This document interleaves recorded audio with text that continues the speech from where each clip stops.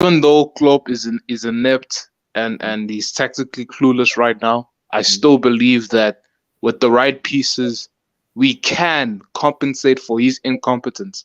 But like Klopp has to be better because Yeah, this guy is absolutely clueless, man. Like I'm sorry, he's clueless, yeah. clueless, clueless, clueless. Let's right.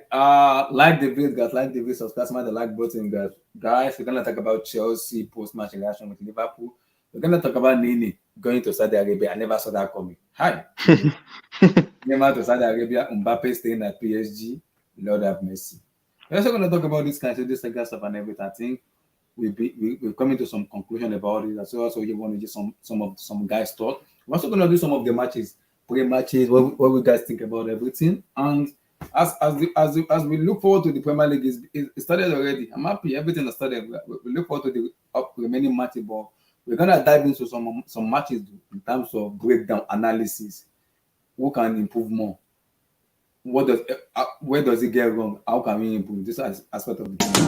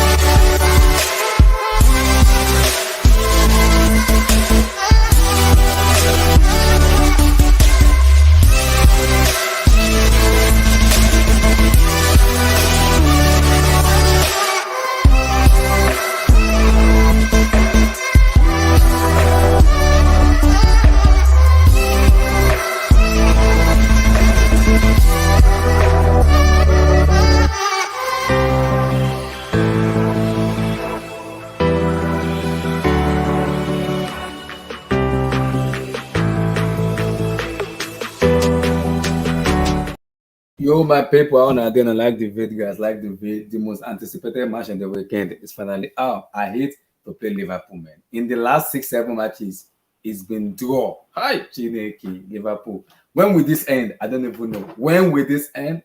I have no idea. But overall, it's a good match, though. It's been a very good match, which I'm impressed about. We're also going to talk about Neyney going to Saudi Arabia. I never saw that coming. Interesting. Kylian Mbappe staying. Interesting. We're also going to talk about Moses Caicedo Saga. Was the latest and everything. But overall, we're going to talk about the big match today that happens. Some permutations, some talk, and everything. We're going to also look at the opposition too. Where can they improve? What needed to be done? In terms of Chelsea, we're also going to look at where Chelsea can improve and what can be done also too in terms of everything. But guys, like the video, subscribe, smash the like button. So let's talk. So let me come to Chris on this first as a Liverpool fans. Give me your overall take on this match. As a Liverpool fan, what do you guys think needed to improve? Are you worried going forward, or you still think it's time? We'll give it time. Everything will be fine. And also your take on Chelsea. Okay. So on the game overall, I thought it was a good game. The first 30 minutes, I'd say Liverpool absolutely dominated. They were looking amazing on the ball. Like the transitions, the chemistry was looking amazing. And then it seemed as though after that offside goal that we scored that was disallowed, things started to change. Chelsea grew a lot more into the game. You guys were like the patterns of play were improving a lot more. Enzo was a lot more involved, and then before we knew it, he took over the game. Like every time you guys were on the ball, you were bypassing our midfield, creating chances that you were missing. Then that's like post minute 30, and then pretty much for the rest of the game, that's kind of how it went. So I'd say as a Liverpool fan, the first 30 minutes are like a good sign, but overall, I was disgusted. Disgusted with Klopp. I won't even say disgusted with any individual player. I was primarily disgusted with Jurgen Klopp. My name is my name for a reason, Clueless Klopp, because Klopp is clueless. Like he absolutely doesn't know what he's doing. Like I've been saying this since last season because we were seeing signs of this, right? And I'm going to repeat this question/statement. How in your right mind do you keep your greatest offensive threat the furthest away from the box, from attacking danger zones? Number one. Number two, how in your right mind do you have your greatest offensive threat having the least usage out of all attacking players? So by least usage, I mean the ball isn't even coming to your zone, and they're not allowing for you to do what you do best, which is to create for others, create for yourself, and score from other people creating for you. Why are we not catering to our best player? Why do we keep doing this nonsense? I don't understand. So I'm disgusted in Klopp. In terms of individual players for Chelsea, Enzo, flipping amazing. Nicholas Jackson, was giving me shades of Drogba because, like he was actually holding the ball up really well, trying to bring others into play, and he was making good runs, and he looks very strong and confident. So good signs. But like I said earlier, before the stream, that as a Chelsea fan or as a Liverpool fan, I would advise Chelsea fans that, like just be a little reserved after today's result. Like it was a good performance, but just know this, and this is along the lines of what I've been preaching for a minute now. Just acknowledge this: Liverpool is the worst coached team in England, not just the Prem, in England. So so the patterns of play and the executions that you are seeing, lovely stuff, but it's not the hardest thing to achieve against us. That's what I'd say. Okay, cool. Do you, because I've been seeing this online a lot, how much blame are you going to put on Club? Because people doesn't want to blame Club. 100. I'm sorry to cut you. 100%. 1,000%. All of the blame. It's on him. All of it.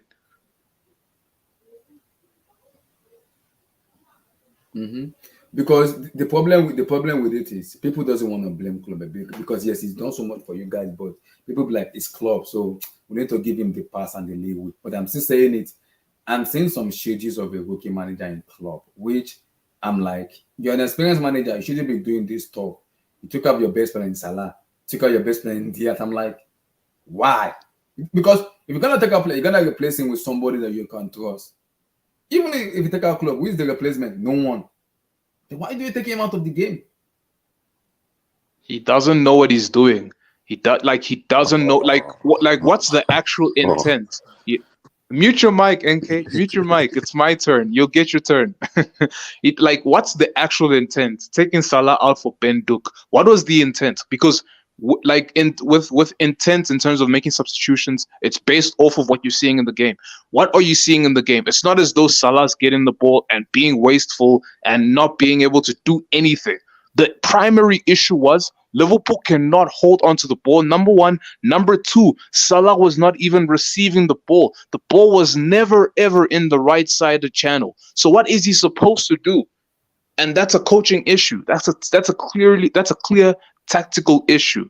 And that's been an issue many times across the past year. Not only not getting the ball, in terms of like when we're getting overrun and we can't control the ball as a team, but even when we do have the ball and we were controlling the game, why is the ball never running through the right side, through Salah as the primary offensive threat? Why does he always have to feed off of like the most scraps and he has to create for other people?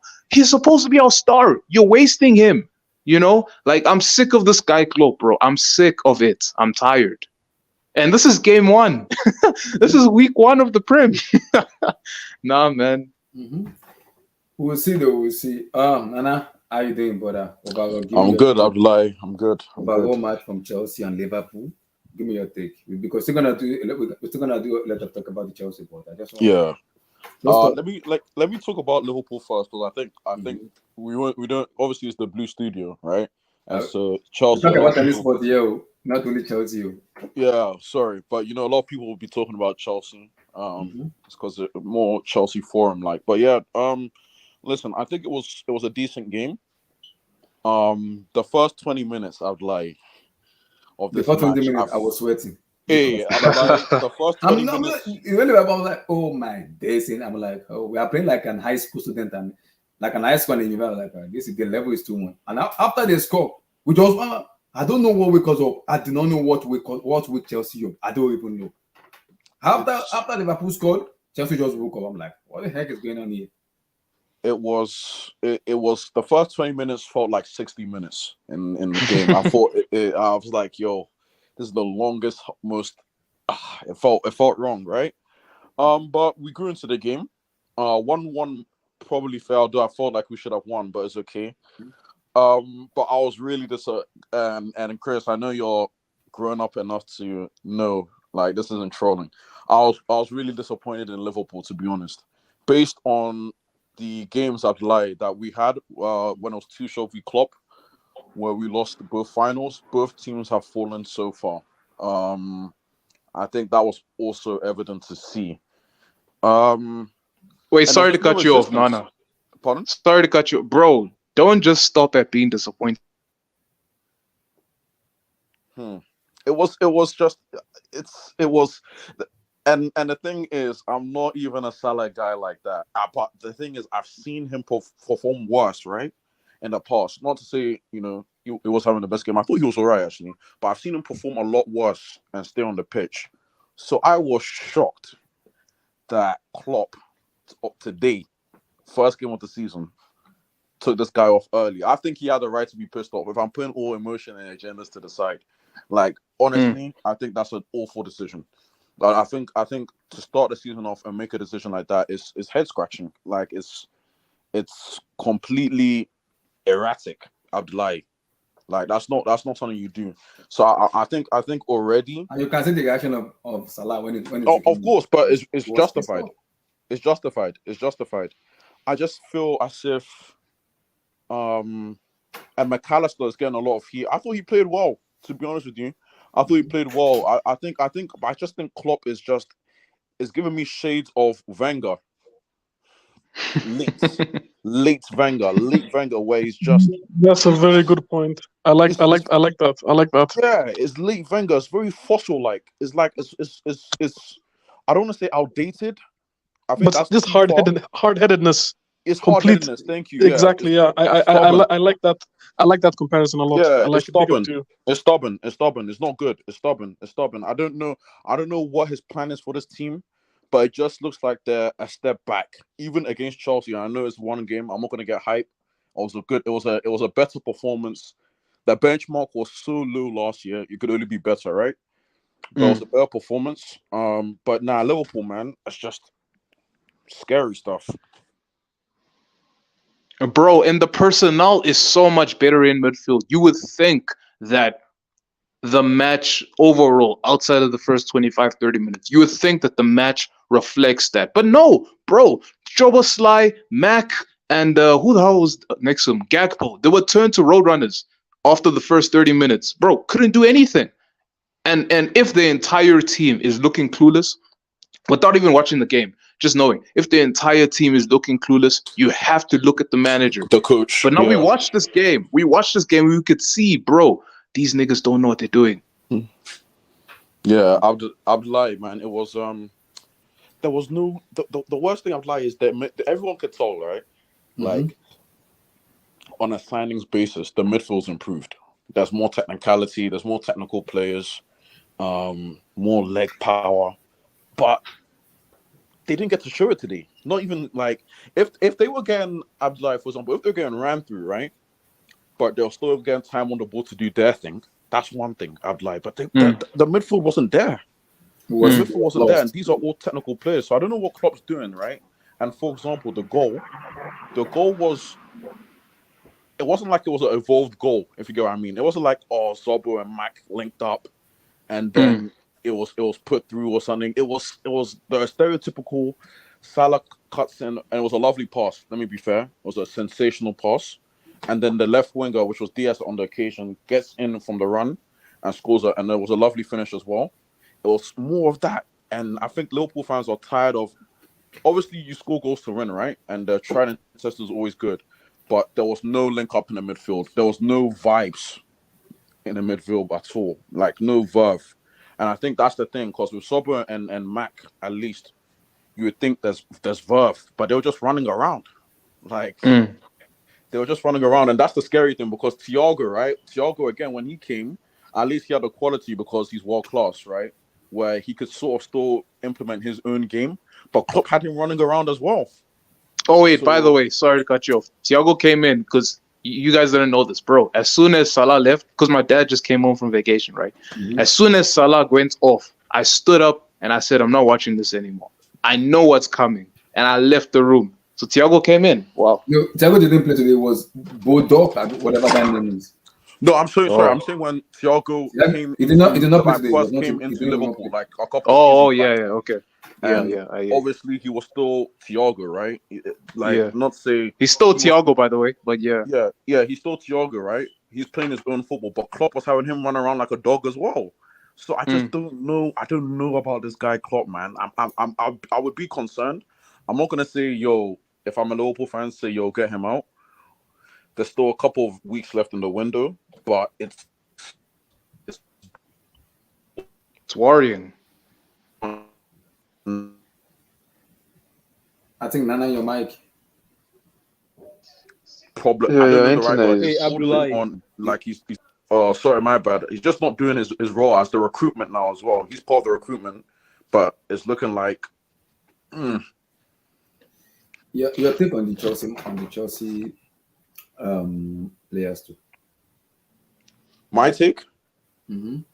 Oh, okay. Abdullahi, Ben Chilwell can't play another game for this team. I'm done. Can't play another game. No, thank you. I Cannot was play another arguing game with for this Chelsea team. fans. I was arguing with the retarded Chelsea fans looking at me, telling me, what mistake did he do? Give me timestamps. Nah, Ben Chilwell can't play another game. I'm sorry, Abdullahi. Listen, Nana, if it is, Was if he it is really not that back bad? pass, no, Wait, no, NK, Kenny, if it is NK, not so you're back saying he pass, should be sold? He should have scored. Though. He- He had his chances. He should have scored. People Abdul- have. I'm His not even first talking touch about the was chances, poor. Abdullahi. No, I'm talking about his actual Nana, play. it's not the chances. It's either back pass or lose possession with him. I swear to God, you cannot build Yeah. up. You cannot build a Lego house with that idiot. I swear to God. Like everything was coming from the right hand side. There was absolutely nothing. Like absolutely nothing from the left hand side at all. And then Chilwell left Levi on a Levi who I thought Levi played really well. Left him on an island. Like it's bad. Ben Chilwell was the only for me. Ben Chilwell was the only bad player on the pitch. Wait. Who had a better game? Who had a worse game? Ben Chilwell or Robertson? Robertson played better because he was more secure in what he was doing. Okay. And at least he knew what he was doing. Ben Chilwell hadn't a clue. On just And even it was poor. if Nana, even if one of the players bench, we have an headless chicken with a wing on the bench. I'd lie. Honestly, I think Ben Chilwell is worse than Marc Cucurella. That's a hot take. If it's Whoa, ever- No.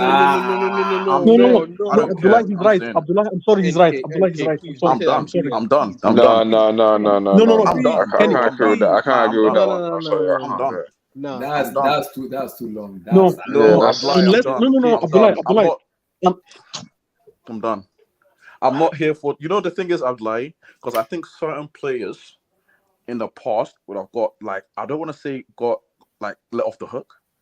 I don't want to be the right word, but I'm tired of it. I'd lie. I'm tired. Nah, this Ben Chilwell guy he's gonna be the biggest problem in this team.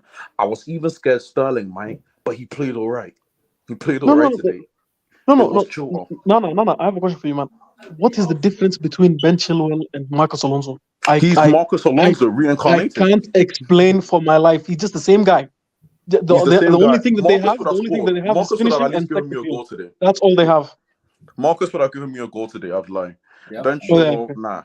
Even Gallagher, I was impressed towards the end of the game. Really started growing into it. Like he's warming on me. I'd lie. It's scary. He is warming up to me. But yeah. And your take on the Opanka himself. Oh, he was world class today. I'm waiting for Blue Eyes. Yeah, we need blue eyes. Where's blue eyes, man? I need blue eyes today. Right? Abdullahi. He has been criticizing that guy since long. I'm like, why are you criticizing him? Because he's only playing our team that can do the actual basic you want him to do. No. Abdullahi.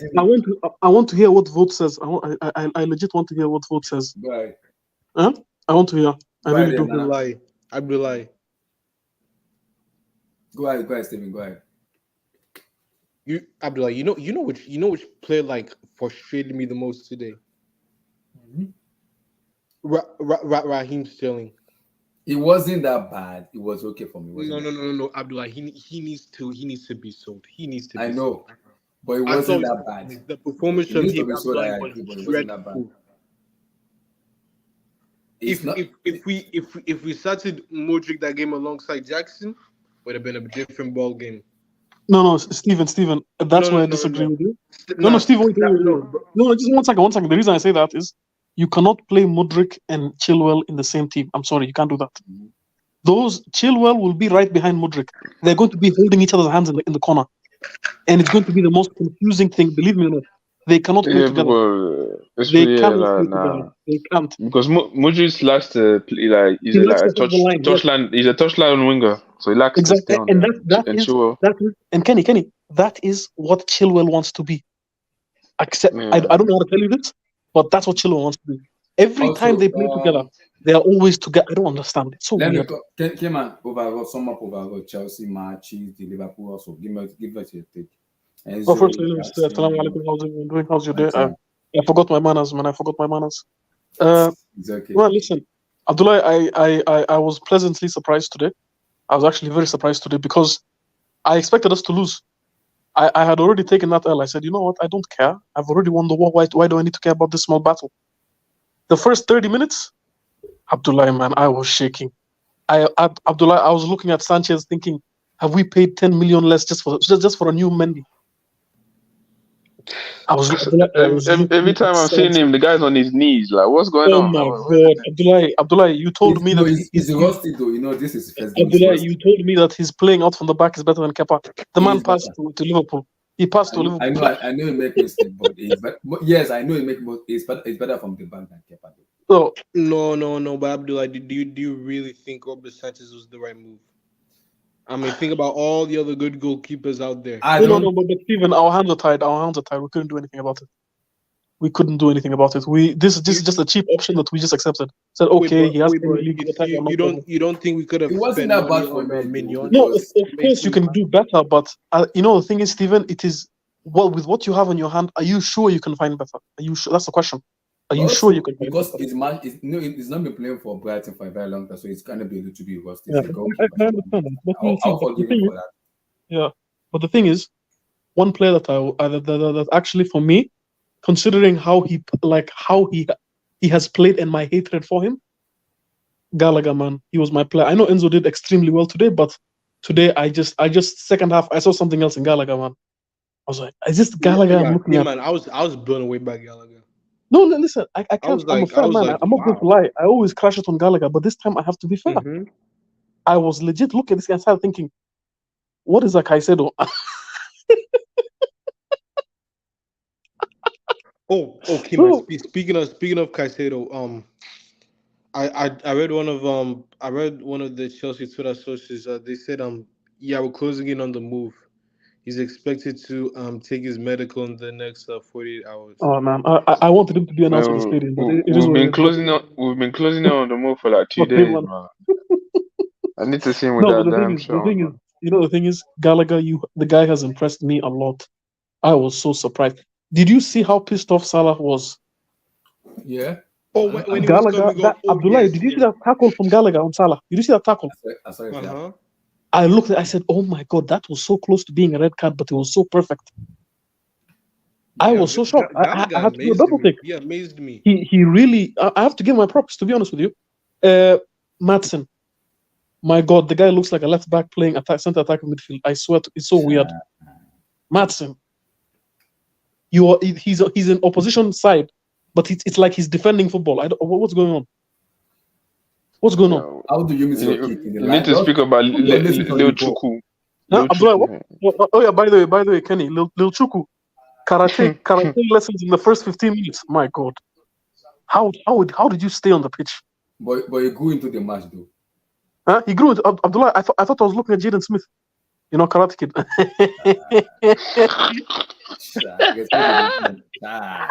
That's nice. That Abdullah at the end of the movie. Karate, but child, that one is harsh. That one is very harsh. Respect it. I watched that Karate Kid. Like, child. That one is harsh. No, but Abdullah, seriously, man, Chuku, sometimes I see him take on two Liverpool players. I'm like, wow. and then he just does something stupid.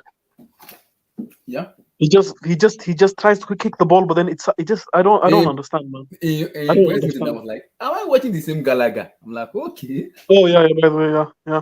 And one player, First 20 minutes, he was very suspect. And after that, after Liverpool scored, Chelsea woke up.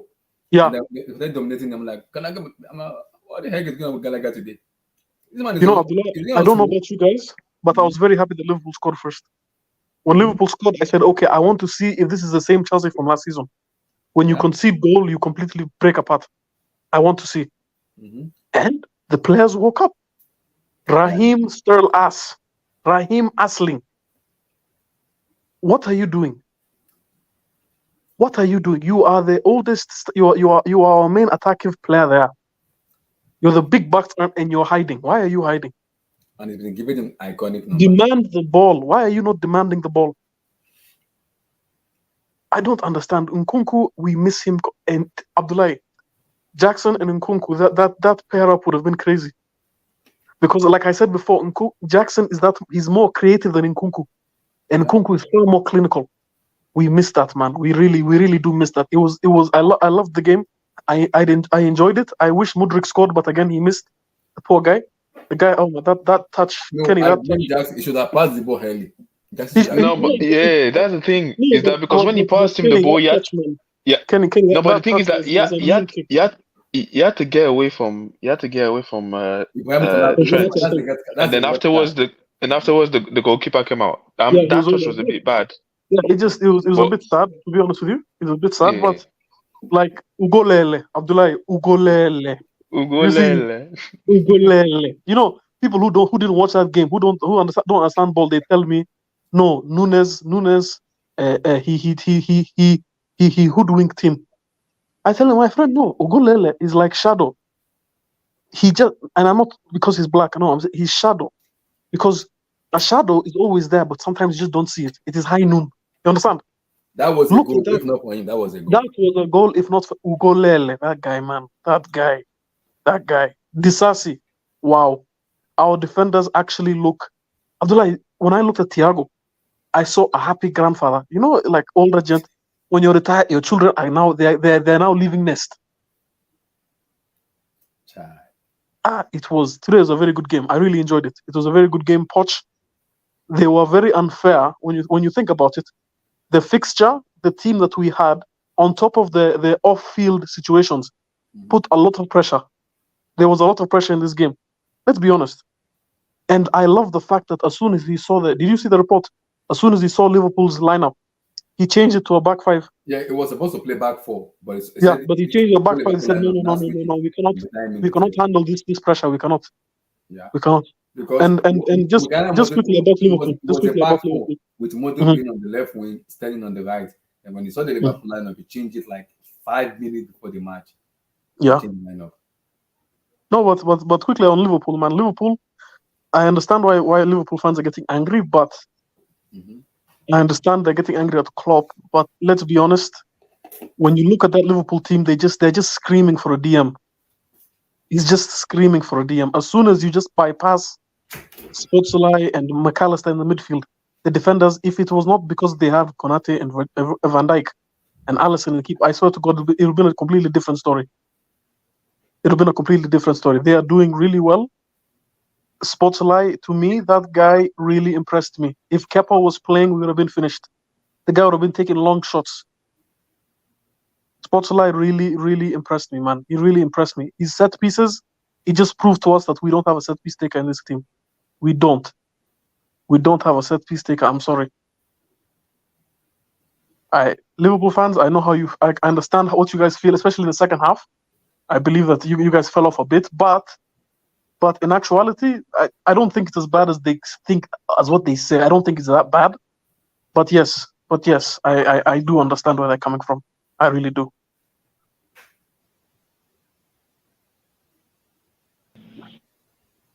So, Kenny, how did you find the game? I watched the first like 30 minutes or like 15, 25 minutes. The first 30 minutes was depressing. Yeah, that's what I'm saying. I started watching. I was like, oh my Because gosh, I'm for seeing. me, I think the problem was we did not know how Liverpool was gonna play. That was where the Yeah, issue and for me, was. So we tried to figure them out. I was surprised with the formation as well. When I saw Theo at the back, I was like, whoa! And then he just Disasi as well. Like the guy had not played, and just threw him there. I was surprised when I saw that.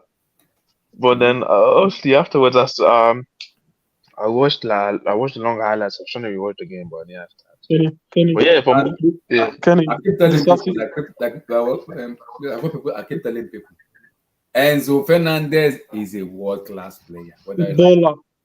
Did you that, see that, you that see, pass? you That might pass. you criticize. People might say it's one game. See, for me, I still need more for me because I know Enzo can score and he can do so much stuff in his game. So people are talking about today. People are just giving me flowers. People, I was smiling. I was like, keep going, keep going. But they told us it was 120 million or pancake 2.0. I'm like, keep going. I love that flowers. Keep going for Enzo Fernandez because they're still gonna do more because Yep. I know the kind of especially player we have in our team. if the team plays better, honestly, like I said, a lot of these players that we bought last year, I want to see this year because I'm sure a lot of them they're not as bad as you saw us last year. So if you play in a better team, like if you have quality, your qualities are going to show there. But yeah, from what I've seen, I think Jackson missed a couple chances as well. Yeah, man. So He like needs the guy can't finish a wank, man. I swear to God, that guy Jackson, please, No, it was his please. first game. Maybe it was never. I don't know, but I saw he missed like a couple chances. How do you call it? No, but Kenny, Cole. we saw the same thing in the Dortmund game. He was missing chances there as well. He was missing chances. But that's the thing. The thing is that at least he brings something else to the game. He's not just like a finisher type guy where he's like, if you don't score, you don't do I that. think You know what I'm saying? At least he brings. like if we're I'm not saying he's like for like, but what I'm saying is if you think about how he plays for us, I think he's our Jesus, if you understand what I mean. You know? Type. He's Yeah, that, yeah. yeah, he's that striker that actually did you see how deep he was dropping? He comes, collects the ball from our box. I'm looking at this like what? Yeah, What the that's hell are why you doing on the side? that Nkunku injury is tough because he's the Oh, he's, my he's God, the best it's so he's the bad. best finisher we have right now. Yep. Like by far. So that's why like his injury is tough right now. So I And don't know if you he's know, gonna bring a structure. Kenny, I remember Yeah. us talking about this earlier, and I said, Nkunku, people telling me he's going to play as a 10 and Jackson as the 9. But are we not confusing those numbers? Because think about the player Jackson is and what we've seen him do so far, and the player that Nkunku is. You know, traditionally you would expect a 10 to create for the 9, but now here it's in reverse. If you get what I mean. Yeah. But even if it's not really, it's like a second striker type player. The Nkunku guy. He's like a Dele Ali if you like in the past. Like it's not really. No, but Kenny, usually a traditional like second striker is someone who's a bit smaller, a bit faster than the main one. Yeah. Traditionally, what we expect, something like a Werner. I don't think you guys want to do something. I think Jackson is gonna give a lot of defender problem. Oh, Abdullah, did you see? Yeah, give them problem to them. Abdullah, Konate, Van Dijk are backing away from him. They don't want to take him head on. They are backing away from him. I remember when he was talking to Gallagher and Enzo, stop giving me both on the air. Just put it on the floor for me. Let me run. That's what he was telling them. Put it on the floor. Let me. I'm like, okay, interesting. Give me. He was telling them. He said Van Dijk is better than him. He doesn't want the ball on the head. Give him on the floor. He wants to run with the ball. Yeah. Well, honestly, for first game, especially with a formation like that, honestly, they showed promising sign. I think that if once we get some of our signing backs and then a fully fit squad. Because Austin said it in NBC today that we are looking into getting Odise and also Caicedo done. So if I can go to this it makes me happy. Can you bring up a comment from Vote? The one about the set piece. The set piece. Yeah, I have an issue with that set piece. No, it's a good point, and I've been complaining about this. This is why I wanted Ward-Prowse. We don't have a set piece taker in this team. Olise is good in set piece. We don't have a set piece taker in this team, and the chance to sign the best set piece taker in the league. No. For me, if it's a set piece here, but it needs to be a decent player. Like Ward-Prowse is a good set piece, but honestly, I don't know Ward-Prowse not a decent player. What was I ain't it? gonna lie. He's a Our, good. What our was last a set, really good player, man. our last set piece taker that was decent was Marcos Alonso. I ain't gonna lie. Since he left, like the set piece Wait. taker. Let me Marcus think. Let me Mugabe. think. Let me think. Wait. Let me Marcus think. But Mugabe. Oh yeah, my God, yeah, you're right. You're right. Mason Mount was. Oh my God, yeah, you're right. yeah, Mason Mount was trash. Oh my God. But Mason Mount was trash. No, but yeah, I think it was a decent first game. I ain't gonna lie. Sanchez, I don't know, like I'm I telling don't you, know. I think I Kenny. don't because know. I asked guys, you guys. I think I because asked you it's his guys. Is first he game. good on his feet? No. I think because it's his I, first game, he looked very I'm very gonna give good. him some. I'm gonna give him some time because he's been I here will. for a week. It's his first game. Like that was Yes, the first time he played with the players as well. exactly. Like, I'm gonna give him some time. I will. Me We're too. gonna Me chuck too. it to. I'm not gonna We'll criticize give him him too some much time. now. Yeah. I'm not gonna diss him. But honestly, he was decent, man. Just need to get some Talk about some players Chukwuemeka in. and our grandpa Thiago Silva. What a defender! That Lit- guy. I don't. See, guys, we need to have a age. Thiago Silva is an age sheet, man. He will be 39 in September, and this guy's playing as if he's like 17. Yeah, so he even made the goal that goal line close. No, honestly, he did that. Especially if you play, and especially when you play in a three back, like if he has to play, that's in a three back. If you like playing in the middle center back, you can honestly you can play like till probably 4-in-1. But like the guy is crazy, Kenny. man. His Kenny. IQ is just Kenny. different. Kenny. I tell you. Let me tell you the day I realized that Thiago was going to outlast for a very long time. It was that. It was. I think it was against. Was it United away or home? I think it was away at Old Trafford. Well, no, was it at the? I can't remember. No, he was at But the it bridge. I was. think it was a I bridge. think it was the bridge, right? And Yeah. it was the 90th minute. It was the last set piece by United, and Cavani was in the Yeah. box. Now Cavani started to stray around, started moving around, and you know what? Guess what happened? A little bit later, when the kick was taken, I just see. Guess what I see? I see Cavani in the corner, waiting for that ball to smack it in, and then I see a tackle from what's his name, Thiago. I said, "Oh my god!" I said, "Oh my god! Wait a minute!" I had to sit down and think about it. I said, "This guy, he realized that Cavani was going to go do this thing because he knows Cavani. He's played with this guy for how long? Yeah. So in the back Yeah. of his head, even though he's not as what you call as energetic as he was Fast. before, he's a bit older. But it's He experience. knew exactly what he needed to do. You get me? Experience is Yes. there. But the Yeah. problem now, which Poch is gonna have a problem is, I don't want him to Forward, play man. all matches Yeah. because he will get burned out. I want him to because if Badashele come, Kowell is gonna be on the bench in some matches. So Poch has an headache where what does he do? That disaster is playing very well. You won't want to put him on the bench. Thiago Silva is 39 years old in September. Lord have mercy. It's a little bit like situation. Oh, by the way, Now, did you guys see Cole will get cooked in the first half? That guy was getting where Yeah. Salah It was wasn't putting I ain't even him to gonna lie, everybody but was shame. Salah is Salah is Salah. Innit? I ain't gonna lie. That I was assist for like, that yeah, first goal, that was that the was crazy. saving grace, Kenny. I was like, this is one of the best attackers in the league. I can't really No, fault yeah, him for that's that. crazy. The guy I'm was surprised. getting I'm seeing him. I'm seeing him hitting crossbars with his rifle. I'm like, what? Since when do you shoot with your rifle like that? Like, what's going on? I'm like, nah. So obviously, we know Salah is different, innit? But And I like no, it was alright. But I like what Chukwuemeka, like Chukwuemeka without the ball, I don't know if you guys noticed yeah, when in terms of keeper commanding his area, and I think Sanchez did that very well, which I love. Come out to play corners, set up play. There was a boy give to Jackson. I was like, okay, that was what I was critical about Nisa Balagas. When it comes to corner kick, I'm always my body's always boiling because I know it will mess up. I know it will mess up.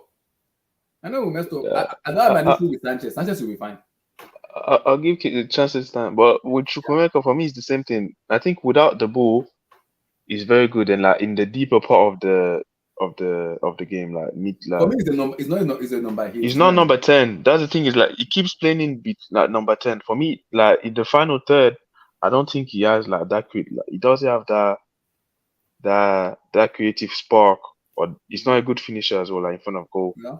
So I'm like, if you want to play him a bit deeper, maybe, but like playing him like that advanced for me is nah. You can't be playing there. Now, Can't be in the playing course of Nkunku not injury to Nkunku, that's one. I can understand why Poch is doing that because I don't blame Poch playing those systems. That's why I'm like, I know going forward he will play a back four. I know that for sure, and I know the reason is doing that because we don't have a natural DM in the pitch. So he's trying to be careful in terms of him taking risk. Because if you have a natural DM, I don't see us playing the back three. I don't. No, for first game of the season, honestly, it was decent, and yeah, just move on onto the next game, and then try Yeah, to I was get the happy. first win of the season, man. Who we Exactly. playing? I think next. Who are playing next? West Ham at the London Stadium. West Ham. Next week Sunday. And London, tough. I think they won as well yesterday. So No, they drew. I don't know. They drew. Yeah. They drew against Bournemouth. So we'll Yeah. see, man. We'll see. We'll see. I think Yeah, they but like will. hopefully before that West Ham game we get Caicedo win and Lavia. Yeah. Hopefully. I think we're looking for a keeper as well. I wonder who they're gonna go for.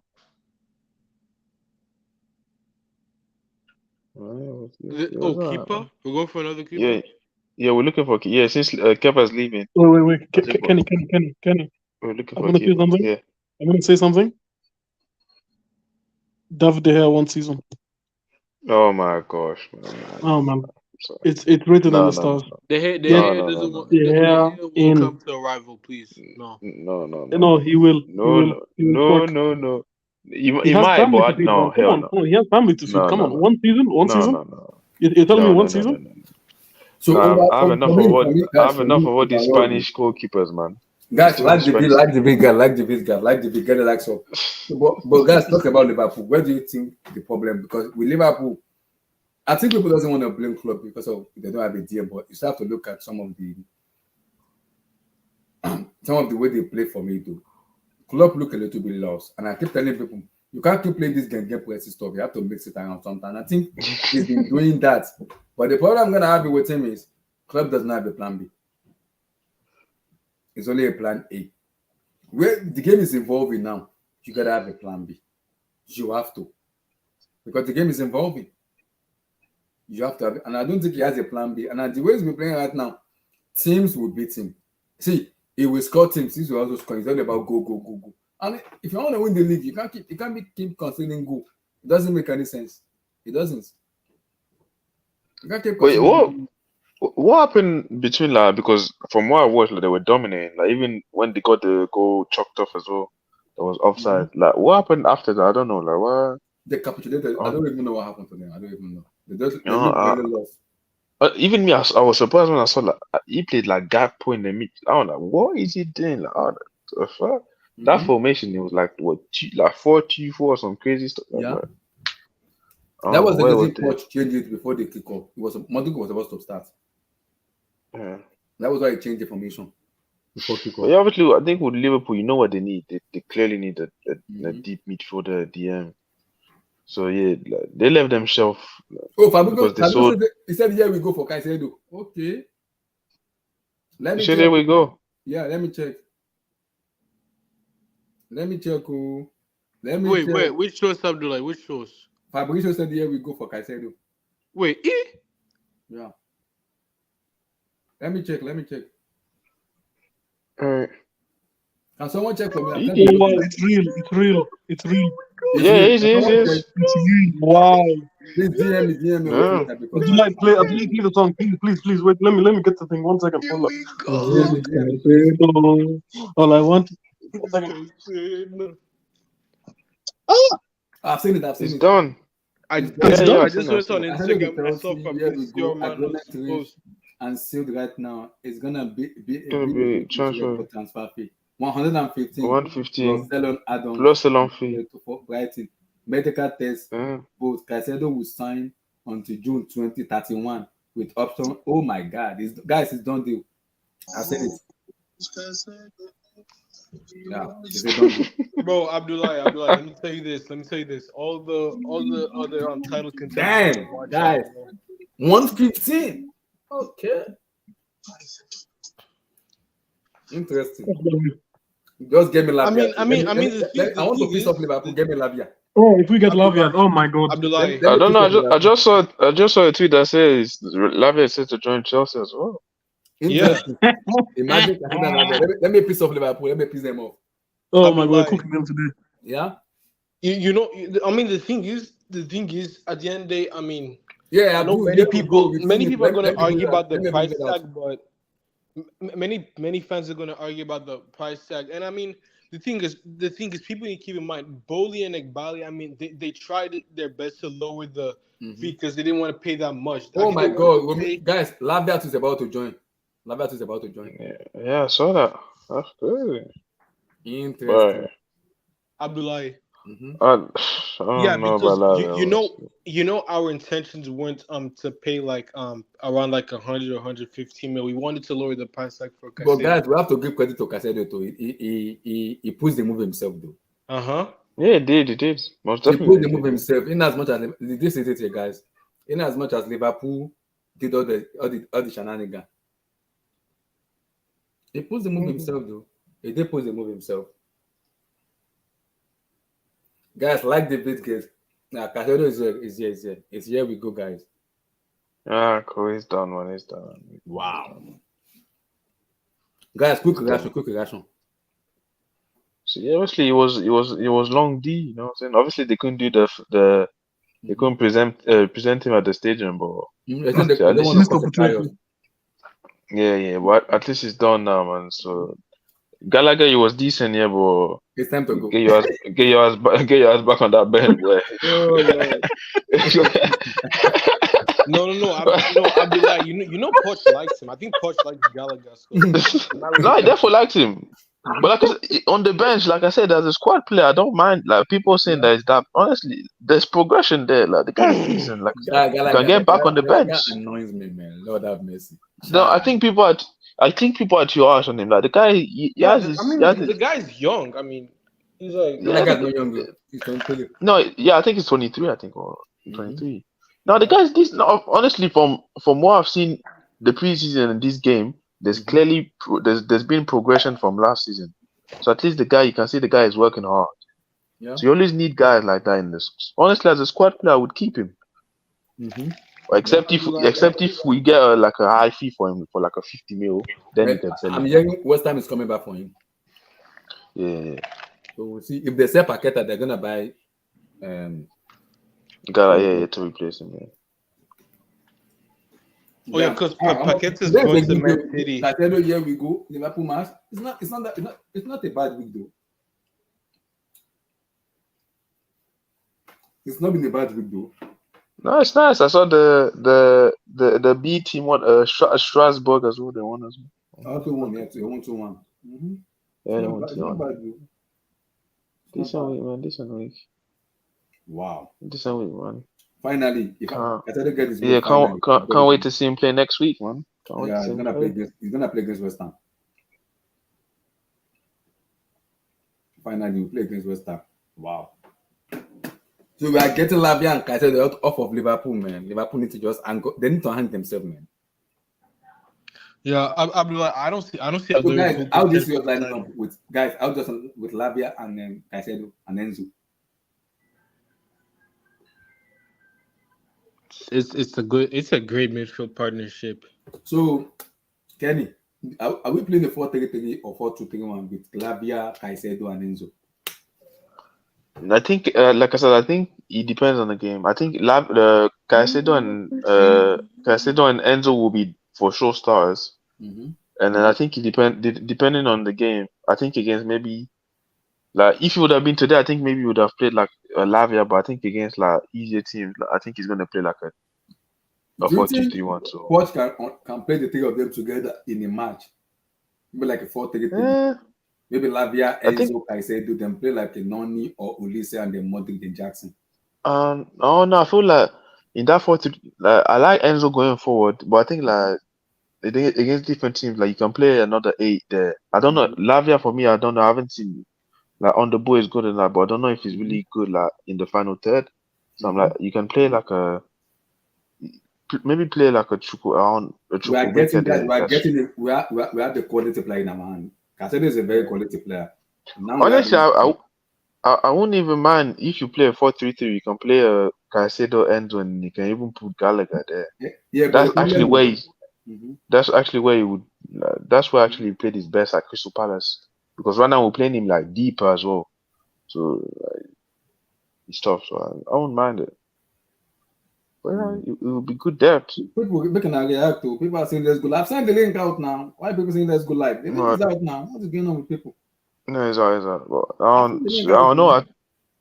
They might be loaning. They have to. So one of I think they will loan either out Gochuku. either Santos or Ugo Lele has to go on loan. What wants to keep Santos? So I think Ugo will get loan. I don't know. Ugo's been playing lately, so I don't know. He didn't play Santos today.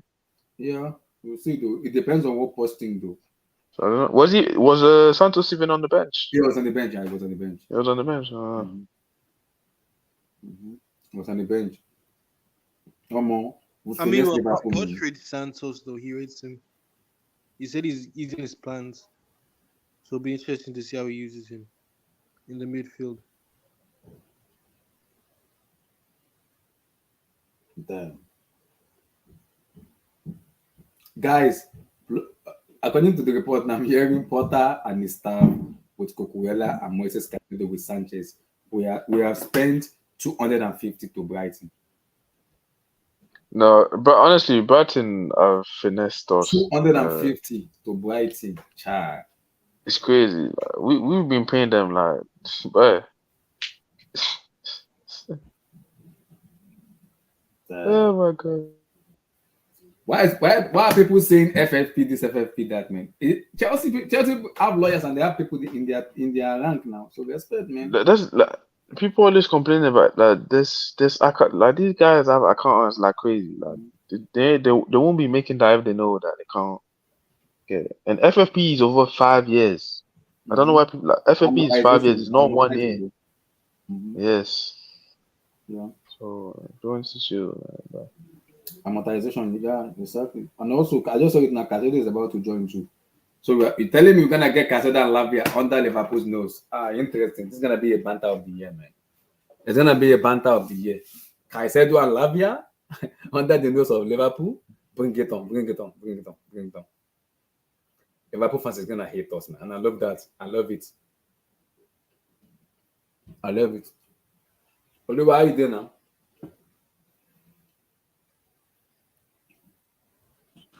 Abdullah, I'm doing pretty good. How you doing? Doing great. We've gotten your boy, yo. No, he's your boy. Finally, he's here. Yeah, that's good. That's good. Might be. Thank God, I don't want to see Cocaine Gallagher again in my team. Please, he didn't play bad today. I was impressed. He impressed me today. I won't lie. He impressed me. He did showcase himself today. Like he played very good. In the first 20 minutes, he was annoying. I think after the 20 minutes, he picked up himself back. Yes, he got into the game. Arguably, he was the second best player on the pitch. I know. He did very good. I was like, am I watching a different player? This is Gallagher. Yeah, he's fighting for himself, fighting for his shirts. Abdullah, Gallagher, Poch probably told him halftime, hey, Caicedo's done deal, eh? And now we are getting Lavia and Caicedo in the same team. I don't know. Chris, we are finished. Wait. Chris. Wait, Abdullah, where's the report for Lavia? Can you put on the screen, please? Chris, I want to see it, man. Lavia and Caicedo. Because this is Lavcedo. Oh my God, that's crazy. Oh my goodness. Lavcedo. Chris, go ahead. Give me your take. Give me your reaction to this. Whether is it official? Yeah, this Caicedo. Yeah, this Fabricio. Yeah. Hold on a second. Let me read what he says. Here we go. Wow, okay. Dang. That's a shame. It's a really good signing. He's very, very, like, we all know how good this guy is, Like, wait, and is it Chris from the group chat? Yeah, he is. Oh, Yes. What's up, man? Okay. Hey, how you doing, bro? How you doing, doing brother? good, man. I'm doing good. Yeah, man, like, we all know how good this guy is, And Chelsea, it's only going to help you guys so much. Man, I'm so gutted. I'm annoyed. Yo, Chris, Lavcedo. Chris, the problem is there's a comparison between him and Declan Rice. I said it a lot. Caicedo plays a possession basis. I have seen him play under pressure where I can trust him as a natural DM to anchor that team. I have not seen Declan Rice play with a possession. No, he will make mistake. Yeah, every player make mistake, but I've seen Caicedo more because the way disabled play, you can trust. Before you play under a disabled team, you must be a good player. I'm not surprised Tony Bloom is saying he worth 100 and something million. He even said he's a better player than Declan Rice. People almost shop it up on social media. Say, you're gonna see what I'm saying, not now, in the next 2-3 years, because that's how good of a player he is. Tony Blue, I call him a gambler, a successful gambler. That's what I call him. He for to come out in March and say Caicedo is a better player than Declan Rice. He said it publicly. He said if Rice is worth 105, Caicedo is worth 105. Yeah. Personally, I wouldn't put my neck on the line to say he's better than Declan Rice. But if you're gonna say, I don't know why Tony Bloom did this. I don't know why. Yeah. But if you're gonna say like 2-3 years down the line, 100%, he has every chance to be. He's only 21 and he's already so good. You know, like he has very good defensive awareness and great anticipation, and he has a lot of legs on him. You know, so. And he's like technically assured on the ball. Like, of course, I think he can be a bit better with other things like forward passing and creating chances. But if he can just nail on the primary things for his role, which is all defensive stuff, amazing signing. Chris, you've forgotten we have a 120 million man on the other side. Oh, that's true. That's true. That's true. That's why, you know, like this provides a lot of balance for your team. Him and Enzo, they really balance each other out. Enzo probably the happiest guy in the world right now. So,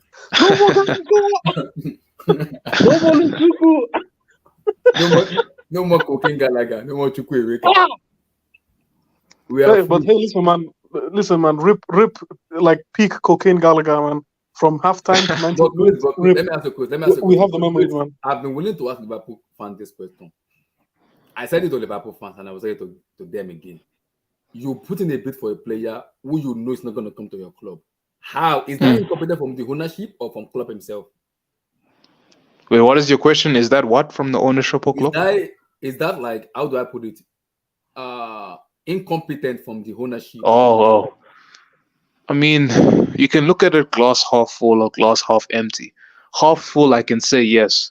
Wasting so much time and resources for a player that doesn't want you, clearly doesn't want you.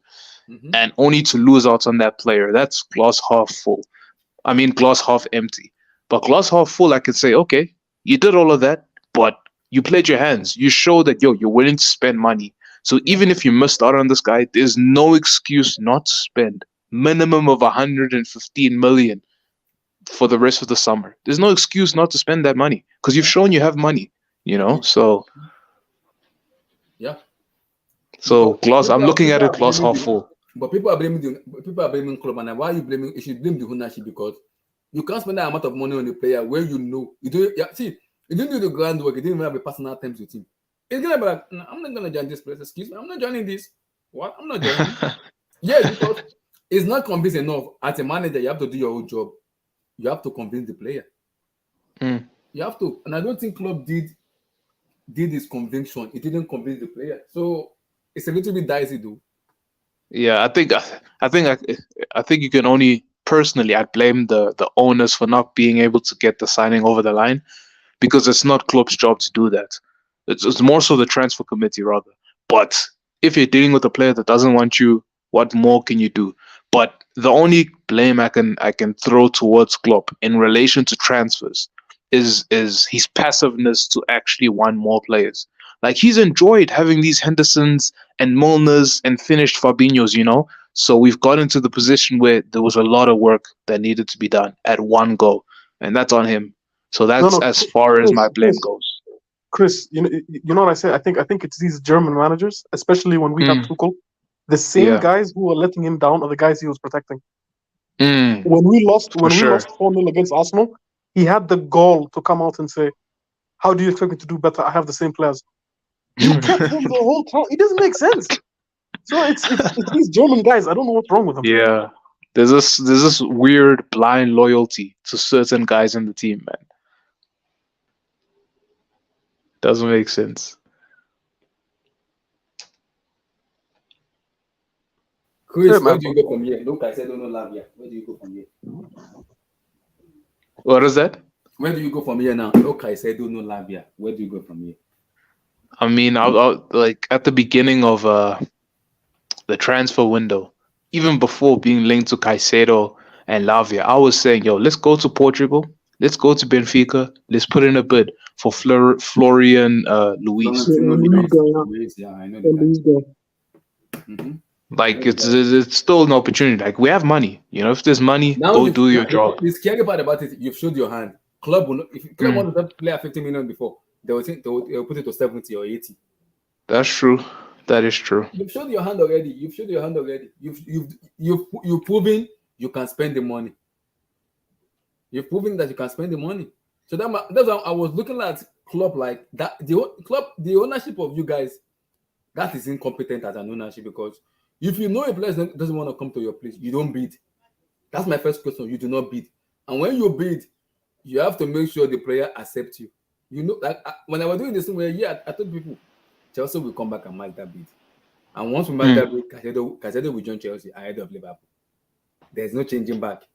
It's already said it. My preference is Chelsea. It's been saying it since May. His preference is Chelsea. We know that. Everybody knows that. This is not news.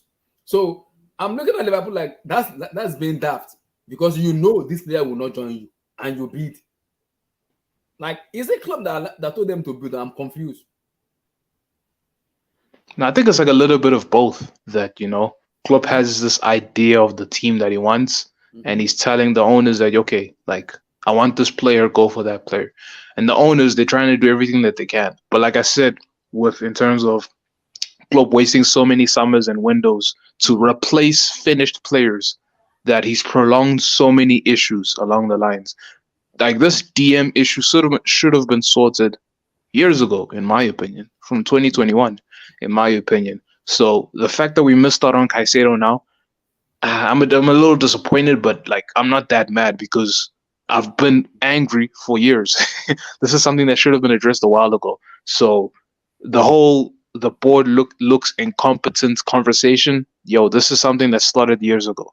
Like, they haven't shown me anything different. So like, I don't even want to put like energy and airtime into what they just displayed now, because it's not anything different. There's been levels of incompetence, but I'm not gonna go all the way and say that FSG have always been incompetent. This is my position on FSG, right? To me, they've been okay owners, in the sense that they've backed Klopp in certain summers. Like you see that 2018-19 season where we signed Alisson, Fabinho, and Naby Keita. Van Dijk, yeah. Yeah, but Van Dijk was even in January of the previous season, but sure, could even include Van Dijk. Those were key areas that we needed to address at a certain point, especially after losing that Champions League final versus Madrid, where you could see Milner, Henderson, and Wijnaldum were chasing shadows all game.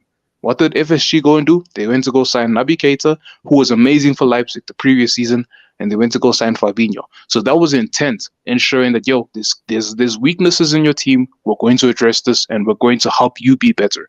So they've shown examples of doing their job to a certain degree, but too many times they've allowed for incompetence to just breed into this team, and they've allowed for players to think that they can play through their retirements. Like, you heard that quote from Henderson a few months ago, where he was saying Modric and Kroos, they're in the mid-30s, still at the top of the game. I think I can do the same. Bro, this dude stinks. And he thinks he can say this for a big club like Liverpool. No, so they've allowed that culture.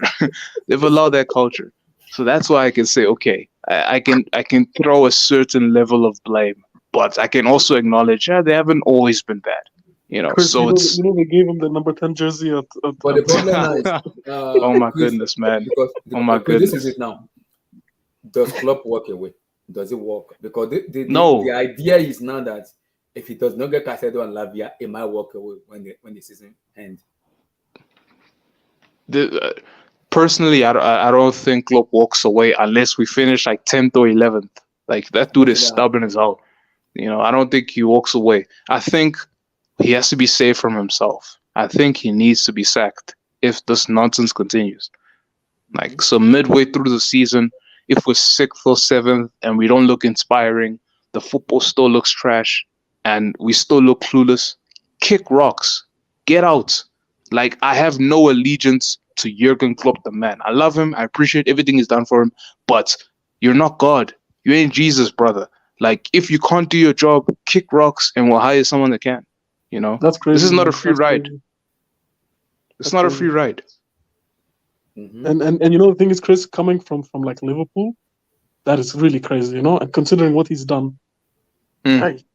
I highly doubt he'll get And sacked. Chris, the funny part about it is having a player like Caicedo and Enzo in your team. Hey, imagine having that also with Lavia. See, the problem now is you have even a tenacity, you have physicality in your team, and you have someone who has the brain, You all and you can have a feel the creative player in Enzo excitement from Fernandez too. Abdullah's voice. Abdullah, you feel so excited. I feel excited because I've wanted him ahead of Yeah, Declan Rice for a very long time. I've wanted him ahead of. If you know me, look, I've said it for a long time. I want Caicedo ahead of Rice for a very long time. But my problem with is with Tony Bloom because of the amount of money he's gonna get. Me getting this guy makes me happy that finally my number one target in the midfield we got in him. Finally, it makes me happy because now we have a player, and I still tell people I still want to see Rice in the possession based system. It's an Arsenal. I'm gonna judge him in Arsenal because it still look a little bit iffy for me. I watched the match yesterday when he played. It looked like, oh my days and never. See somebody is pursuing it. That's how it look. But for Caicedo, he's playing under a possession based system where you can entrust the midfield. He can play under pressure, he can pass, he can do so many stuff a midfielder can do. That's someone you can actually trust in the midfield very well. So it's gonna be a battle between Caicedo and Rice. See, that debate will go on for the rest of the entire summer. Caicedo Rice, who is better? Everybody's gonna debate their own, but it's gonna be a lot of debate. Who is better, Caicedo Rice? So, but we'll see. We'll see. We'll see though. Hello, guys. We'll see Um, now. Go ahead. What's on your I've reaction with been, Moses Caicedo? yeah, it's so many touch points, but I just wanted to come in into the Caicedo Rice. I feel, despite the fact that they are both DMs, I feel comparing both is wrong, and I understand why people compare both of them because of the high price tag um for for these players. I think before now, I can't remember a DM being bought for 100 mil. I think this is a first, This first time, right? yeah. And We've had also, ridiculous amount. Yeah, Declan Rice, Caicedo. Yeah, this is a force for a DM. We have had strikers, we have had wingers, we have had midfielders, we have had even goalkeepers for ridiculous amounts. But a DM was, that's crazy. Now, why I say Caicedo and Rice and the comparison should stop. For instance, is because there are two different types of DMs. Declan Rice is more of a playmaking DM. He's not the finished product yet, but he's someone that has more creative tendencies than Caicedo. Caicedo does the textbook DM, what a DM is meant to do: intercept, release the ball to the next guy to. But Declan Rice tends to go forward and even look for goals if he can. Because I saw the last match against Nottingham Forest. Declan Rice was even like, if at some point you felt it was even an attacking midfielder. He goes to the left, he goes to the right. So there are two different kinds of DMs. It's not right to compare both of them, but we may not be able to stop that comparison. And the Caicedo deal, the money that was paid for Caicedo, two major issues were influenced that deal. Number one was the fact that Caicedo did not have a buyout clause. yeah. So Brighton could easily just drop any amount, because unconfirmed report says that Brighton has to pay 20% of the transfer fee back to his club. Independent. Yeah. His club So they wanted to get as much as they can, so that the 20%, they will still have something nice for themselves. And one of the influencing factors that made Caicedo deal waste a lot of time was because of that Declan Rice deal. Yeah. Few months ago, that's why I wondered why Chelsea agreed personal terms with Caicedo as far back as May, and yet we couldn't finish that deal in May. We were dragging our legs trying to break down the deal and all that. As at May or April, if you dropped 18 million for Caicedo, Brighton would have accepted. But as soon as Arsenal bought Declan Rice for 105, all right, Brighton in their minds are like, we cannot sell this guy lesser than what Declan Rice went for. Wait, It was an that's a good point. But I have a question for you guys. Reverse question. If we had bought Caicedo before they bought Rice for 80 million, right? Do you think that 80 million price tag would have affected the Rice deal? The way the Rice deal has affected us? No, it wouldn't have. It wouldn't have. It will have. You don't think It that doesn't work. West Ham can look It at it and doesn't say, work look both. at Caicedo. You know why it doesn't Caicedo's work going both for ways. Italy. You know why it doesn't work both ways. Do you know why it doesn't work both ways? I remember when Lampard was the coach of Chelsea, when Lampard initially went for Declan Rice. Declan Rice was already 80 million then. How many years ago? I thought it So was 60 million. 80. That's why I couldn't buy him. The Not COVID 60. season or the season before COVID. The the season Top four, Lampard the was top four. sacked. Okay. Wait, Yeah, that's the COVID. Lampard slash Oh, Tuchel, right? We went that's for after. Okay. Declan Rice. West Ham slammed Mhm. 80 million sharp on his head. Do you understand? So, and Declan Rice now even improved a little bit the next season. He has been consistent. So that 100 million tag would have been there regardless of what happened with the Caicedo deal. It was already there. So if a few years back or a few months ago it was already 18 mil, so the 100 mil plus was not surprising. But the Caicedo deal, this is someone that was bought 4.5 billion. How many years? I mean, I don't even get the point. It was bought 4.5 million. That's the thing skyrocketed, and the thing skyrocketed. It's just like auction. What happened with the It's not Caicedo deal auction, was. man. It is biblical greed. That's what it is. It's not auction. Do It's you know? biblical. How do you get Okay, 95 you guys million are on talking top? about Liverpool stuff. Do you know it was Brighton? You may not have insider information, but you know Brighton slightly invited Liverpool to this table. It's not as if Liverpool actually. It's not. That's why as soon Liverpool didn't push as much as they wanted. What Brighton did was they made it open. They said anybody brings a bid between now, I think it was on Thursday or Friday. They said anybody brings a bid between now and this evening that we are going to sell. If anybody matches this 110 million, Liverpool just came from nowhere and dropped 110. So now Brighton could not go ahead because Caicedo said he doesn't want to go. Liverpool came from nowhere. Caicedo was never in Liverpool plan. It was Brighton that invited Liverpool to the table. Yeah. And So what they did, what Brighton did, that's why the negotiation with Mohamed Kudus of Ajax, that's why he even broke down. Many of the guys at Brighton, they don't have a buyout clause. Mitoma, Enciso, they don't have a buyout clause. They can slam any amount of money on their head. Man City came for Enciso. Enciso that's even on the bench. They slammed 150 mil on Enciso's head. That's ridiculous. So Kudus knew that there's an opportunity for him to go to a big club. So when they reached out to Kudus said, no problem. Can you please put in a bias clause in my contract? Brighton refused. That's why that deal collapsed. That's the only reason. So Brighton are just cashing out. That's what they are doing. So it's not as if the Liverpool guys were serious. No. It was Brighton that invited them and said, if you guys... I just heard the news that if they want to sell their striker, Ivan Ferguson, it's gonna go up to like 150 or 200.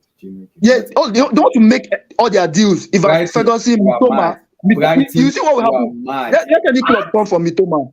Let any club come from Mitoma. This Caicedo's one is small now. Let anybody come from Mitoma. You see what they will do in that Mitoma deal. Most of those guys don't have buyer's clause. They just come. They just slam any amount of money on their heads. That's what happened. It's not as if Liverpool didn't know what they were doing. Liverpool just tried to take advantage of the situation because Brighton invited them. The only thing was that Caicedo was already loyal to Chelsea because he already had a personal agreement with this. It was Brighton that did cause the whole confusion. Just so that they can get enough 20% to give the other club. So it's a business for them. That's just it. I just wanted to clear that air around that deal. I get you.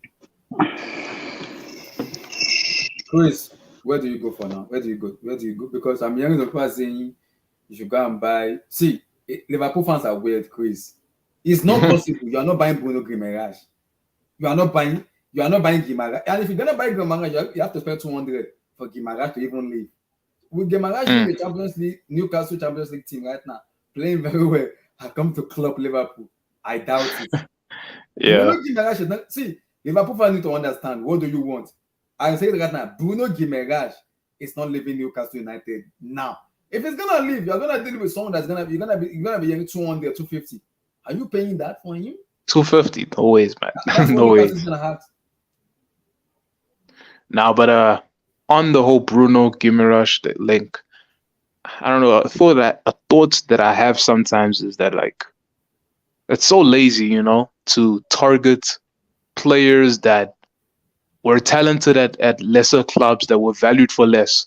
So Bruno G was at Olympic Lyon, and Yeah. he was worth like 25, 30 mil. Why Mhm. was he never scouted at that point? Moises Caicedo, Lord knows where he was. I don't know where he was before Brighton. I'm gonna assume he was in Ecuador.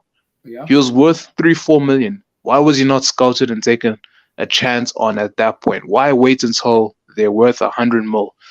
So I think that's the issue I'd have with targeting a guy like Bruno G. But hey, I just saw a short list of a bunch of DMs we're looking at allegedly.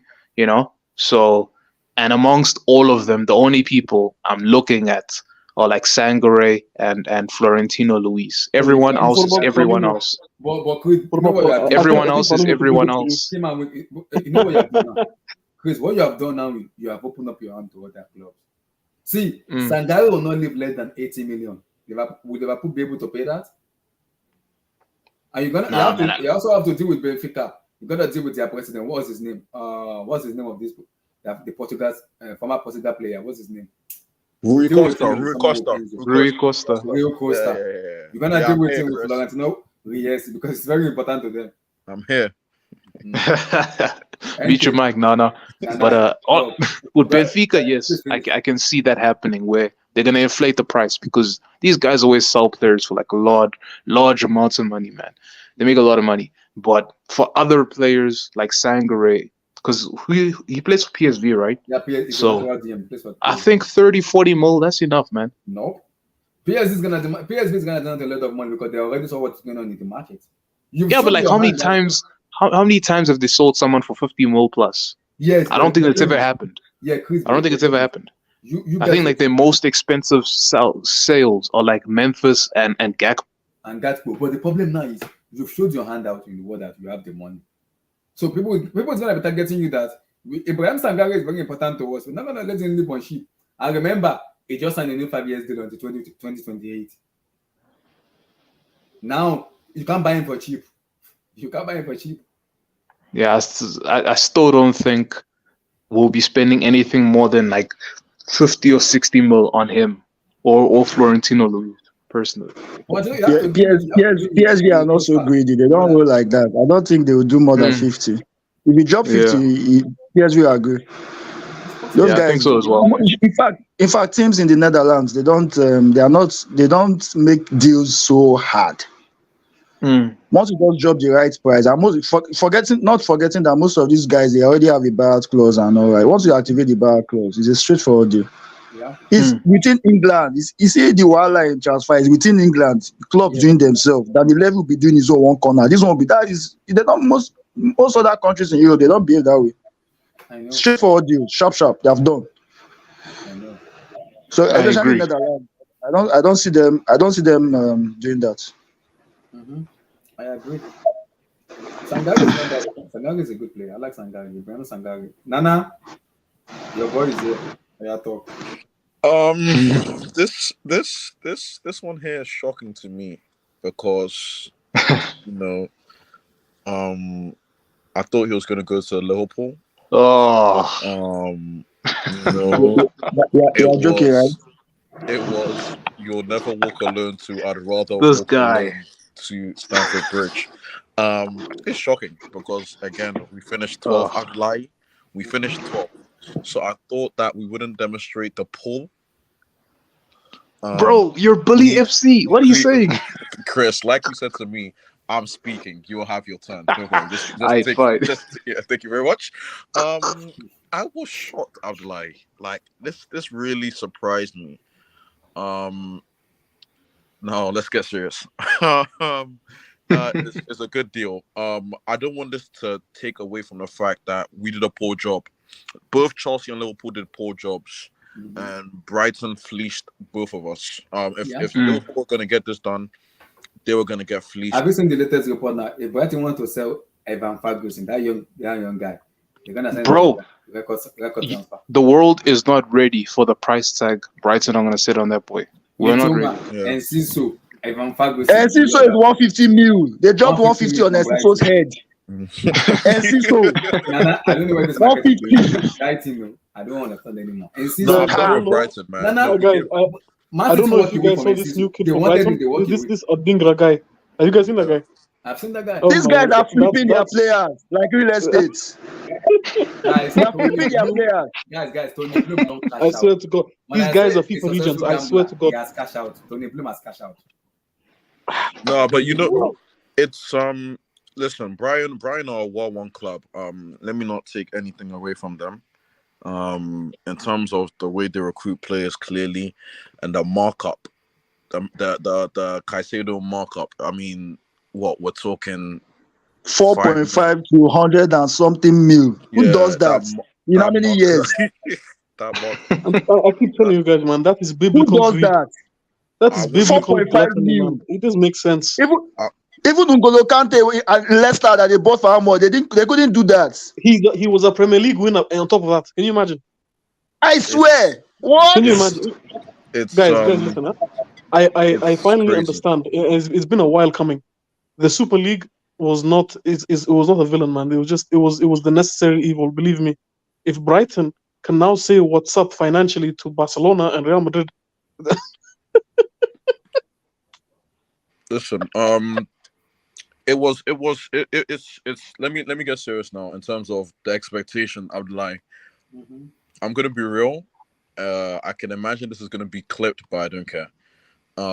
This guy Caicedo, you must. Even I'd actually even put more pressure on Caicedo than Enzo. You have to be world class. You have to come in here and be world. I cannot afford this guy not to be world class because for 115 mil, it's crazy stuff. It's crazy. It's crazy. Preach. It's Preach. crazy. He has to be. I've seen people. He has to be Kante like impact within the next two. It's crazy stuff. I You can know, and understand I'm sorry to people. cut you. And you know why I say it will work is you have a manager in Pochettino who knows how to improve young players. That is track record. So when I talk about body of work, you can trust him in terms of that aspect of body of work to improve young players. That is his DNA. That's his philosophy. He knows how to do that. And if you look at his record, Southampton, Tottenham Hotspur, even Paris Saint-Germain is a little bit dicey. He's improved some players, some unknown players. He made them superstars. He made them better players. Wanyama, Dembele, so many of them. So even Eriksen, Dele Ali. Dele Ali, Harry Kane. So a lot of them. I hope so, but Abdullahi, let's just be real. The expectation now drastically changes. It's changed. It's changed. The timeline and what Chelsea want to do and the club they're trying to be has completely changed. We have to look at winning the league within the next 2 or 3 seasons. Bare minimum alone. Even that is a bit crazy, but it's the intent from the owners is great to see. In terms of the financial repercussions, I know Chris is thinking about that, but he's trying to be respectful.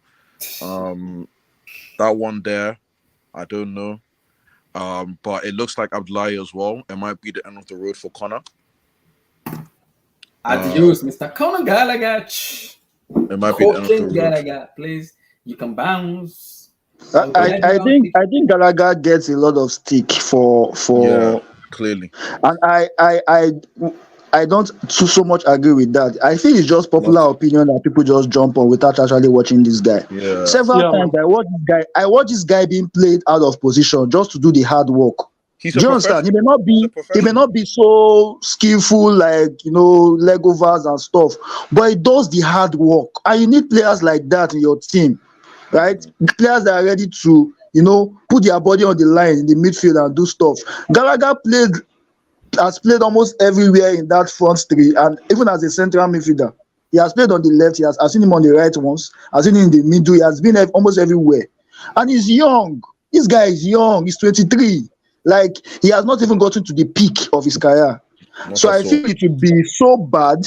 He might be a squad player. People forget that we have other competitions. We will not be in the Champions League, but we have FA Cups, right? We have Carabao Cup. These are players that you want to save the legs of your main guys, right? You put in Gallagher to start the FA Cup match.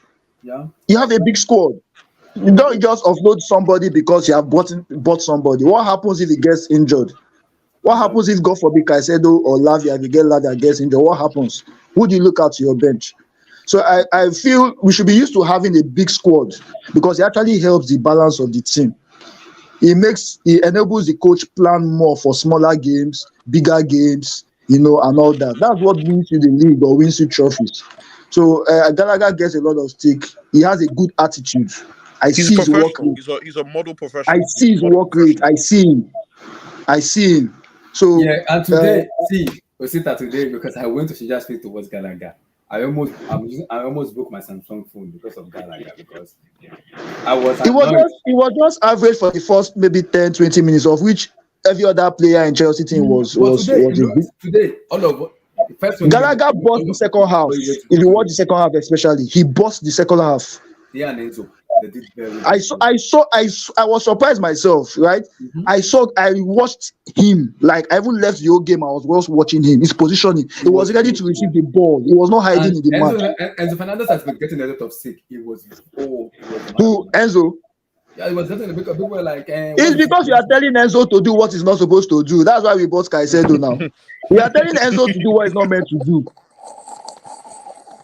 I bet we should even clap for the guy.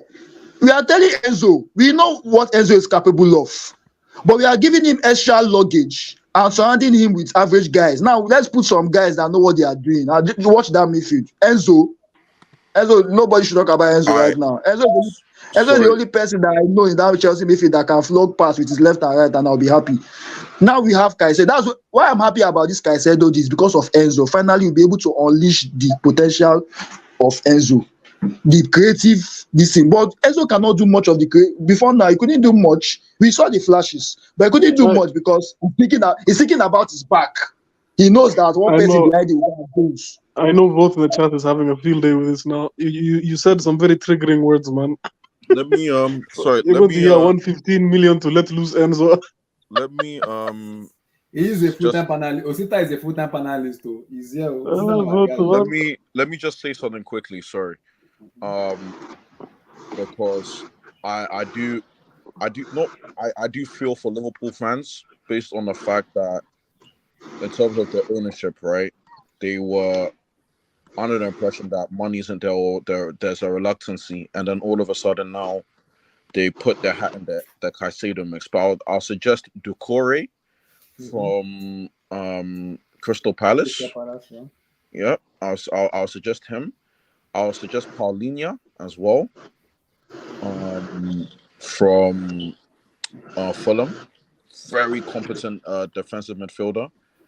But I also think that the situation is bigger than midfield at Liverpool. I don't know if Chris or anyone else can co-sign that, but I definitely... I agree, bro. The biggest issue is Norbert's clueless club. Okay. Oh, okay. Oh, I don't know if I'll go there, but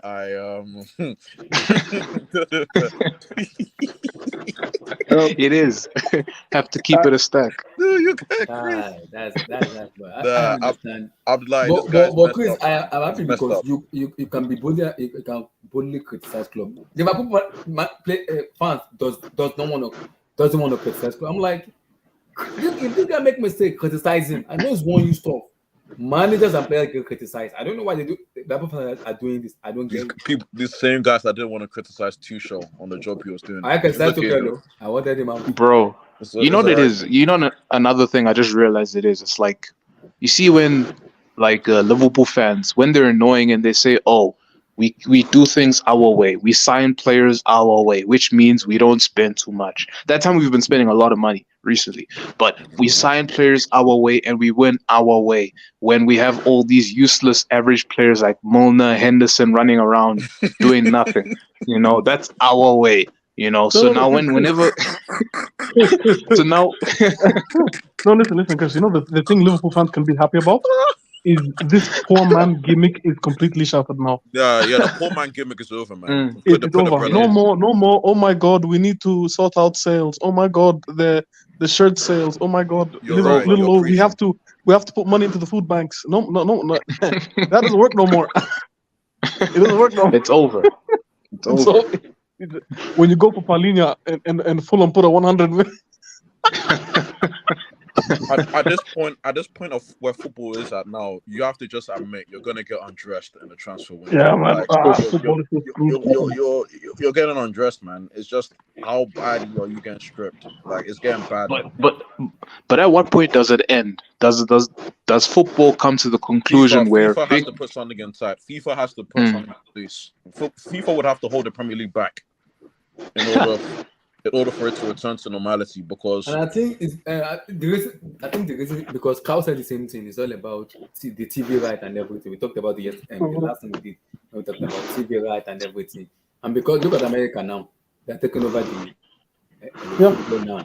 NBC is taking over EPL, CBS Champions League, Europa League, and what's called Conference League. So apart from those two teams, maybe in UK, BT Sports, Sky Sport, and Co. But in America, those two stations, do you know how much money they give those two stations to broadcast Premier League and Champions League for everybody in America, from Chicago to Massachusetts to Indianapolis to Austin, Texas, Dallas, New York. I can keep mentioning these countries. So many. The minute the Premier League sticks its fingers into America and establishes itself, my God, it's over. It's over for the other leagues. Think about it. We're spending the amount of money we put down for Caicedo, Liverpool included. Barcelona had to pull an economic lever just to get 120 million, and we're putting it into one. Do you know how crazy that is? These guys sold right for like 40 years, and we're putting it to one player. It's so funny. I think for Jogging Club, he now has a reality check. I remember during the Pogba deal when Pogba Juventus to Man, you made a statement talking about how football has gone crazy and blah blah blah. I think recently he apologized and said he has come to reality and discovered that the whole trend of the 100 mil plus players and blah blah blah has come to stay. So he has admitted that he was wrong. And if a coach can come out in a press conference to admit that, it means that he already knows the reality of things on ground. But what I see in Liverpool, number one problem in Liverpool right now is their attack is quite heavy, but they are unfortunately not gelled. Mane, Firmino left. The other guys with Salah, they have not necessarily gelled. That trio, or should we say, they are up to 4 or 5 or 6 right now. Now, if you watch the second half of the game, first half, it was a game of two halves, Liverpool-Chelsea. Salah had a lot of space in the first half. I don't know what Pochettino told the guys. Was it Levi Colwill or Chilwell? I don't know which of them he told. And then in the second half, they just isolated Salah. We didn't see Salah again. To the extent that Salah, that is supposed to be a 90 minutes player, they subbed him off. Meaning that Liverpool, the game plan of Liverpool is Salah and Inshallah. And now, people that watch that game will already see that minus Salah is over. That's the challenge. The other guys, they are talented, but somehow they have not learned how to play together. So I think that's the main problem. Then Van Dijk. People, I don't know why nobody's talking about Van Dijk. It's like I don't know. It's like he did a magic wand.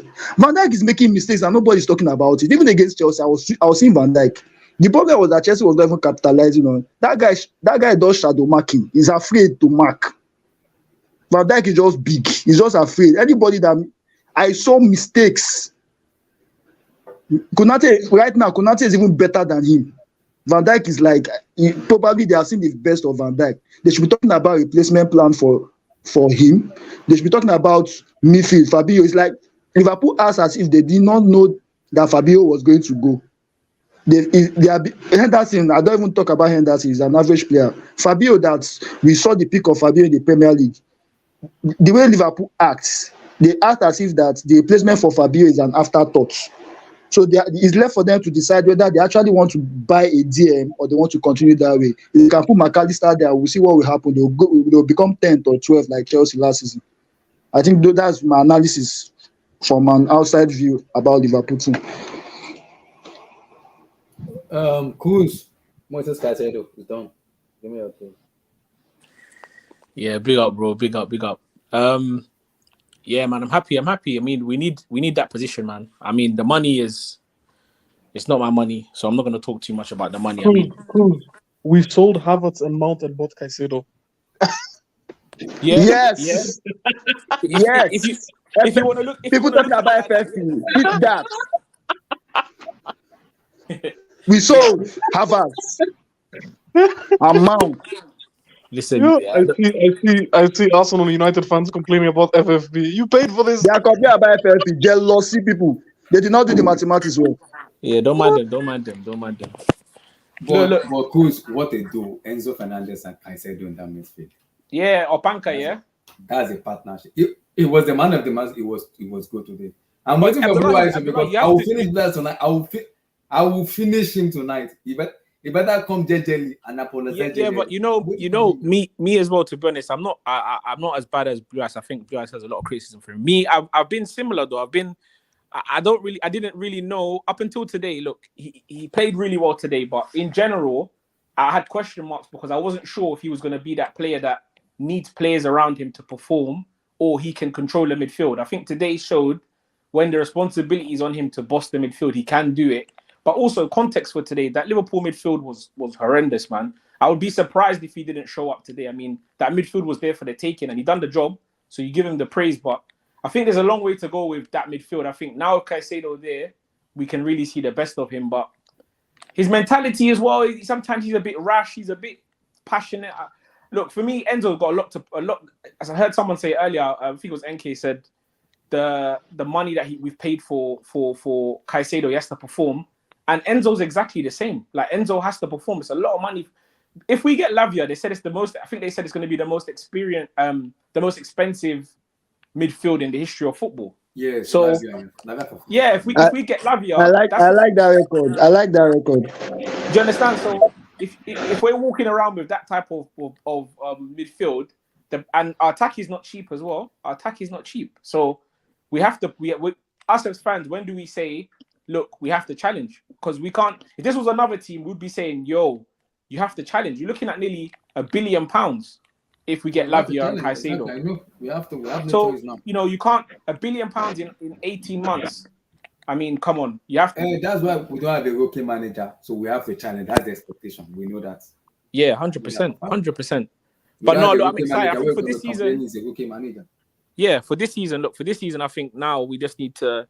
We still need one more. I think we still need one or two more. They're looking at Michael Olise and Romeo Lavia. Yeah, we need a 10, bro. We need a 10. We need goals. I'm struggling to see, other than Jackson, where the goals are going to come from in this team. Like Mudryk for me, man.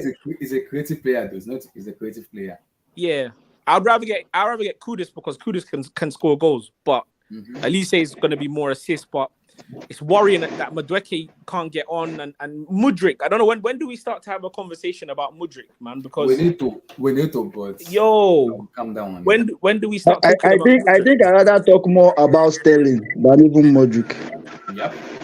Sterling has been ridiculous. Sterling is 29, so yeah. But you know what it is about Sterling, though. You know what it is about Sterling. His decision making is ridiculous. Yes, but you know the thing about Sterling is, even though sometimes his decision making is bad and some of the stuff he does isn't great.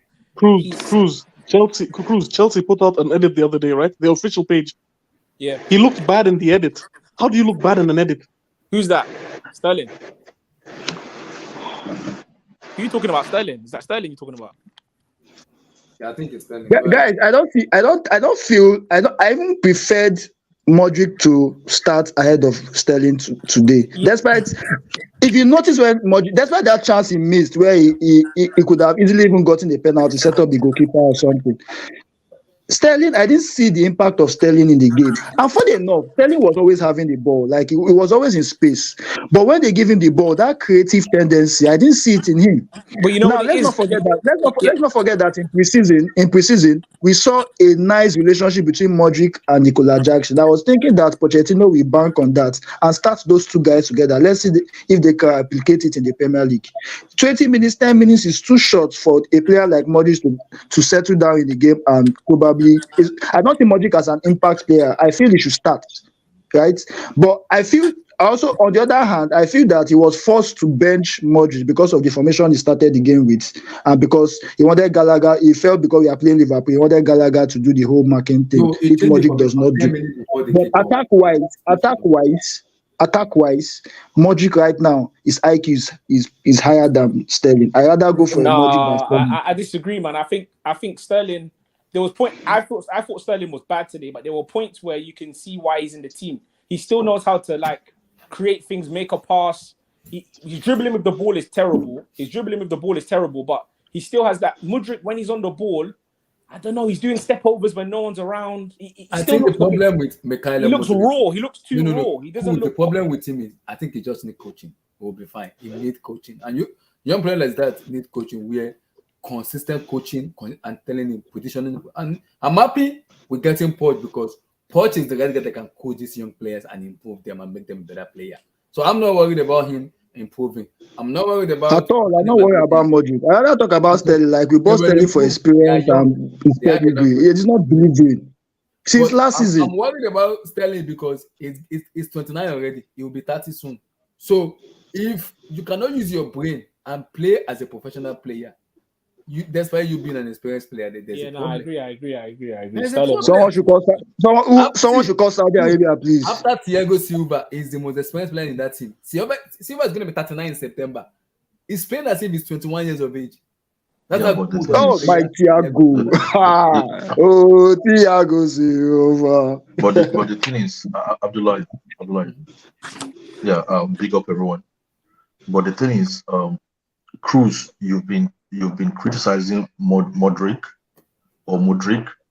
since he came in, since he signed for Chelsea. Yep.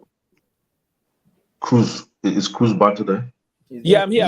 I'm trying to figure out. Yeah, when but I'm you- trying to you've figure out all- when. you- What did I say? I can't. No. You've always been critical of Modric, okay?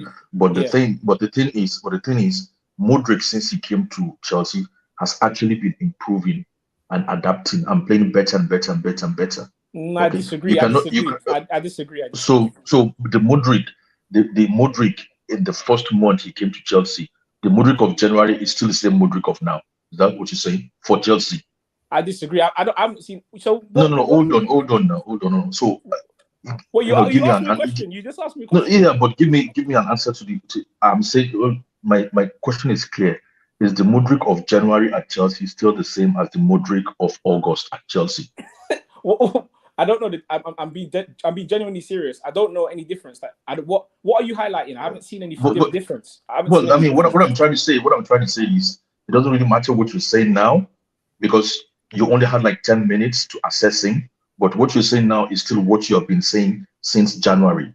But then if you look at the kid's performance, he's been progressively getting better playing for Chelsea. In your And opinion, everybody- in your opinion. No, in majority's opinion. It's No, a general consensus among Chelsea Because- fans, to be No, honest it's with not. you. No, it's not. Exactly. No. Somebody just agreed with me now. Yeah, but Someone that's just two agreed with Chelsea me now. fans. How can that be? Yeah, no. general But consensus? a lot of people before preseason, at the end of last season, where majority's consensus was like, oh, we should send him out for loan. He's too raw. He's not at this level. He's got talent, but we should send him out on loan. But after they saw him for preseason, they were like, oh, Modric was something else in preseason, man.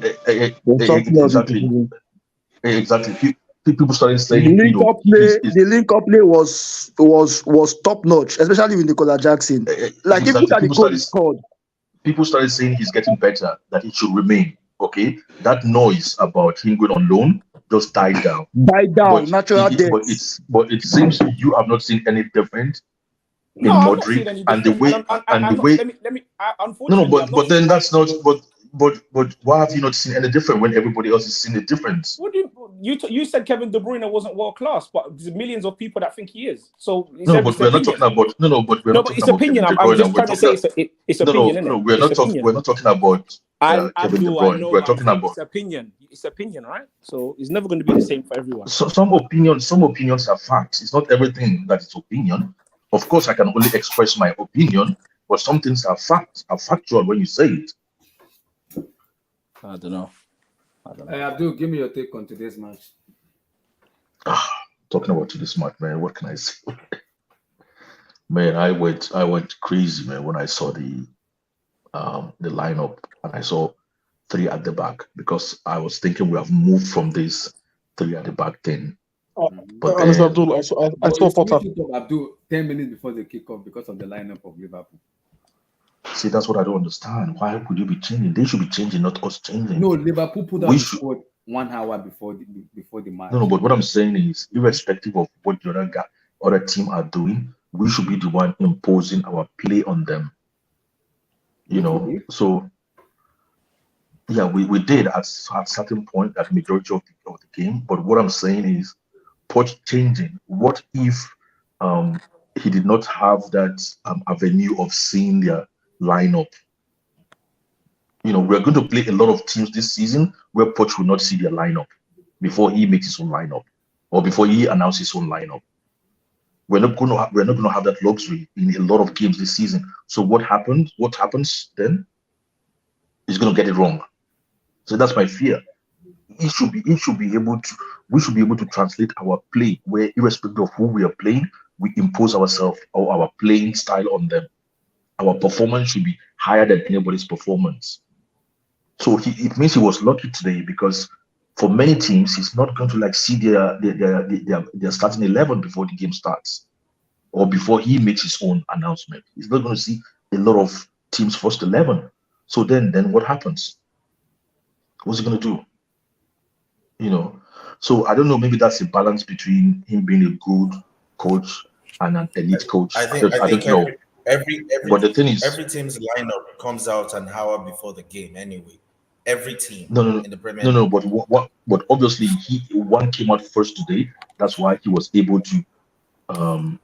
That's what I'm saying. Um, Every team in the Premier League is going to release their lineups an hour before the no, no, game but anyway. no. But what I'm saying is, how was he able to change his own lineup before it was announced? It means he got prior information of what lineup was. Yes. It means there was an issue with timing. Because if everybody does it at the same time, how come you are able to like change yours? So he was just fortunate today. But then the thing is, this is the first game, like I've been saying for a while now, repeatedly. I think it's It's just just the being first game. smart, not It's just the first game anyway. of the season. It's just the first game of the season. So I'm not going to like really blame or judge anybody.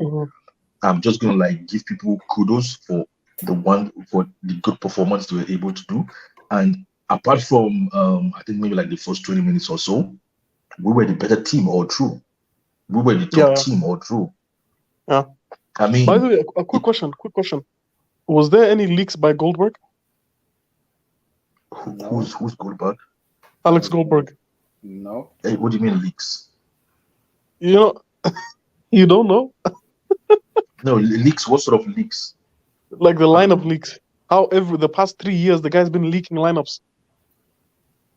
I don't know, man. I don't know how they do that thing, but no, it's because they speak to players. Yeah, well, that's what we all heard, that some players sort of like leak the information about starting lineup or whatever.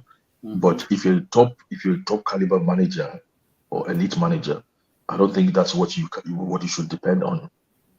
Them kind of practice. I don't think you should depend on that. But I think But then it's the first game. Everybody kind of adapts their tactics. Even Liverpool adapted their tactics.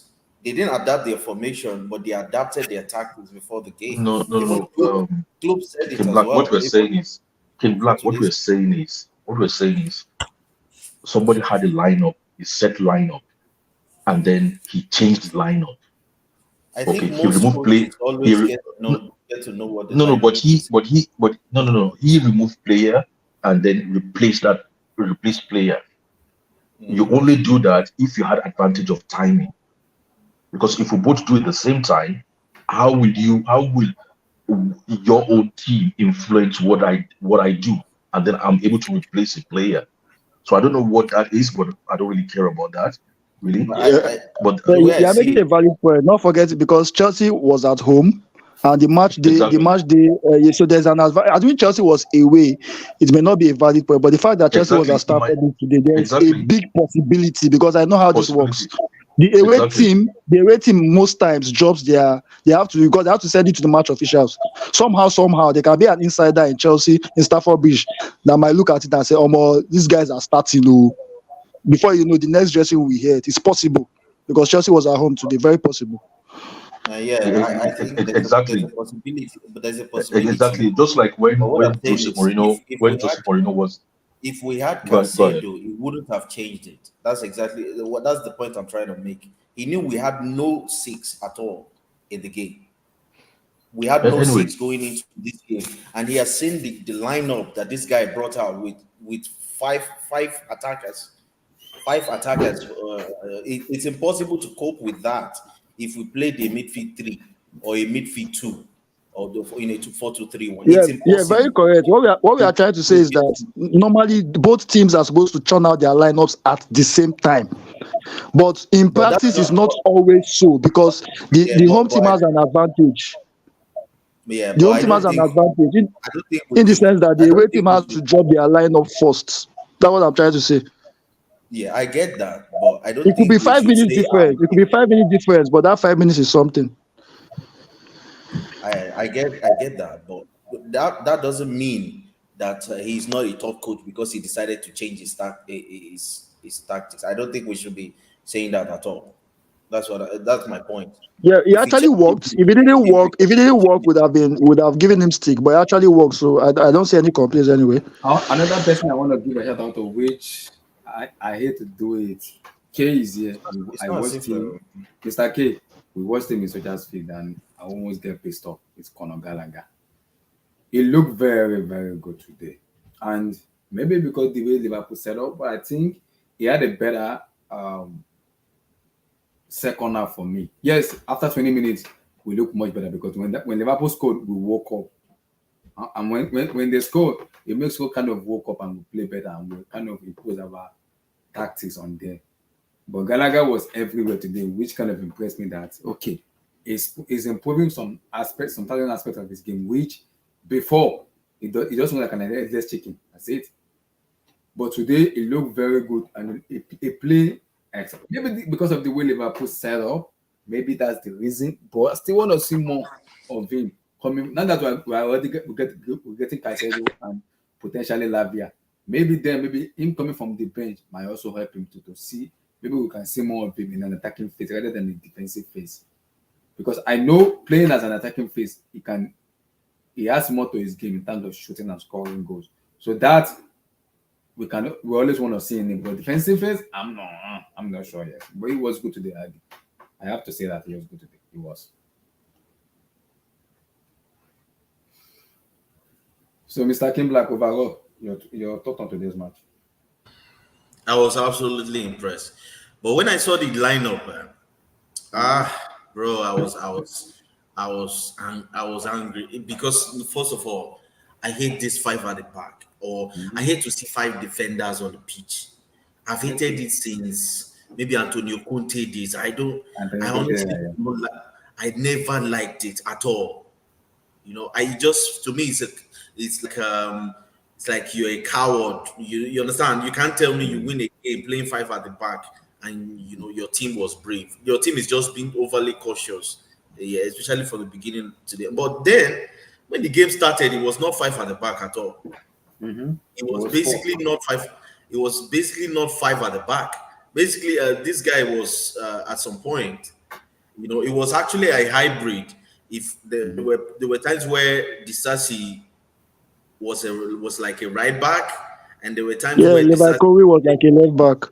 Yeah, so it was very, very nice. And but in the build up as well, man, that where the risk, and this is where I'm going to give kudos. Like, how do you trust Conor Gallagher to play that role? That role is it's crazy. That's 3-1. When we are building up, just Gallagher alone. Enzo was not around Gallagher at all. Like, he just leave one Gallagher against the press of Gakpo and McAllister. No, Jota. Okay, Jota, yeah. Yeah, so, and you know, Jota his pressing is so good. That guy knows how to press. And, you know, if they snatch the ball away from you, immediately, That place is very risky. But then, I respected it because if we didn't do it that way, if they received the ball, because the way I saw it, Jota was talking in like a false nine, but not necessarily pressing high. He wasn't the one pressing high. They didn't press at all. This is what I'm saying. This is why I said Liverpool also adjusted their tactics. Tactically, they also adjusted. They didn't even bother to press us at all. They were just there to set trap. They didn't keep no useless high line that they used to keep. They just waited for us. While we were holding the ball, that's why they barely came close to us. They barely pressed Thiago Silva. It's like they knew they're not going to retrieve the ball, so they just waited for us in the middle of the park. And let's see how they break us down. And then, bro, I'm shocked, man. I'm shocked. The fact that Pochettino could trust Gallagher to do that role. Wow. And Gallagher and he did it. And he did it very well. But you could tell in the first 20-25 minutes that tactics has not been, you understand, it's not been They're trying to figure it out exactly the way they want. You understand, like the players have not really got, especially Disasi in the first 25 minutes didn't really know how he was it was obvious, but they grew into the game. Yeah, he didn't really know if he's supposed to come forward or it took them some time to actually blend in. And I love it. And King Black, I tell you something crazy. We had four debutants on the pitch today. 4. Yeah. And the team is filled with children facing against a time-winning team. Can you imagine that? I actually reserved all my criticism today. I just deleted all criticism because seeing what honestly, Black, you never delete. You keep it on. While I was watching the game, I was pissed off at a lot of players. But then after watching the 90 minutes, I was like, damn. If you're looking back, just looking at these players, this is Gallagher, Chukwuemeka, and then we brought in Ian Martin. Bro, from nowhere. These guys were not going to be Chelsea's first team anyway, but playing the way they played, that's a lot of coaching, man. That's a lot of coaching. It is. Abdullah, your boy, we have been criticizing Opanka. I'm waiting for Blue Eyes. Hey, Blue Eyes. I will finish you myself. I will finish you myself. Who is that? I will finish you myself. Yeah, so like Enzo Fernandez, because Blue Eyes has been in the man criticizing them. I'm like, if you watch Enzo Fernandez, you know has anyone seen the Twitter page of Chelsea? Go and look at what Enzo played today. There's a special. Bro, if you check Twitter right now, I think either Twitter or YouTube, go to Chelsea's channel. There's a full clip of Enzo's performance today. Watch it, then come back. Bro, who's talking Enzo here? Honestly, it was a masterclass. I do not care. I hate that thing when Chelsea wins a game or Chelsea draws a game. Someone comes online and starts. They'll look for escape. They are looking for escape goal. They'll look for the most expensive player to blame. And start saying it's because they did not have Caicedo. If Liverpool had you have to play what's in front of you. At the end of the day, you have to play what's in front of you. This is a team that constantly scored 3 goals since preseason, since the ending of last season. These guys score for fun. The front 4 that they had, they score goals. One chance they could score 1 goal. Kodikapo and Jota. Jota is a sniper in the box. You give him any chance, any room to breathe. If he's not scoring, then your keeper is making a great save. So these guys had goals in them. That's when I understood what Pochettino did, and I'm like, wow, this is really smart for me, because if you try to play 4-3 blah blah blah with Chukwuemeka and Gallagher in 8 or something crazy like that, bro, they would have been swallowed. You are getting spanked. These guys, they are very fast. And you could see in Black in that midfield, you could see Enzo show his class in terms of today Enzo Fernandez today was so good. Maybe I don't know. Might say because of Liverpool midfield. After watching that clip, check his heat map. No, the Western is people will say because of Liverpool's. He was on something. There's something that stands out about Enzo is his decision making in those crucial. You see the passes. I mean, people would have forgotten by now, but he gave Chilwell a certain pass, Yeah, Okay, twice. it was this pass that was offside. There was another pass Yeah. that Chilwell kind of like blasted it against the goalkeeper or something stupid. Like Mhm. Chilwell really pissed me off today. The people that pissed me off the most today was Chilwell, Sterling, and Yeah. Chukwuemeka. I mean, bro, Chilwell was just, but then he grew into the game as well, and he did what he had to do. I think Chilwell is just this guy that, as a coach, you just have to trust him. His crosses are very good. I think in the final third, he kind of trusts him more than he trusts Mudryk. And anyway, Mudryk. So I guess that's why he played Chilwell in that spot. But then I think he would have made the stop earlier as well. Earlier, but- me too. I think so. He should have Yeah, done it but- earlier. But but then the team I were don't playing very trust well, so you can't just either. disrupt the team. I think that was what I he don't did. think yet. Anyway, but imagine replacing. I mean, Caicedo is here. We go. We see how we strengthen with this guy. Lavia is potentially following. That's the report. Yeah, I want to see. And I think the Lavia last business I want to do is instead of Michael Olise. instead of Chukwuemeka, that place Chukwuemeka played. I want to see Enzo around there as like a I running swear, team. Enzo, Yeah, just plugging it from Lavia the and Caicedo do our dirty work. Yes, Lavia and Caicedo just Mhm. doing the build up and breaking, build up, break up play, You know, guys, build up, guys, break up play. I'll tell you When something give crazy. Enzo to just, Enzo Fernandez is our Rolls Royce. That's our Rolls Royce. We don't want him staying in his JC. You should put him there. Let him be distributing ball for me. Overall, I want Poch to just help me coach Jackson on one-touch finishes. I want him to honestly. I am going to put him in my prayers. He needs to score goals.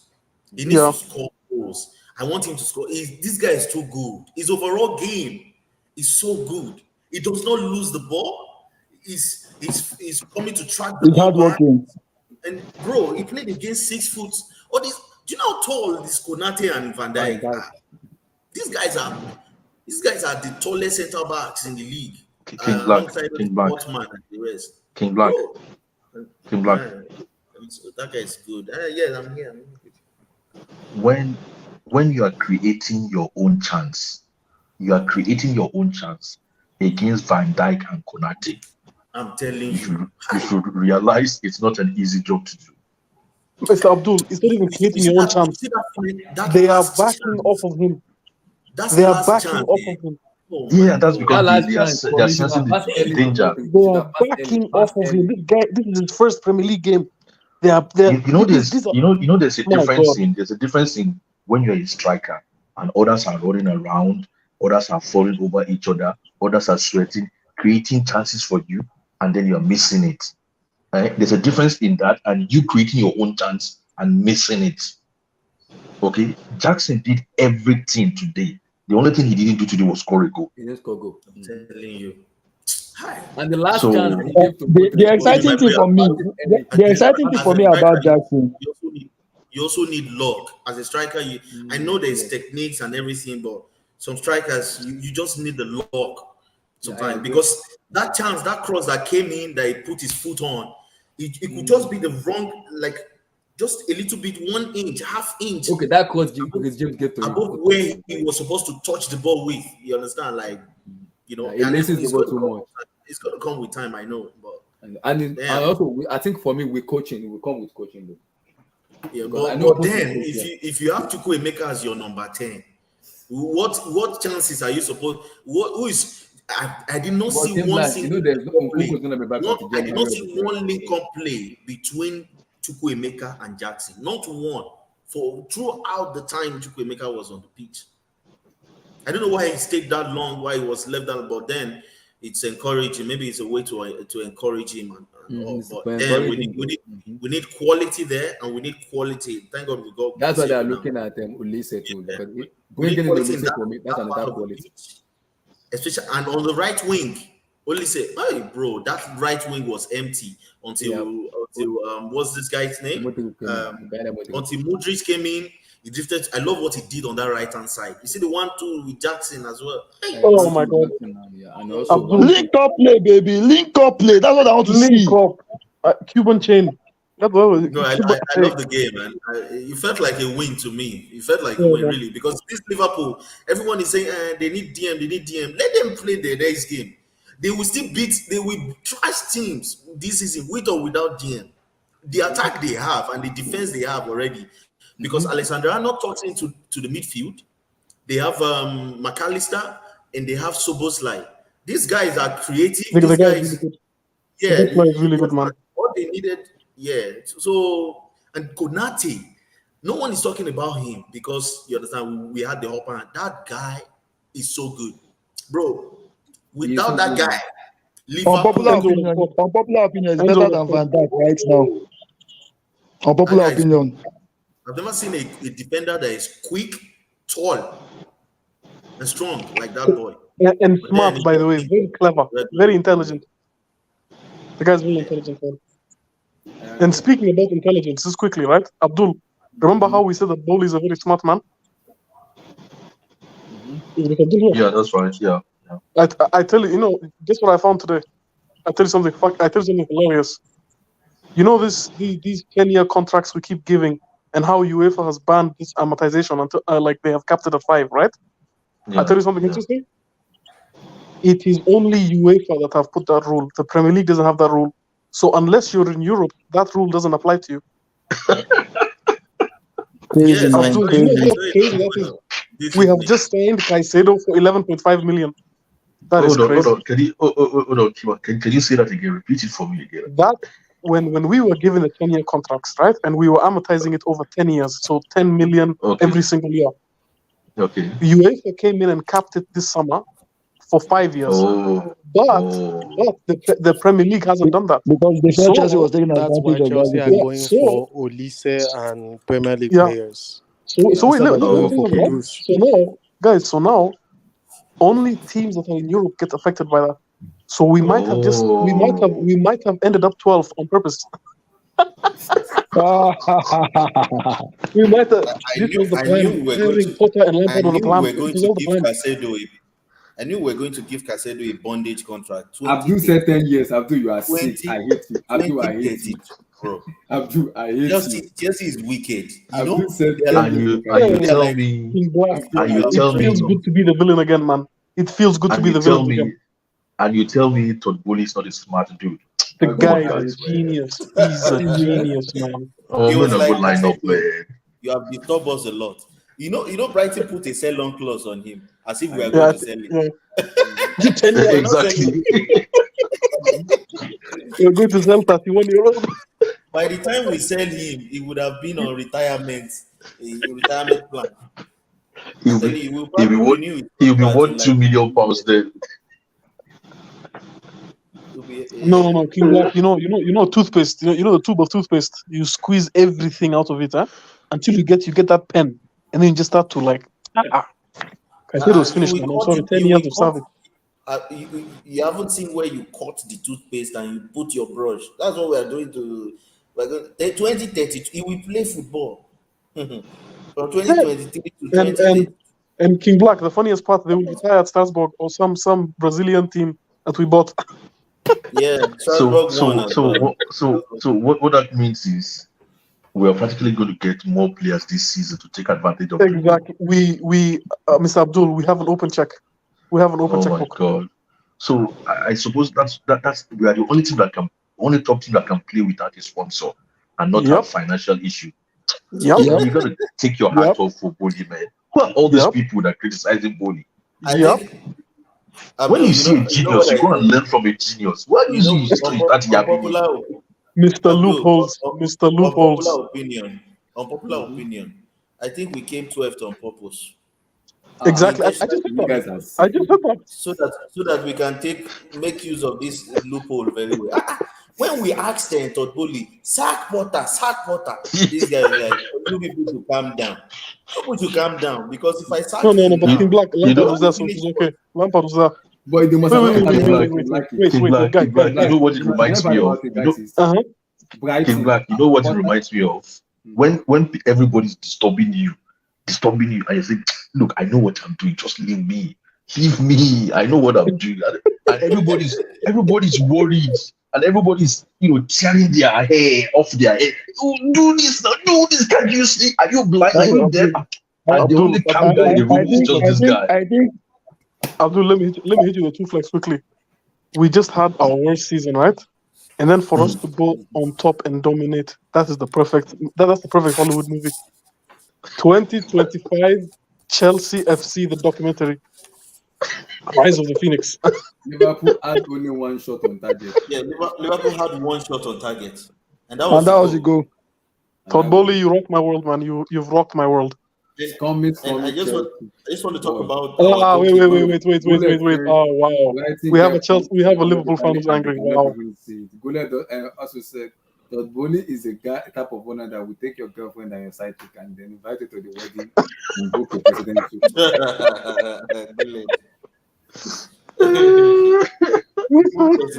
That's good for you. Do relax. We are a wicked club, man. We are a wicked club. Guled, you are sick. This is annoying. But I get it. It's okay. I get it. Overall, I'm happy though with the performance though. A lot of things need to improve, but I'm happy with the performance because this performance shows we can always compare with the big. But people might have the question of actually this Liverpool make no DM. But this Liverpool team can beat anybody without even a DM. People need to understand that this team can score goals. You know that they can score goals. So but they will concede a lot of goals as well. It's a matter of who we are scoring each other. Exactly. If what we saw in preseason is anything to go by, they will actually concede a lot of goals. You see, after they scored that first goal, I said to myself, Liverpool are going to score 4 goals today. Because how easy it was for them to score that 4 goals. I don't know how we were able to recover and then dominate play.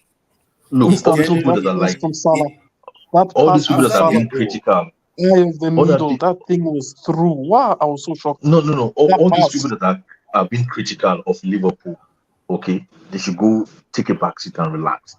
Liverpool is going to tear teams apart. They're going to tear teams into shreds this season. Because I looked at after the game, I started thinking about the guys they have in the front. I'm thinking, wow, all this Jota, all this Salah, all these Nunes, and all these guys. Don't take them for granted. You would see what those guys are capable of when teams start going to Anfield. Then they will realize what that Liverpool team is capable of. This is the first game of the season, Stamford Bridge. Obviously, for some reason, they weren't able to express themselves very well. When they hit form and teams start going to Anfield, and their defense is still intact. If they got Caicedo, they would have pushed for the league title this year. I'm telling you. Yes, they have goals there. All they need to do is just make life difficult for you. No wonder, Abdullah. No wonder they came silently and wanted to pull that Caicedo deal. Yes, it's like thieves coming at night. They knew how valuable he is. Yes. They said they had no money. So they had already 10 million. I've never seen Onuna do it before. Tony Blim did it in man. He came out with his chest and said he said he's better than Declan Rice 100%. He said if Declan Rice is worth 105, Moises Caicedo is one. I'm like, Tony Blim, why you do this? Is a public image out. He said people is gonna call him out. He said he's ready. He said he's supposed to take McAllister midfield is a very good midfield. He's ready to take the heat. Tony Blim, we have to play them, we have classed them, but those boys are that's how special player is. He said people are spending 105 on Rice. You have to spend the same money on Caicedo because he's that good. That's why I criticize Chelsea. We could have gotten Caicedo as far back as May, when we could even if we dropped when we at that point we agreed personal terms with Caicedo. If we have dropped 80 mil, Brighton would have sold. As soon as Declan Rice went to Arsenal for 105, Brighton said never. They will never sell Caicedo less than 100. We just got him for 11.5 million. That is crazy, man. Come on. We already know about that. You understand? But the average guy that doesn't know about the amortization deal and the other things, that's what comes to their head. Once they see Caicedo, they know what comes to their head is 115 million. Sorry to continue. You know what impressed me today? In as much as I'm not a big fan of Gala guys, you can see coaching in these players. pattern of Bro, play. Gallagher was No, cold. see, I don't know if there I is talked about coaching. it. What does Abdullahi have against Gallagher? He is not world class, yes. But with what you saw today, do you still have Bro, criticism it was, against him? I bro, still it was criticize him a little And is it a It bad was thing if we even have Gallagher as a squad player? look, whether we We like are it not or going to not. play The the squad same player is fine with me. I'm okay with squad against player. Whether we like against a team like Luton Town. For instance, you don't play all your big boys. Sometimes you rest some boys. You know, you Leave do some Gallagher. rotation I'm and not the referring rest. to Gallagher. Leave me alone on my Sita, Gallagher. to be honest, Caicedo will still make mistakes as well. He's not coming in like yeah. So if we are seeing performances that are good from people like Gallagher, man, we have to praise them. It's a good thing. Competition. It is, The yeah. role he played today, bro, that role, even Caicedo, they will pick his pocket. That role is very, very You difficult. bring Jorginho in that place against that press Jorginho of Jota. would have gassed this morning now. They will pick his pocket. It's a very difficult. I know Caicedo will do better, but in some games too, he's not And flawless. there was a tackle he did on Salam. Like, Gallagher, did you do this or Silva did this? And the Bro, camera, that the camera tackle point, was. Gallagher did this on Salam. Like, holy smoke! Guys, Hold I don't on. know if yeah, You see, I don't know if you guys Abdullah. have seen Silva. You guys forget Gallagher is 23. This guy has not got it to the peak of his career. Oh. That's what people forget. I don't 23 know if years you old guys guy. have spoken And you know about the funny part. You know we have the bunch of Messi, man, Kayavat, and Co. I will probably say out of those bunch, I will even say I can manage Gallagher. I'm not joking. Abdullah. The thing is, okay. This is what equal opportunity and equal competition does to you as a player. Yeah. When you are seeing you are 22 years old, you are seeing other 22-year-old performing around you. Okay, naturally, if you are motivated, you are going to raise your game. Okay, so it's not like Gallagher is playing among some 28-year-old established player where he thinks, oh, let me just have it easy. Okay, so naturally, the kid is actually stepping up his game. Okay, and he might not be the most talented, but he has other aspects of his games that he can improve. He has other aspects as a football player that he can improve. And you can see even with Gallagher, he's getting better. I think that boy at 27, I think I see goals in his game. He has more to his game than just tackling. But then maybe King Black. Yeah, he had a good shot on him. Gallagher, back at Crystal Palace, we saw it. King Black. Another thing is you do not see him at Palace. At Palace, the guy was a goal scoring machine. I think he got like 8 goals or something. 10 goals. He was playing really well. Now this is I am still skeptical about this guy, but today he has bought time.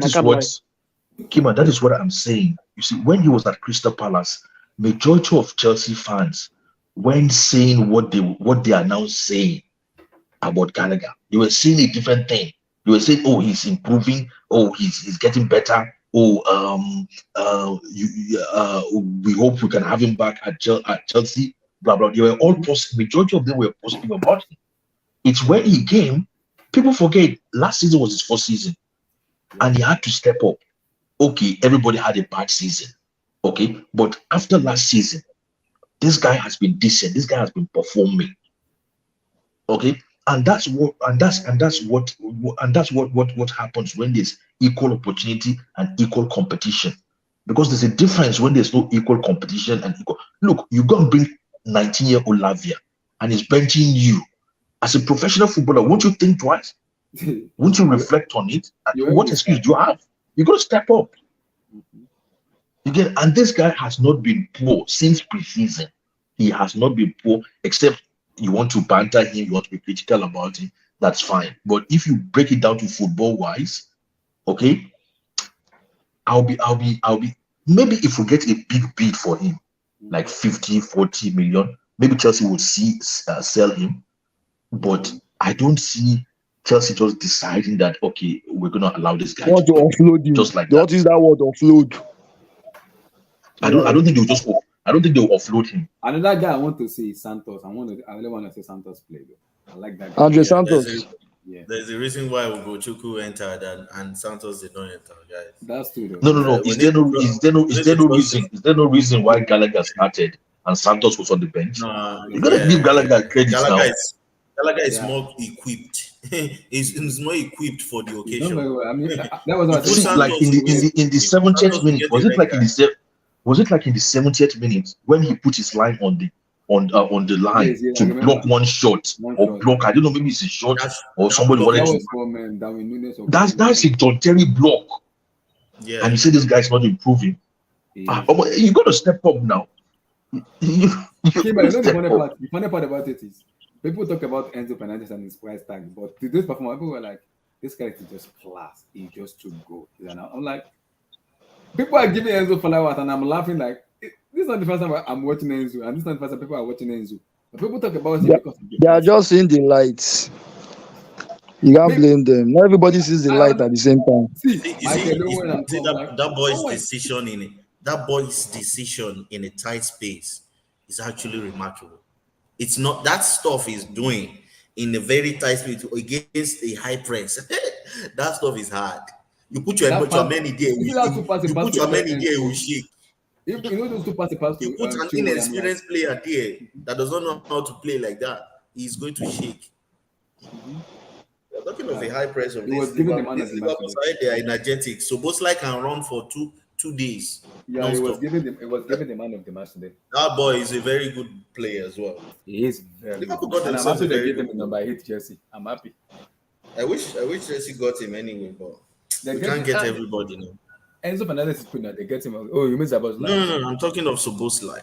He's a, In the number 10 role. he's a good player too. He's a good player. I like him. Very He's a good good player. player. Him and McAllister. Thank God they did not get Caicedo.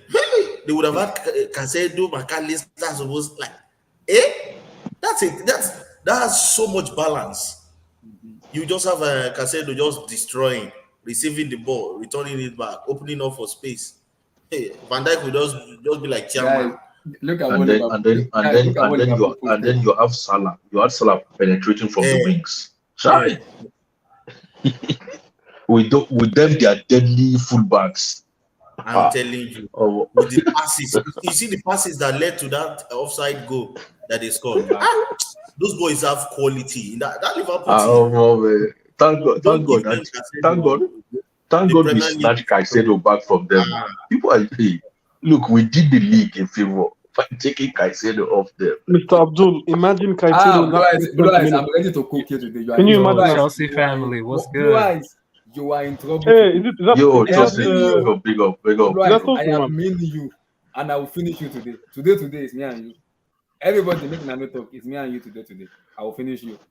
You must answer. Oh wow, Blue Eyes is here. Wow. You must answer. Wow, Blue Eyes is here. Unmute that mic, Blue Eyes. Blue Eyes.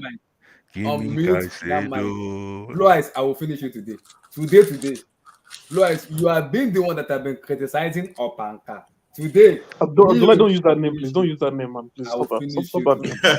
Blue Eyes. Stop that name, please. I will finish you. You have been criticizing. You know the problem, man. Paul, When I say Enzo Opanka, people Fernandez. think Opanka is a derogatory name.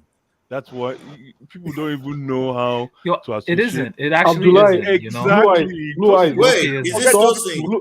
Yeah, Blue hey, eyes. Black, what's Stop good, putting man? lipstick on a donkey. Please don't do that. Good. Don't put lipstick on a donkey, man. Don't do that. Tosin, my brother, man. Enough said. Keep going, Tosin my has brother. moved to I wouldn't Saudi, even or say a what? word, man. Yeah, I have the Saudi flag. Yeah. So, Blue Eyes, overall, your take on overall match and your reaction to Yeah. Enzo Fernandez and Romeo Lavia. Absolutely. Painful that we didn't walk away with 3 points. I'm telling you.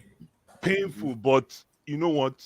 First of all, I'm going to start with Poch because, listen, I don't think it's a finished product yet, but Poch has shown. I think I'm gullible enough to say that Poch has shown me his hand. Yeah. You know what? You know what? Good. Yeah, like that's why I say I'm gullible enough to say that Poch has shown me his hand. You know, like he's that any piece that he's using, he's going to make sure he maximizes. King Black. He's going to make sure he maximizes till it's like washing, like I always say, wash towel with hand. And that's why you need the right people in the right spots. So again, it's not like we're celebrating 1-1. No. Let's not get this twisted, people. We celebrate the performance. I don't like people thinking that we're celebrating 1-1. No, it feels like a loss. Yep. That's what I'm trying to say here. It feels like a loss. And listen, if you want to go individually by If individually, Nkunku was on the pitch, blue back. no, but listen, I'm going to start with one name because I know Abdullah wants to get his credit. No problem. I'll finish. No.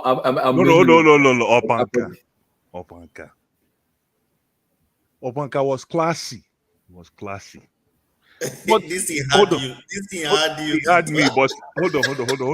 No. Like, But Blue, I think you have your boy. Did you see Gallagher today? hold on. They will talk. Don't Don't worry, let me finish now. Listen, the thing about Opanka, what he did today is exactly what I was crying for, and you guys were going for my head. That's my problem. King Abdullah, true or false? Yeah. Today he was, like I said, I just created this stupid phrase. No, you said he was slow. And no, but today, exactly, I don't need you. He was showing his hand like somebody that can carry the ball from defense to attack. But he can't. He doesn't have the pace. But today, guess what he did? He was, like I said, I didn't say I created it, but it's a weird name. He was a pop-up midfielder. He was all over the place. Exactly. That's why I say gravitational player. If you are a gravitational player, you attract defenders. So today, man, my brother, this guy had a classy performance. I'm not going to take that away from him, but today, you know what I want to tip my hat for? Conor Gallagher. No. Chuku. What? Oh, he played a great game. He played a great game. Wait. I only watched the first half, but that dude are you talking about game. Karate Kid? Are you talking about Jaden Smith, Karate Kid? No, I'm saying like Chuku. Yeah, I know. Jaden Smith, Karate Kid. You don't mean it. Absolutely. No, I'm serious. There's a reason you came in with blue eyes at the same time. You guys probably talked about it. No. He was crap. He was absolutely crap. Blue eyes. He caved Konate's chest in. Did you see that? He never linked up with our striker for one. If we had a proper 10, in that game, probably Nicolas Jackson would have scored today. Hold on. Let me cook now. And not that I'm cooking, let me just share. Go ahead. I tell you one thing with Chuku. He has made the cut. He's going to stay in the team. He's not going to start. But he made the cut. Let's not get it twisted. And anybody that wants to debate, look, can have that debate. He's going to make the cut. Today, you know what he brought to his game? And that's the reason why he earned 80 minutes. He brought the water carrier gene. Today, he was a water carrier. Oh, my goodness. He played a senior man football game. You guys are not watching football. You guys are watching. He tried, though. No, exactly. Chicken Black. That's what I'm trying to say. He tried. He really tried. That water carrier gene. That's why he got 80 minutes. I was surprised. I thought he was going to get 60. He kept it simple. And the way he distributed the ball, you can tell he has a head on his shoulders. No, it's not crazy. NK.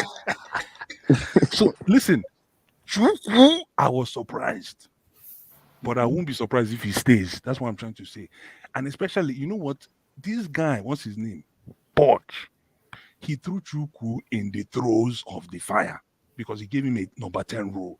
And let me tell you, I thought he walked out of there smelling like roses. He was good to the but it was not. No. Abdullah, no. He was class. Especially second half. Nice. That second half, all of the them. way he was killing the ball, the way he took the air out of the ball. You know, it's not killing the ball. Take the air out of the ball. Then it was like, okay. That's fast, yeah. My problem with him was he wasn't really helpful defensively at all. And listen.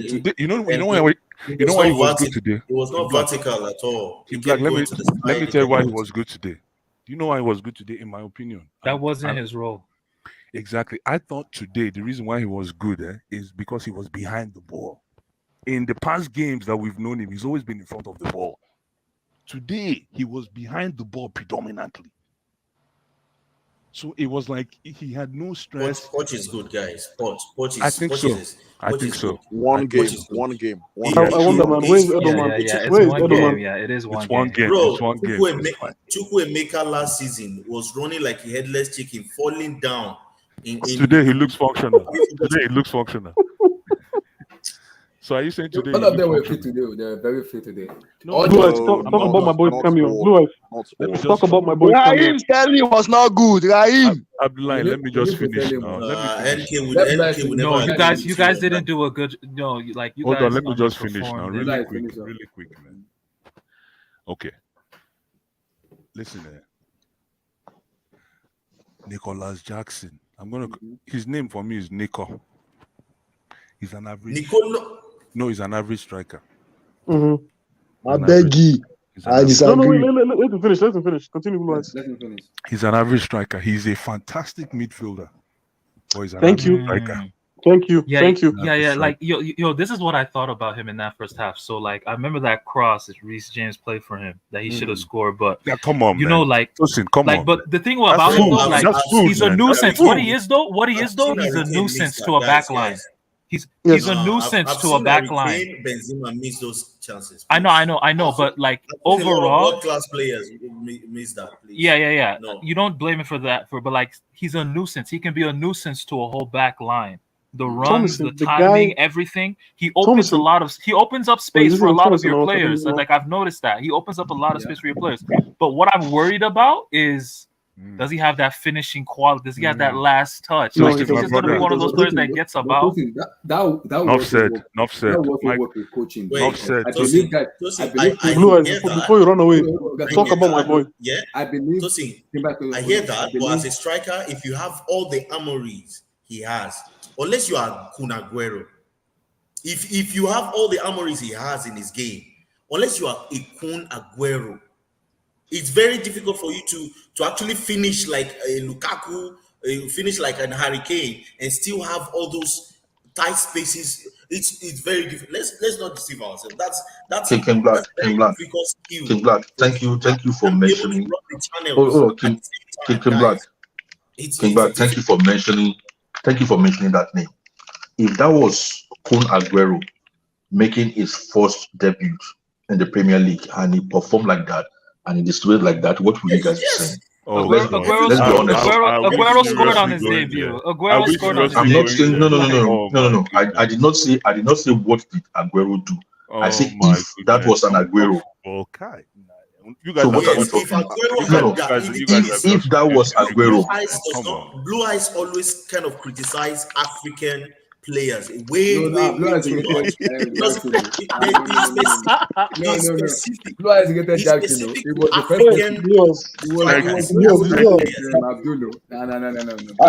I never honestly believed at any point in this show will be actually criticizing Nicolas Jackson. I actually don't believe you are doing But this. let me land. Now, there's something Nicolas Jackson brings. Hold on. There's something Nicolas Jackson brings to the team that we have not had for a very long time. A very long time. It's okay. Let me respond to King Black. King Black, I'll tell you something with Nicolas Jackson. This is simple. Nicolas Jackson has shown us that he can appear in dangerous positions. If you're going to appear, what does that mean? Hold on, what does that mean? I'm not done. What does that mean now? Let him explain. No, but you're speaking French now. I know this is. What does that mean? Dude, relax, man. Let him explain. Nicolas, what does that mean? Hold on. What does that mean? Hold on. Nicolas Jackson knows that. Listen, you know what I know about? Let me tell you my evaluation of Nicolas Jackson. He knows how to appear in dangerous positions, but he's not a killer. And that's the same thing. I don't understand. I don't understand. Wait. I don't understand. Let me finish. Let him finish. Let him land. It's the same thing with Chukwuemeka. The reason why Pochettino is stuck with Chukwuemeka, not that he's stuck, but the reason why Pochettino is confused with Chukwuemeka is because if you look at Chukwuemeka's touches, the reason why you're frustrated is because Chukwuemeka knows how to appear, but he cannot. How many times did Chukwuemeka go past two players in that game? He did it with passes. He didn't need to No, run. no. How many Chukwuemeka times is did he strong. carry the ball, and Chukwuemeka is how many strong. times did he go past two No, no, players? If today was Nicholas good. Jackson was Igbo, But he let me will let me not be speaking like this. Never. I know this I, bro. I, I I, don't know. Oh my don't think goodness. I don't think it I has know you gotten to guys. that. Come on, come on, come on, come on, come on, Chukwuemeka come is on. one of the I worst don't think it players has of gotten to that. the Oh my Guys, goodness. it's I one don't of think the it has. worst I don't players. think it has gotten to that, please. That's not to that. What That Osita, one, you I don't don't. know I, this man. I've known this this is man no. for This is becoming like a personal vendetta. No, this My man. let goodness. Hold He will on. tell Let you me that let me Didi. just finish. He Let will me tell you finish. in Let me Didi finish. is Let better me than finish.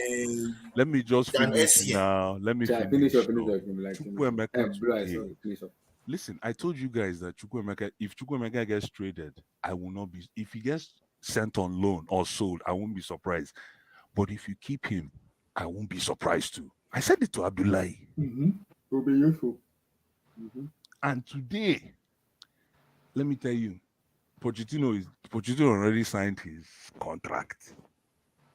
You take it how you want to take it, whether it's because his name is whatever, I don't care. And I find it weird too, because I thought he was going to be on the chopping block. But what he demonstrated today, I haven't seen in the past 3 years in that position. I don't care what you think. That water carrier role, that size, that robustness, that killing the ball, that passing the ball. Do you know how many times that boy opened the book? Yeah, No, he but did. He did. you don't. But the thing is, you don't tell us things in football terms. No, You no, just tell us how you feel.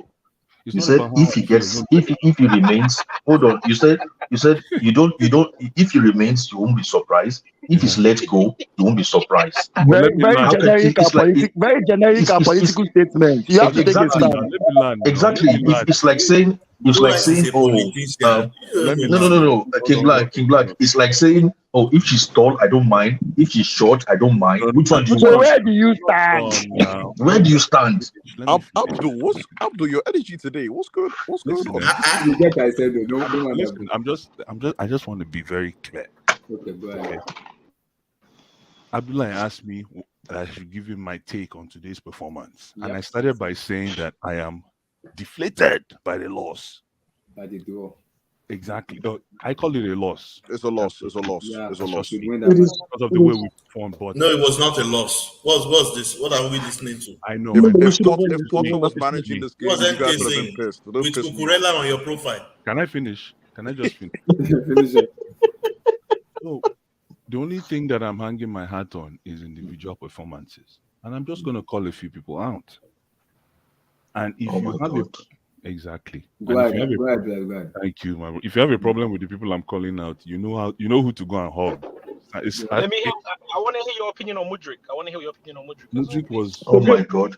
Let me He just. only played 10 Let minutes. Blue Eyes, Mudrik played only let him 10 talk. minutes. Guys, one after So the get other. to Let him Mudrik, talk. guys. Blue Eyes, talk to me about Ugolele. Guys, let him talk. One after the other, please. Guys, let him talk. Ugolele, did you see that? Did you see that? Guys, No. one Let me after the just. other. Let Abdullah give me the floor now. Let Okay. him talk, Come on, please. man. Ejo, please. Okay, I'm going to start with the goalkeeper, Sanchez. I need to watch you too. Your file is still on my desk. He looks rusty, Sanchez, but I'll forgive him. your file is still on my desk, but we appreciate you. This guy is better Okay. than he's far better than Kepa. No, I What need we to are see a few more games. is That's better not than just Kepa. me. That's just me. Bro, Just me. I have a fear that we signed Mendy for 10 million less. No. But I'll tell you in the two. Listen, this is what I want to even talk about the most, and I'm going to make it choppy. I know you guys want to jump on the mic. Is Mauricio Pochettino's press conference? I think Mauricio Pochettino's press conference after the game is the summary of what I'm going to say tonight. You see what he said. You see, that's why I love this thing about social media, and all this bullshit. Everybody thinks Pochettino played this position, played that formation, played this formation. Did you see how Pochettino answered that question? Anybody see that press conference? No. Okay, no. He said he played the back four. Thank you. The journalists say this is the first time that people were thinking that after last season that we will never go back to back three. That they were very surprised to see a back three in this game. Pochettino said, "What? You should see his face." Pochettino got offended. He's like, no. We play four. Sometimes we play two. We play. So for those people that think they know more than the coach, yeah. Come on, package yourself like chin chin. Abdullah, let me Package just yourself like chin chin. yeah. These are media folks that have been feeding on a lot of things. Insecurity. We're saying, I'm going to be one of them. Yeah, they feed on what the streets are saying, right? So they were trying to see if they can corner this guy. He's like, no. You say back 5, back 3, waiting. No, because you're a football journalist doesn't mean you know football. True, absolutely, but exactly. So that is why we say believe what you see more than what you read. No, but you know what even and that is why sometimes some of us say clarify what you are saying in football terms. Abdul, let me just finish. This Abdul guy, man. Abdul is on steroids, man. Abdul has been taking his bench tonight. Abdul, you need to take your meds tonight so that you can calm Abdul is down. happy with Caicedo and Lava. Ibo and Shayo, man. Ibo and Shayo. By the way, Abdul did not warm up his mic today. He's been working the whole time. I just want to say something. You know what? You know what makes Abdul's statement very obscure? Is that Podge? You know what Podge said in that statement? That is Neymar on his way to Saudi? Listen, you know what Podge said in that press conference? He said, Sorry. He said, if you put a what do you call it? What's that little technology that flies up and looks down? What's that? Drone. He said, if you put a drone, that's when I know. Okay, this guy is an X's and O guy. He said, if you put a drone on top of the team, you will see that formation was changing by the minute. But people always want to say, people always want to say, now back 2, now back 5, now back 6, now back 7. No, at some point, especially in the second half. Kowi was like a left back. At some point, the center back was like a left back. The coach, especially at some point, it was as if he was marking Salah. You know what even made it more intriguing is the coach looked at the media people and he says, I hope I'm not talking too much about tactics. He got into it. He looked at they told him, no, keep talking, because he thought he was ratting the team. He really got into it. He said, no. Sometimes when you look at us, we're 5, and then sometimes we're 4, and sometimes we're 2. Like, I can't remember how he explained it, but you could just see what he had in mind. I listened to the question and I was impressed. No, so in the second half, I was confused with what we were playing. I didn't know what we were playing. From the first half, I didn't know what we were playing. Bro, I saw Thiago Silva almost like as a 6 or something. The first half, I didn't know what we were playing, man. I was confused in the second half, man. Sometimes it looks like a back 2. Sometimes it looks like a back 3. Sometimes it looks like a back 4. Yeah. Sometimes I'm thinking but I feel like that's actually a good thing. It means that we are very unpredictable. That's very good. Jackson, man, listen, guys. I need to finish what I need to say. Jackson, go through the team. I'm going to start with Jackson. Fantastic player. I'm excited, but I don't know if he's a killer, man. The problem with it, I don't know if he's a killer. Sorry to interject. He knows how to show. Listen, Abdullah, hold on. Let me just finish. He knows how to show. And I'm excited about that because there's not a lot of players that know how to show. In the past 10 years, to show dangerous spots, just show in a very cold angle. He knows how to do that. But my problem is 3-1 today. Yes. 3-1. He's stubborn. I love how he drags the defense. That thing is amazing. We haven't seen that in 5 years. Trust me, I'm grateful. But my problem is that's why I guess there's a difference between a killer and a hard worker. Yes, it's an hard worker. I guess that's what it is. Maybe that's what it is. I don't know. No, but don't you think the reason I don't I agree what you said is Jackson is 22. He will get coaching, and I'm happy Pochettino is there to coach him and tell him when you know when to shoot and when to make those decisions in terms of position. He is the manager to explain what he wants from the team. This is his first official Premier League match. I expect him to improve, which I believe he will. No, Abdullah, can you hear me? No, listen, I'm really impressed with Poch, just from where I stand. But again, are we hanging our hats on 1-1, or are we saying, "Damn, we should have picked up 3"? We're saying, "Damn." We're saying, "Damn." Because I was angry too, but also the problem is, how come we're not talking about where we think we could have picked up the 3? Where? What part of the field? Our final end product wasn't good enough. That was what we should have picked up. It's Michael Modric. Raheem Sterling, Ben Chilwell, Nico Jackson too. Thank you, Abdullahi. Thank you very much. Sterling, Chilwell and Co. Which I kind of understand because Abdullahi, say Nicholas. So I'm a little bit angry, but I'm also happy with the performance too. I'm not gonna get pissed off too much because it's the first match. Absolutely, no, I'm excited, man. I expect us to improve now that there's Caicedo is here now, potentially Lavia and also Ulisse. That gives me confidence. Now there is creativity in the team and there's still in that midfield where I think Ulisse is a must now. I know we will create chances and we'll score goals. The right hand side of our attack because if Ulisse is on the right wing, is on the right wing, are you sure about scoring goals though? No, I don't know about scoring goals. There's no goals with Ulisse, but we need to create. We need to double. My problem is when is Ulisse? You know what I'm saying? Hold on. Early October. Instead of let me ask you a question. When is Ulisse? Score 1 chance, 1 goal. How about we double and triple the amount of times we arrive? When is Ulisse 100%? You'll be 100% by October. By then, these guys are on another level. But it will come in also to play his game. Abdullahi. I hope so. I can't Abdullahi, wait. can I ask Blue Eyes a question? Go ahead. Guys, like the video. Like the button. Guys, get the likes up. Like the vid. Go ahead. Nana, talk to me. Because the thing is, you spoke about Nicholas before, right? And Nico. I thought it was apparent today as well. Don't you think it's another situation of where it's more like calm down? You know, just calm, because I know it means a lot. What do you mean calm down? Calm down in the sense that every chance or every opportunity that he may miss or how many opportunities did he get, NK? No, Kimbla, let me finish. Or any chance that or opportunity to play a pass and he doesn't see it initially or something.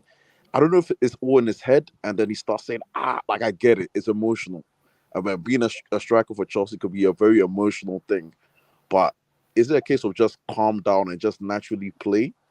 Or what it is? I'll tell you what it is. Why are you asking the question? Like, tell because me that's what Blue Eyes said previously. He said calm down. He's asking me the question now. He's asking me the question now. No, hold on.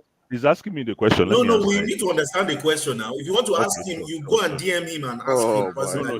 These are not good discussion at the end of the day. Let me answer the question now. He said he wants to ask Blue Eyes a question. So let me answer, and then King Black, you can jump in. Listen, but he's already suggested the answer now. Who? Nana. He said, don't you think it's a... That's what he said. He said, don't you think it's a matter of... So he suggested he's asked a question. No, because Blue Eyes previously said calm down. No. Everybody to echo it out. No. Are we talking about Opanka? No, Nicholas Jackson. Okay, I tell you what. Leave it for me, Nana. You don't need to be proverbial with Nicholas Jackson. The reason I'm very jumpy, and this is I like you. I think give me the accordance to use that word jumpy. The reason I'm very jumpy about Nicholas Jackson is he's shown me already that he can be in the right place to score. But today, out of those 2 chances, he should eat 1, and that's just my standard. I don't care. Nana, can I ask you one question? Yes. Yeah. How many games did it take Henry at Arsenal to score his first goal? I think he went 14. It was around 14. Same games, thing as Drogba. Hold on. How many games has Nicholas Jackson played for? One. Chelsea? No. Again, hold on. Let me just answer. So the thing is, let me Let me just finish. Then you can finish. No. I want you to make Let me finish. Then you can talk. NK, what warranted your question? That's exactly what we'd like to know. So, NK, instead of just popping up and asking, we don't even understand the question. I'm not here. King Black, what's this guy's problem? Don't want King Black. Honestly, you come on to just come and criticize it. No, one of the best performance on the pitch. King Black. No. For no reason. Black. No. He has two chances, so No, he should score every chance he gets at Chelsea. Really? Oh, this guy, Blue Eyes. You see what Kid Black's doing? Don't mind Kid Black. Let me No, finish. tell Kid us, Black, tell and us then you about can the go. game, NK. Tell us about the game No. first. Let me just finish. Then NK can go. No, I'm NK not needs done. to. Yes, No, Abdullah, I'm not ask done. NK I'm not I about want the him game. to, don't worry. He's already I'm not speaking the done. football. I NK want will him go to next. Right. Let me. Blue Eyes, finish up. Yeah. So listen, I know how you guys feel. I know how it is. It's okay. But listen, this is reality. If somebody is indifferent about a performance, you cannot come and think you know pass. No. Take your lane. Just stand in your lane. We appreciate your positioning. You understand? The truth is the truth for what you watched today. And I can tell you, We didn't win today, you know. Just with quickly, exactly. I don't know. My brother, we did not win today. It feels like we won. This is like a winning stream. I'm not gonna lie. No, but hey, for some people, it is an excellent stream. And for me too, I'm one of those. But at the end of the day, when we talk about individual performances, we know the people that performed Yes. above average. So who are those players? Name I'll all start, of them. It would be 11. Oh, for sure, man. Number one, Chuku. I don't care what anyone thinks. 8/10. Take that to the bank. I know it doesn't taste well. 8/10. 8/10 is too big. Hold on, let me finish. Guys, allow him finish. one at a time. Allow him to finish. Opanka Please. 9.5. Opanka was my man of the match. Ironically, I'm not gonna lie, because of it's exactly what I've been calling for. Whoa, I'm not gonna lie. Opanka was 9.5. Alexis Disasi. Axel. Who's that? Who's that? His name is Axel Disasi. No, Axel. He plays like an Alexis, right? Okay. Axel. You know that guy, Axel. Axel today, for conceding and scoring, I give him a 6. He conceded the goal against us. Yeah, he was on that way. He scored. Yeah. Is that more his fault or Reese's fault? It's Reese. It's RJ. It's more on Reese. It's more on I think Reese. it's more on Reese, Blue Eyes. It's not. Yeah, but that ball was too. The way he let that team roll, I wasn't impressed. That's Me all. too. Like, But that's more on Reese because Reese forget I would himself. have liked to see yellow card than that goal. That's just So penalty. You would have liked to see a penalty. You know what? Even if it's penalty, That's against card of Blue Eyes. No, hold on. Let me just say something. And I'm not saying he should have, but even if it's penalty, you can see the reason why. You guys forget how to watch football again. You know, sometimes when it's penalty, you say, you know what? Okay, I see. You know, he didn't show any initiative. I didn't understand what he was trying to do in that position. So, fair enough. If you understand what I mean, fair enough. Understand. We understand. That's it, man. So, listen, today. That's it. Finish the rest of the plays. Finish. Oh, Opanka 9.5. Conor Gallagher 9. 9. Good 9. Listen, comfortable 9. I never seen that killer instinct in that pivot, like all of you were rightfully saying. Nobody expected him to function in that role, but what he did there, I'm shocked, man. I'm like, is this Conor? I started calling him Coco. The guy. Listen, Conor Gallagher 9. Thiago Silva 9.5. Bless. Is that guy really 38? It will be 39 in September. Thiago Silva 9.5. We need to check Gallagher was fucking terrible. I don't know what y'all saw in that game. You're drunk. Bro. You're drunk. Oh my You're Look, drunk. bro, I only watched the first half. Yeah, that's why. No, that's why. That's why. He doesn't Oh, he didn't know. see the He second never half. checks. He never checks his shoulder. Bless. Never. He's fucking awful. His touch is always heavy. Let me just. And then he spends this time. He spends his time chasing the ball like a helium balloon. The guy is terrible. The guy is terrible. In the second half, He is not good. He is not good, bro. I'm sorry. Let me tell you something about Conor.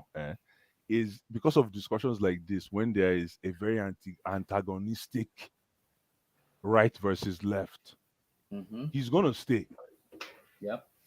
He's gonna stay. Tosi, you didn't see this boy play. Second half. he kind of grew into the end of the first half. He kind of grew into the game. Yeah, with so the, imagine the You should graph. have So, seen the second half, imagine man. the graph by the end Oh of the game. god. Oh my god! Like he took it to the The thing next is, level. Liverpool midfielders are soft. There's no Yeah, bite okay. Well, I to could them. agree. Why? I could agree. Why? Why There's do you no say there's no bite. bite? The McAllister, So they why don't we just? they don't want to get into duels. McAllister, So why didn't you just say that Szoboszlai, the Chelsea midfield was Gakpo. better? Why And don't by you the way, just? no, but you guys underperformed because Gakpo was out of position all game. Okay, Robertson guys, was I food. just saw it Like now. you guys should have Okay, exposed wait. that left side What a Blaise was lot. You saying. guys didn't do What enough Blaise was exposing saying. that left Blaise, side he of said, Chelsea. He said they play a Sorry. 4-2-3-1. He said they play a 4-2-3-1 formation, which people thought it was a back three.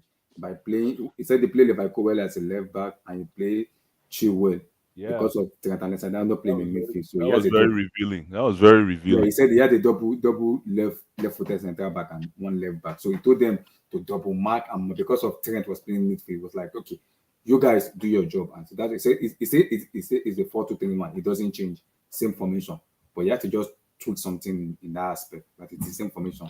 People might say it's a back three, but the same formation is a back four. So where was Rhys James playing? Rhys James was playing as a right back and also coming into the middle. So it was Yeah, but he said so. Where was Garcia playing? Garcia was playing beside Thiago Silva. Did somebody say Rhys James? Yeah, Rhys James. Yeah, what's his rating? Let me tell you something about Rhys James. I love that name was brought up today. 8.5 over 10. And guess how he got 8.5 over 10? He did less to gain more. This is the first game where he didn't work hard. He didn't work like a headless chicken. He just picked his poison. Yeah. He did exactly like two touch. Like if you were going to base him based on like what do you call it? And his crossing was just activity, like running around the place. You can say his activity was maybe 6 over 10, but his end product was 11 over 10. Because and can somebody tell me why? For me, he didn't. For me, he kept it simple and was doing it quickly. For me, true. And something else. I always talk about it. He didn't cut in. He stayed in the wing. Yes, he did. I talked about this for the past 3 seasons. He didn't cut in. I think he was listening to our team, Blue Eyes. He's listening to our wing. That thing he stayed in the wing was destructive because what it did is that anytime Sterling gets the ball, even though Sterling has 2 people on him, they got to worry about Reece at the far right. So it was already that's why Sterling looked good in that first half. There was always an overlap, yes. which is what Nigeria Falcons didn't do against England when they were down, when they were up one player, when England was down one player. Yes, they didn't create overlaps. Today we created overlaps, but we couldn't execute. It was painful. Yes, it was painful. I think that will come with coaching and communication. You can't create overlaps and not score. Yes, I agree, but that will come with it's like draft. It's not checkers. It's like draft. When you play, I don't know what they call. Yeah, checkers, right? Draft. When you play draft, if you have an overlap, you go king. I agree, Blaise, but that will come with coaching. That will come with communication with each other and knowing each other's position. That will come with. I'm confident in that. Man, at least we didn't lose. You're quick to before I go to other guys. Caicedo and Lavia. Caicedo is a done. The Lavia potentially tomorrow. How is Caicedo done? Where is it? It's here we go. Blue Eyes. Oh, he's not a social media guy. No, I'm not. Let me show you. It's done. You know, the one thing that I was happy about is that they didn't parade it before. No, they said the agreement was announced yesterday, but they said because of they want to respect.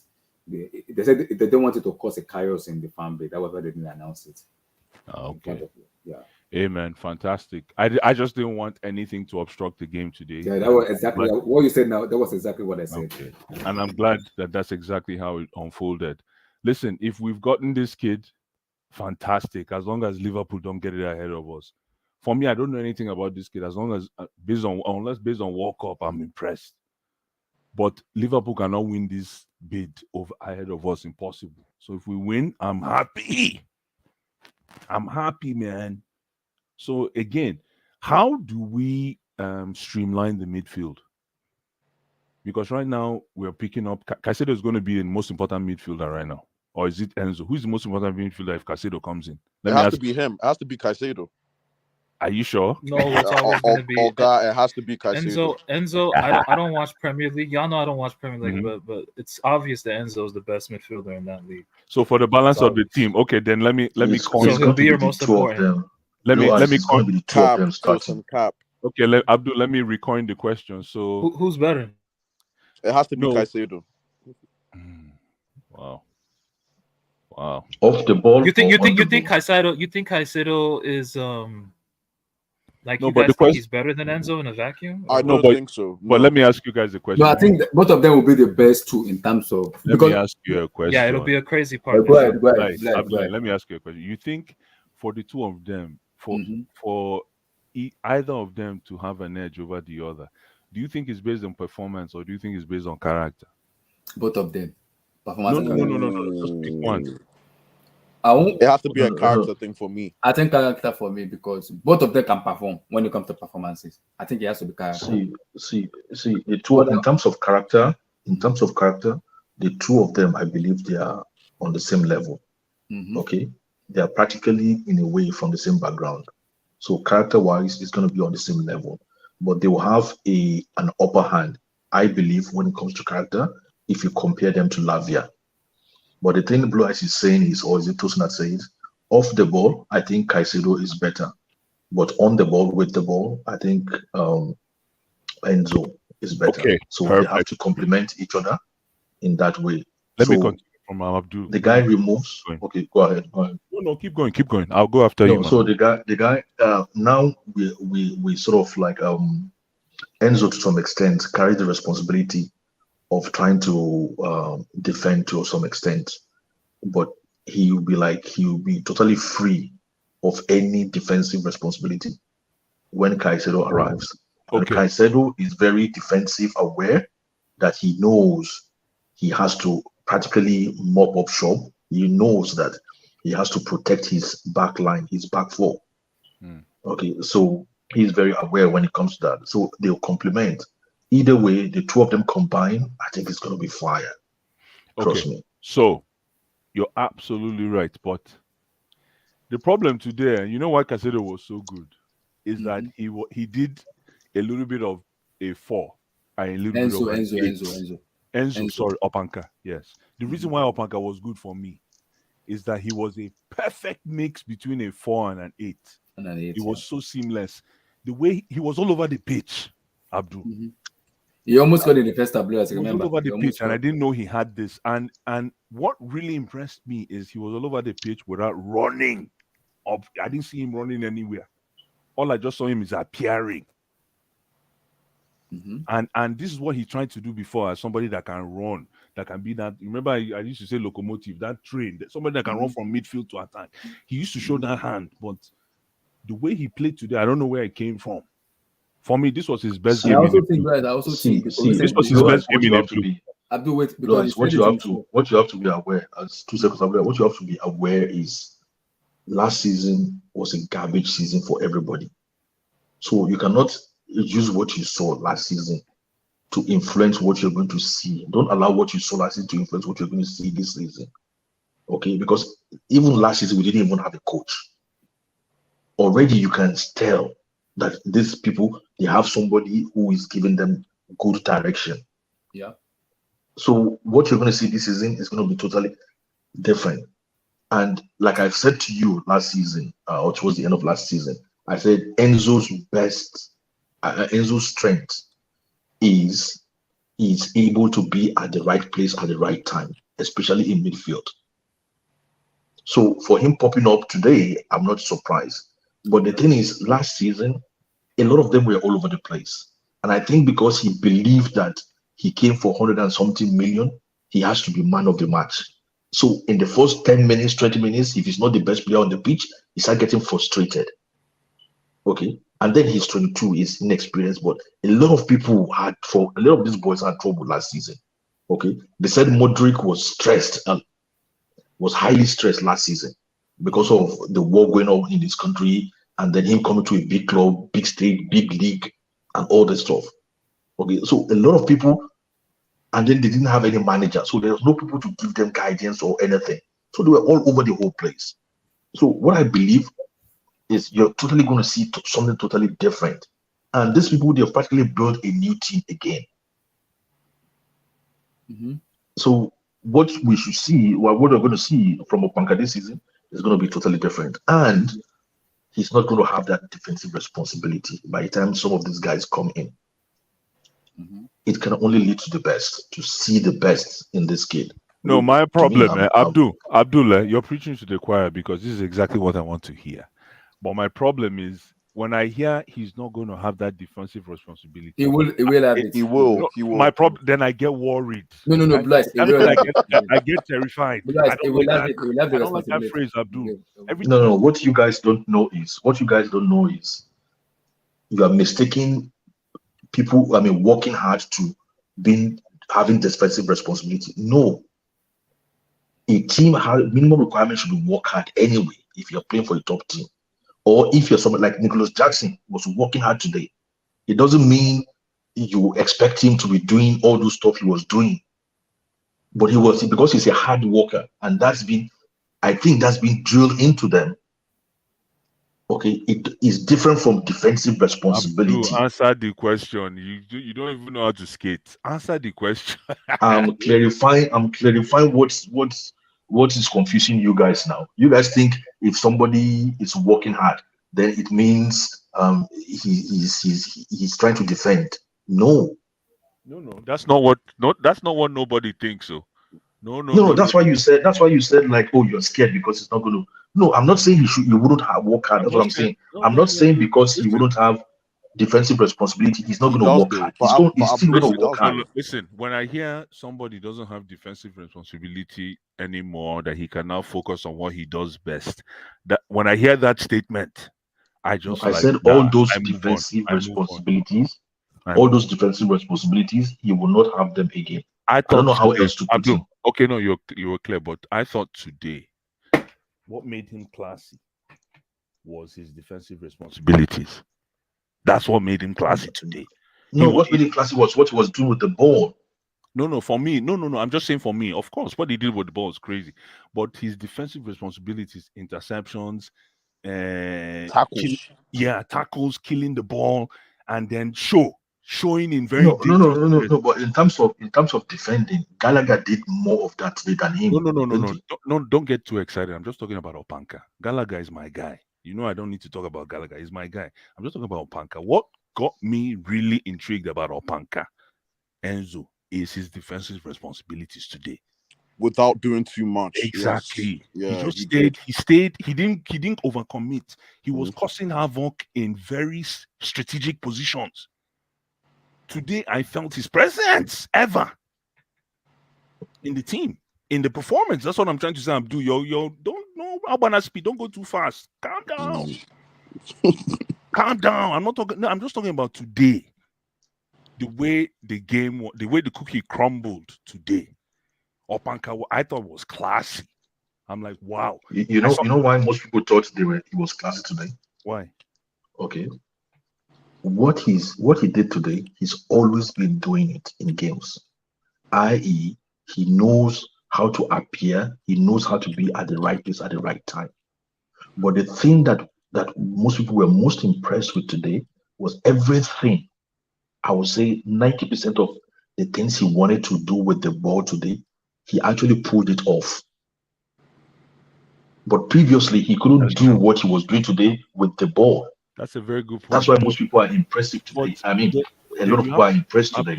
So the question now, that's a very important point that I don't know. But the question now is, what is giving him the confidence to receive that ball and execute?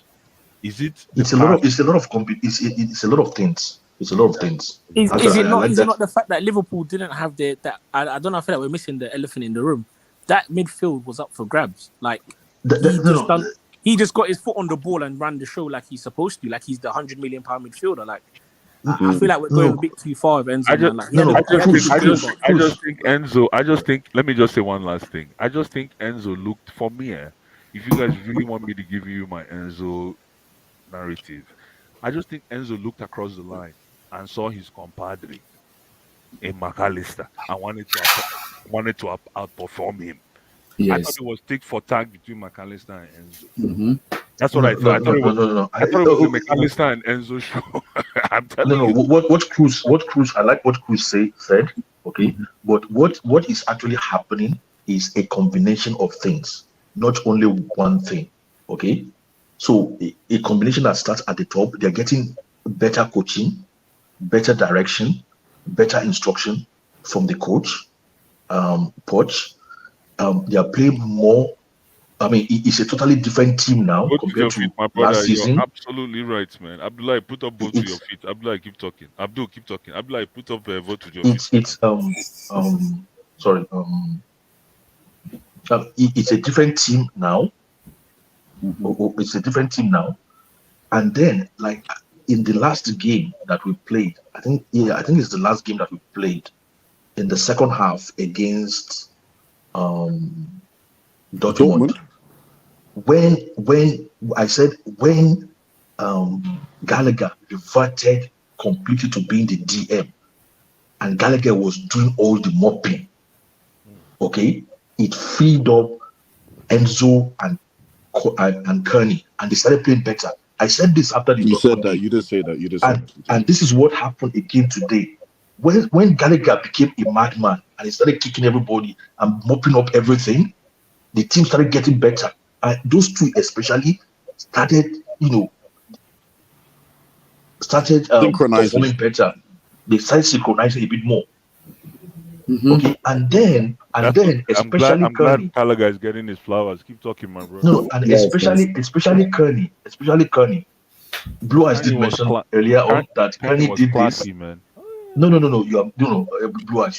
Where you are mistaken is Kearney always plays good when the team is playing well. But when the team is still He plays what? dragging, Kearney He always plays what? good. He always plays good when the team is playing well. No, But no, he's no. not the kind of. It's not yet. It's the other way It's not around. yet. Abdul, No. It's not. No. It's not yet a player that drags a team. Okay, but once you see all of them start playing leather, okay, Enzo start doing what he wants to do. Even Chilwell start popping up. Okay, Jackson start doing what he likes to do. You see Kanye again, he then becomes a baller. He becomes a ball joiner. that Then he second starts half, playing the well. guy, that second half, Pochettino didn't know what to do with him. You couldn't bench him. You couldn't. So that's why you saw all of more them of though, him they in did the very second. well. That's why you saw more of him. Anybody can somebody prove me wrong? No. It wasn't even the one. It was everybody. Sorry, it was who? It was everybody, not even only him. No. The only one that pissed me off that I need to No. guys. We need to have a I'm just trying discussion to about. talk about. We're talking about Carney. Just calm down first. Let's talk about Carney because you want Carney's head on the chop. Yes, Exactly. So but let's talk also about. I'm not talking why about I Carney wanted today. this Hold on. because Let's talk about Carney today. Mm-hmm. Did he play well? Yes or no? He did. He did, yes. That's all. But he was playing well. He was playing well when the team started playing well. Yeah, I agree. That's what I'm trying to emphasize. Let me make it more complicated for you, Abdullah. Okay. I thought that, and I know it's going to sound obscure. I thought it was Carney's performance that dragged the team to that level. With what? All those karate kicks he was doing? No. Because I know. No, because of the way. That's why I said he had the water carrier. I think he had that water carrier throughout the game. He wasn't excited. Go ahead, Abdullah. Sorry. Yeah. What I think happens with Connie is he wanted to shine and show that he wants to be in the team.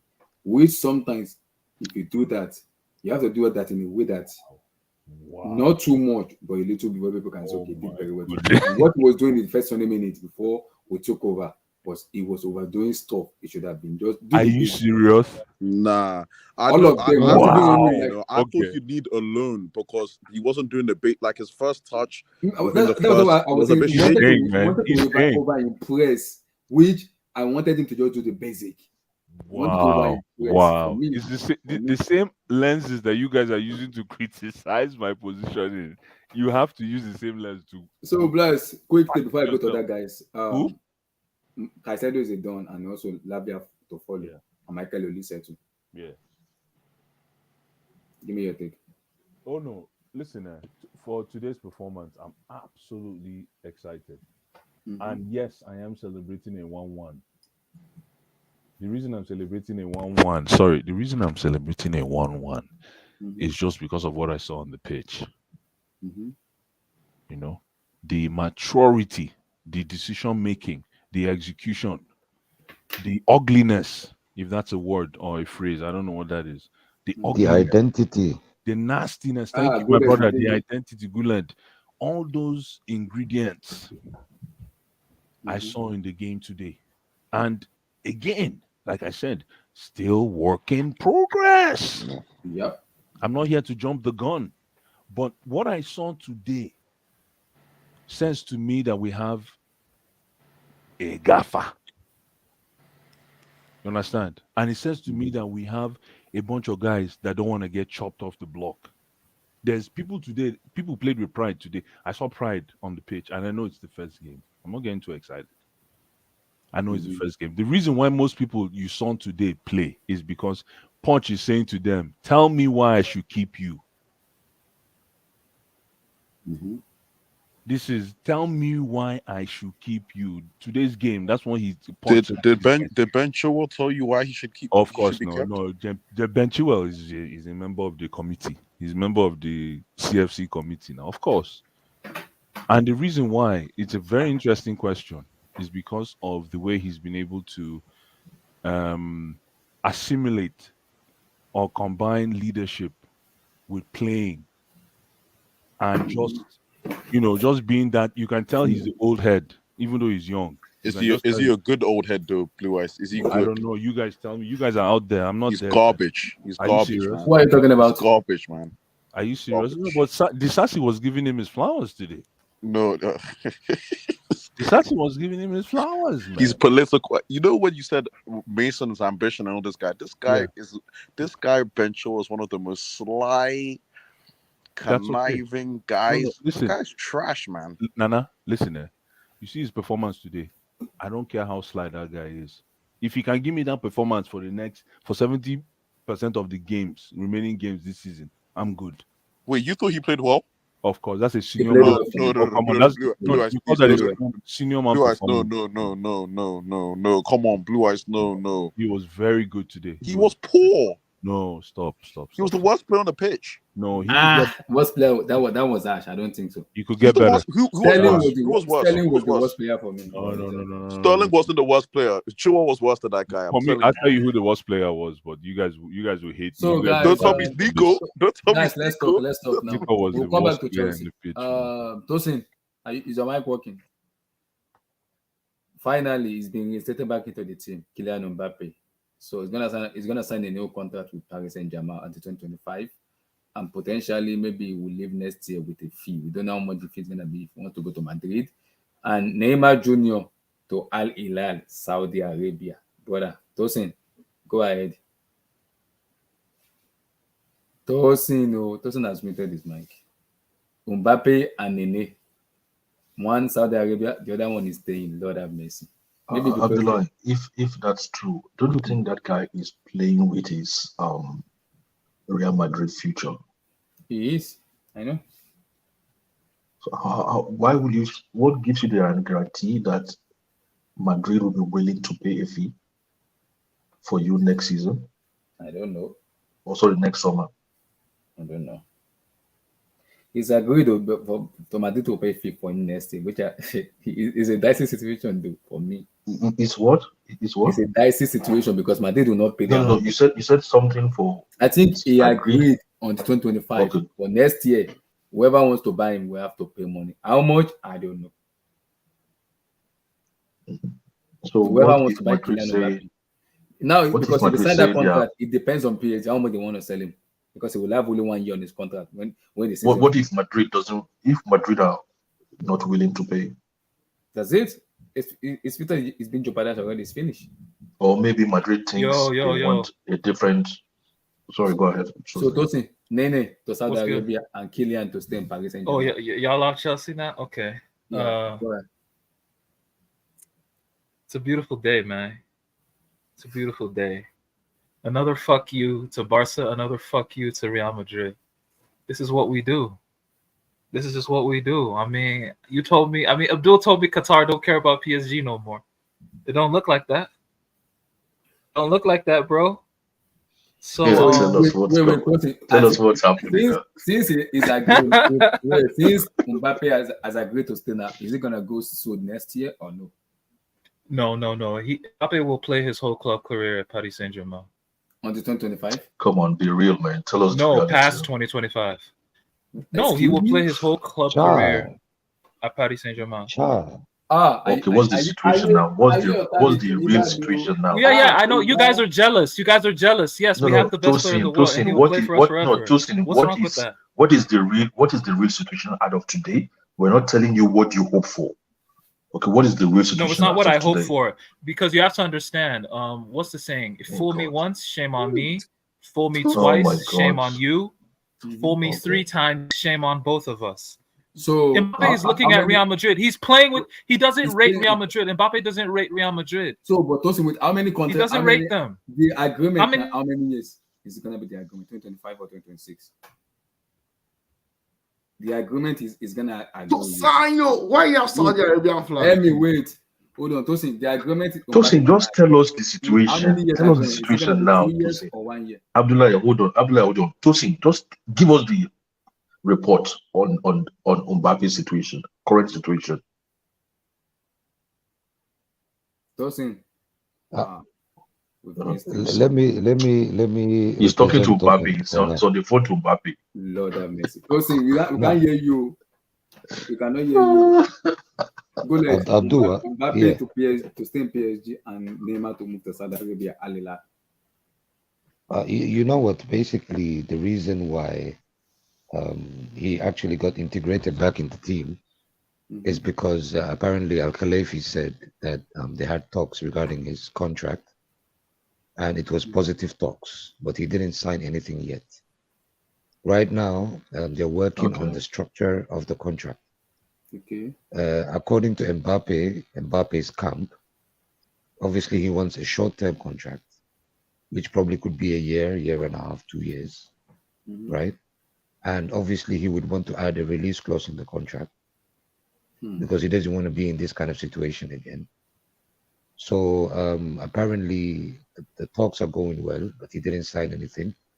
They're working on the structure for now. But what Al Khalifi did was apparently he came into the dressing room after the game, and he told the team that Mbappe is an integral part of the team, right? And Mbappe was there because he was there in the stadium at the same time as well. So he came into the dressing room. So he said he's an integral part of the team and he's going to be part of the team from now on. So according to the news, right, this is the case. The case is that the talks are positive. They want to give him a short-term contract. The issue before was that he wasn't even looking to sign a short-term contract. But I think what Al Khalifi did to him, taking him out of the team and so on, that actually made him think about the Euros that's coming up, Real Madrid, and so on. And being out for a year is for a player that is dubbed to be one of the best in the world. That's not something that you want, to be honest. So I think he tracked back and he realized that he need to play ball with Al Khalifi. So this is the situation now. They're working on the last details. But one thing I can guarantee you is it's a short-term contract. Like how many years? 1 to 2 years. Okay. 1 to 2 But years. his current contract ends at the end of the season. His contract doesn't end. So they'll probably extend him a year or two, but they'll have clauses in that contract. So release clauses. Yeah, release clauses where he can get out next summer or he can get out in 2025, right? Yes. So why not just see through his current contract and be a free agent next summer? PSG said no. PSG said if you don't sign now, you stay on the bench or we sell you. Yes. And Sell him when? Those were clear terms. No, sell him when? Now. So why doesn't he want to be sold now? Because Madrid doesn't have. He just wants Real Madrid. He just wants Madrid Real Madrid. doesn't have the money that PSG wants. PSG wants 200 million euros. Yeah, but the way it looks like is Madrid are not going to get him next summer either. because he's not going to be. If he signs a short-term contract, he's not going to be free next summer. No, he's not going to be free, but there'll be a release clause, which now he can. Yeah, they can trigger it. He can trigger that release clause with PSG and tell them, okay, I'll play for you this season. I don't want an increase in wages, right? That increase in wages, keep it as your own game, right? Pay me the same wages you always paid me, and then next year let me go to Madrid for 100 million euros, and then he has to Madrid they have to pay the 100 million euros to PSG. What if Madrid is not ready to pay that because they don't have it? Then Madrid should get out. Then Madrid is Tosin is here. Tosin, give us your take on yeah, then Madrid is not serious. Mbappe, Emmy, no be stubborn head with this thing though. That business. No, nobody talks Yo, about Emmy, stubborn how head. you doing, man? Hey, Tosin, sign on my brother, man. I'm happy new year. I'll be happy new month. Your take on Kylian Mbappe's contract and who me? Me? No, Tosin. And Neymar Junior Saudi Arabia. Oh, Tosin, okay. Yeah, Oh, look, man, with Mbappe, it's just I don't know if you guys follow another sport like Kobe. Is he, I mean 2 years or 1 year? Is it 1 year or 2 years? It's not confirmed yet. No one really knows the length. Yeah, nobody knows. No one knows. I follow other sports. Yeah, like Kobe and Shaq. You know how Kobe wanted to get Shaq wanted Shaq traded? Yeah. You know that, right? He wanted Shaq traded. It's the same thing with this Neymar and Mbappe thing. Mbappe is like Kobe, Neymar is like Shaq. Exactly. You know? That makes sense. If Mbappe wanted if Neymar out. He wanted Neymar out. That makes sense. Okay. Well, Neymar is gone now, right? He's going to Saudi, right? Yeah. Now, the minute Neymar was going to Saudi, Mbappe came back out of nowhere. Came back from behind. What's the problem between the two of them, really? But why is he having a problem with Neymar? Yeah. Why? He's not blocking ego. in any way. No, but the problem is His egos. Listen, I'm not a PSG fan. Tosin, correct me if I'm wrong, but this is the only time that I think Mbappe can pull this kind of move at this time of his career. Like I think he just felt this guy was in his way, man. Yeah. Yeah. No? Yeah. Tosin, no? Yeah, that's what it was. That's perfect. That's literally But what it was. was Neymar really in his ways, though? In his way, right? Because I mean, they both play on the left. Neymar plays a different style, right? I know, yeah, Neymar's a different player, but they both occupy same positions on the field. Oh, wait. Mbappe wants to take all the penalties. Mbappe wants to take all the dead balls. You know, he wants to be the king. Let me ask a question, Tosin, because it's your team, right? So now, will Mbappe start playing as a 10? Because that's where Neymar. So does he want to play as a 10? No, or does he want I don't think he'll play as a 10. He won't play as a 10. But he will take the number 10 from Neymar. I will tell you that. Okay, so he'll take that shirt, that kit, the number. He'll take the number 10. How? Okay. Neymar shouldn't let that happen. Never. No, Neymar. No, Neymar's gone. He's gone. Oh, okay, yeah, that's right. Sorry. Neymar's gone, Okay, right? correct. But the I thought thing this is, was see, what I'm trying to say is this, right? At the end of the day, this Mbappe thing is becoming. If I was PSG, I'll be very pissed with him too. Because man, it's as if you're using us as a stepping stone. What motivation would those players that they bought into PSG have to enter this Champions League this season? Because we know that our best player is going to leave us anyway this next summer. You don't know that. You don't. And let's say he does leave. Yeah. PSG will get 200 million. We're gonna get 100 million. We're gonna get 100 million for Neymar. Neymar's going to Saudi Arabia for 100 million. Yeah, 100 million euros. First of all, shout out to Saudi, man. They've blessed us. So how much? Is that why you changed your distance to the Saudi? Yeah. Tosin, listen, that is a very Tosin, with all due respect. I hear you shout out to Saudi, no disrespect, but Todd Bowley has to be in that discussion a little bit. Let's just be fair. Todd Bowley for what? He found that loophole. Yeah. No. I think he's the connecting guy to Saudi. But Neymar is the record. He's the record transfer. I think the record transfer before was Malcolm from Zenit for 60 million. 60 million. Neymar's about to go for 100, 90 million to 100. They blessed us, man. Compare that to Barcelona. Barcelona bought Dembele. Who are guys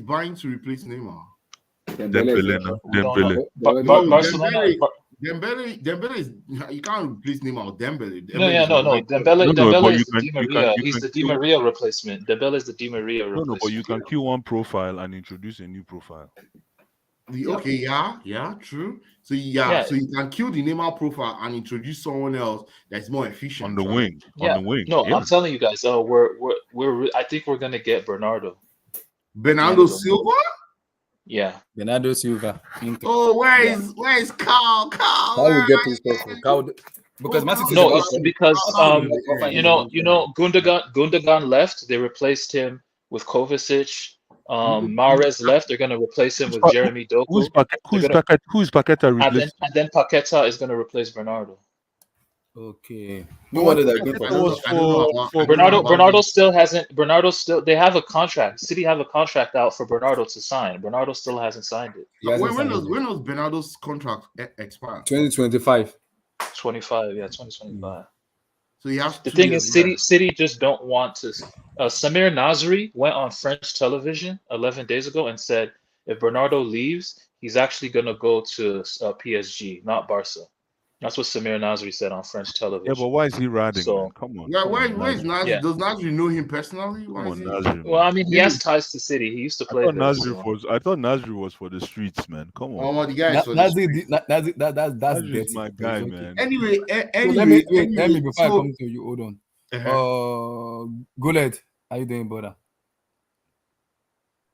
Yeah, I do. So your take Hello, on my them, guys. your boy is finally here. The two guys, Caicedo today, potentially tomorrow for Lavia. Yep. Todd Bowley became a madman and Nick Bali. Now, wow. I told you now. I told you about You can't hijack the hijacker. It's okay. You All cannot you hijack the doubting hijacker. Thomases. If you know your name is Yeah. Thomas. You know what, guys? I'm actually very happy. Very happy. I'm over the moon. Because everybody thought Chelsea is in the mud. We lost our Russian billionaire. No more Russian money coming. Chelsea is finished. They can't buy trophies anymore. They don't have no pool. We are pulling players and we're in 12th position. Guys, just think about this. That's low blow, but I understand. And not only that, Blue Eyes, we are feeling sorry for Liverpool to the point that we don't even want to introduce the player on the pitch before the game.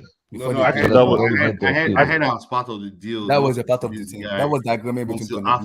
That was the agreement between Tony Bloom. Can somebody give me my flowers? Can somebody please block flower and give me now? I will come and take hibiscus. I'll take anyone, man. Blue Eyes, how many times? Blue Eyes, let me give you a flower. Come on, man. Blue Eyes, how many times? How many times you don't give people flowers? How many times you don't give people flowers? You only give flowers. Where I come from. I'm always quoting people, man. This is a community. And thank you. Anyway, go ahead. Go ahead, guys. Go ahead. Sorry. Go ahead. Yeah, no, it's okay. Yeah, so I was telling you guys earlier, like clearly, we have been the underdogs since the beginning of time. Since the beginning of time, people hated on us. Before even Roman Abramovich, since the 90s, early 90s, when we were going down and coming up, going to championship and coming up. It used to be called League One that time, I think. Division One, sorry. So I'm very excited. Like I said to you, Abdullah, everybody must start hiding their wives, hiding their kids. We're coming for everybody, anybody on the market, anybody that's hot right now.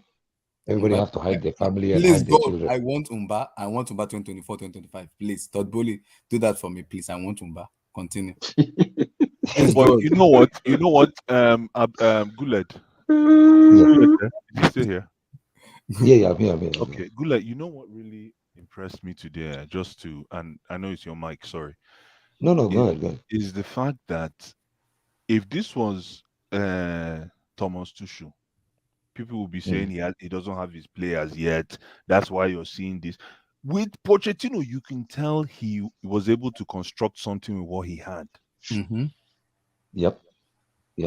And You not only that, understand? oh guys. If this was Yes, Pochettino's, if this was Tuchel's era, people would be saying, "Oh, he needs his number 10. He needs this guy to come in. He needs Ponko to come in. He needs Kacha to come in." oh guys, that's the power of social media.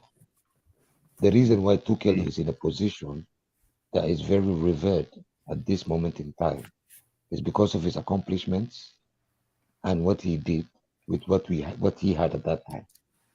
And Pochettino always was looked as a guy that just came from Southampton, did okay in Tottenham, apart from that miraculous season, went to PSG, couldn't handle no egos, and now he's coming to a nursery to train under 19s and under 20s.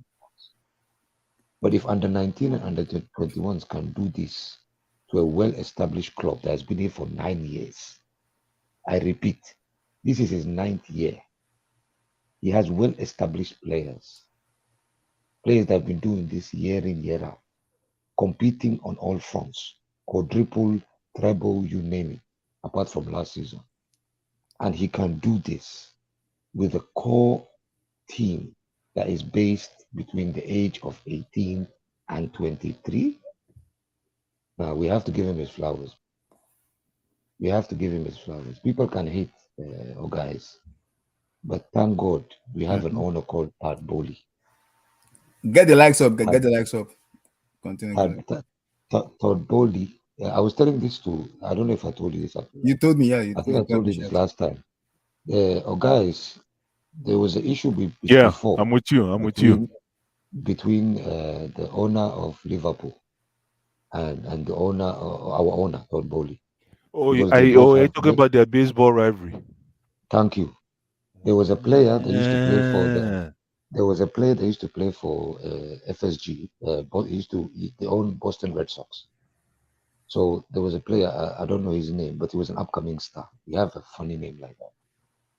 And then Todd Bowley, when he was in, because he owns LA Dodgers, Todd Bowley said, I want this guy by any means necessary. Whatever money he wants, give him a blank check. Whatever contract and length he wants, give him a blank check. Let him pick whatever he wants and write in his agreement. But bring me this player because he's an upcoming big star in the Major League Baseball. Guess what? That player in 2 months, without even notifying the Boston Red Sox, he started skipping training like Moses Caicedo. And the guy was found in Los Angeles. Los Angeles, London. Yes. he went straight to the LA Dodgers. This guy was communicating with Todd Bowley all this time without even the FSG, John Henry, knowing about what's going on in Boston Red Sox. And Todd Bowley not only gave him a blank check, he was even ready to buy him out of Boston Red Sox. Because why? The player doesn't want to be there. So this is deja vu all over again. They tried to come and snake us. And Todd Bowley said, so you want to get me back for what happened in Major League Baseball? Thank you very much. The ultimate beatdown would have been 3 points. Good lad. I know. Hi. I know. Nah, you know what killed us? You know what I killed think us, we can get 3 points from this game. You see, that's yeah. the next level predatory stuff we need to win stuff. Yes. We need but, that guys, to get to that simplicity. next level. Like in a game today, Gullet. Sorry, one last statement. Mm-hmm. Yeah, sure. Just squeeze out 3 points and walk away. Make it ugly. Make it ugly. Make it like we almost lost that game, but we won. Yeah. Anyways, go ahead, right. Gullet. Sorry, go ahead. No, you're absolutely right, guys. But you know what I think that we were lacking today? It's not even about our technical way we were playing, our identity, and so on. It was the fact that nobody was shooting the ball first time. Everybody wants to take an extra touch. I don't know why. I think the only time there was a straight shot one time was Nicholas Jackson when he missed it. Right? When Reece James crossed that ball. But look at that ball that Opanka gave to Chilwell. Why did you take that touch? Just shoot like that, no? Guy. Just bulala the thing, man. Inside the net. Same thing with Mudryk. Exactly. The guy's ambidextrous. He uses both feet. Why do you have to touch that ball again? Just eye the goalkeeper. Eye him now. No, not only that. You can see the keepers rushing towards you. Put it on his right-hand side. That's it. But everybody want to take an extra touch, extra touch, extra touch. That's what killed us. That's the only thing that killed us. But I am very excited about our midfield. I think we can have the most expensive midfield. And also if Lavia Caicedo coming in comes in. tomorrow. And Lavia comes in, yeah.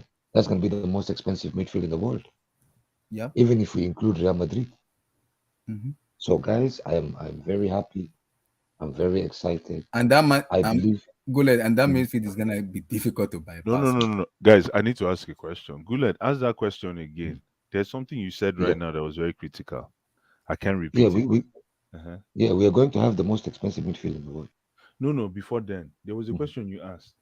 Oh, I couldn't record that question. You just asked it like 1 minute ago. Very important question. Who was it regarding? The player? There's the way you asked the question. I think it was it about a player or about the midfield? No, I said Lavia is gonna join tomorrow.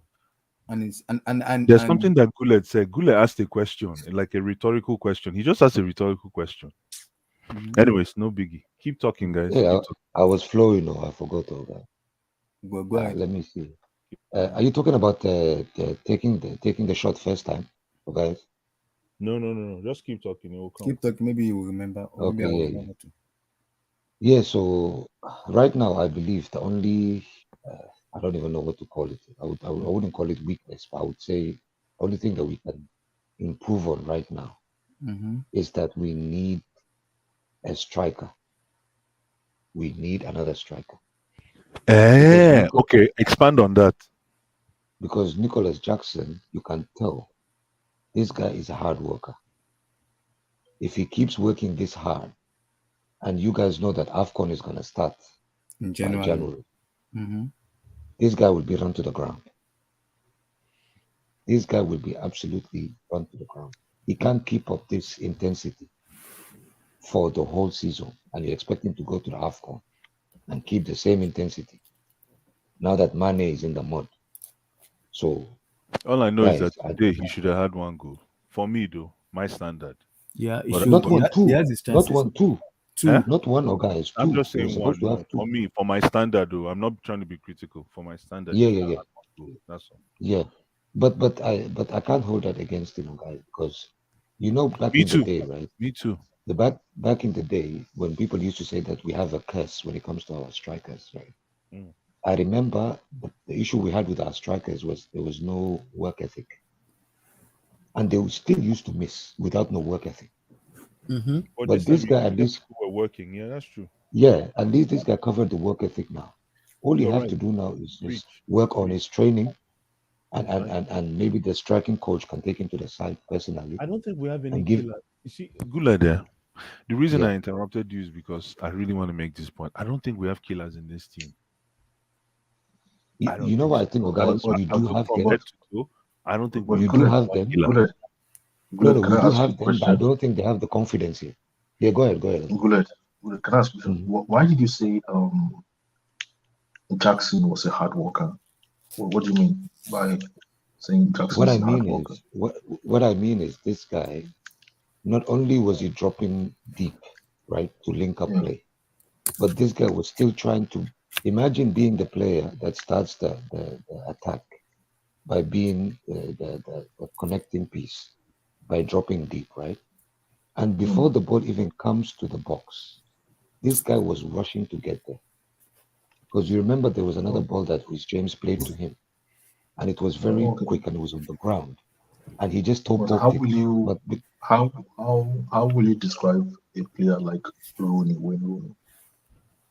Will you say he's a hard worker? No, Wayne Rooney is not a hard worker. Okay, so what will you call Wayne Rooney was he was an intelligent player. He was the kind of player that, because you remember at the beginning of his career, when he was young, he was doing all the hard yards, right? I think the first, I would say, until he was like probably 28. And then when he started dropping deeper and playing as a number 10 or playing off the strikers or off the wingers, he had players on both sides, thanks to Tevez and... No. I'm talking about his own style of play. Because you describe Nicholas Jackson's style of play of being a hard worker. and I thought that was this. I'm not talking about productivity now, like the end Okay, product. you mean I'm talking his about style, personal style? his style Rooney of was the playing kind of football. okay, So yeah, his personal is it style, not right? right? Is it not correct to say when Rooney's style of play is the same like Nicholas Jackson in terms of being like they're hard workers, if we follow that term? Okay, I can say yes, but I can say no, and let me explain why. In Okay. terms of the link-up play, yes, right? But the difference between Nicholas Jackson and Rooney is the fact that Rooney used to let the ball do the work for him. But Nicholas Jackson, he is ready to do all the hard yards by himself. He's not the kind of player that's going to finesse the ball in a way where the ball's going to do the work for him. This guy's ready to take the ball, run for 50 meters, and then pass to somebody or shoot. But is that not But exactly what when Rooney was doing before he broke his legs? He was going all over the place, carrying the ball, taking the ball, dribbling, creating his own chances, and things like that. yeah, Dragging until the age of defenders left, right, center. Is that not what yeah, Rooney that's why was doing? that's why I said until the age of 28, 29, I would say. And then after the age of 29, as you saw, he changed his style of play. His legs But were gone, before, right? when he was, his legs were gone, number one, and he found himself more as a creative player rather than concentrating more on scoring. But yes, when he was young, he was like that. But the difference is, Rooney was more technical than Nicholas Jackson. Abu. Yeah, of Rooney course. could, And Rooney, product wise. yeah, not only end product, the final pass, right? Like today, for example, when Nicholas Jackson made that run, that long bursting run, and Mudryk was open. I Pass don't it know first. why, but Pass it yeah, first. Nicholas Jackson took another 3 or 2 more touches, Which is he should not have done. Just pass it which first. made the way which Nicholas Jackson is playing now, or the way we are accustomed to him playing now, was it different from when Henry started?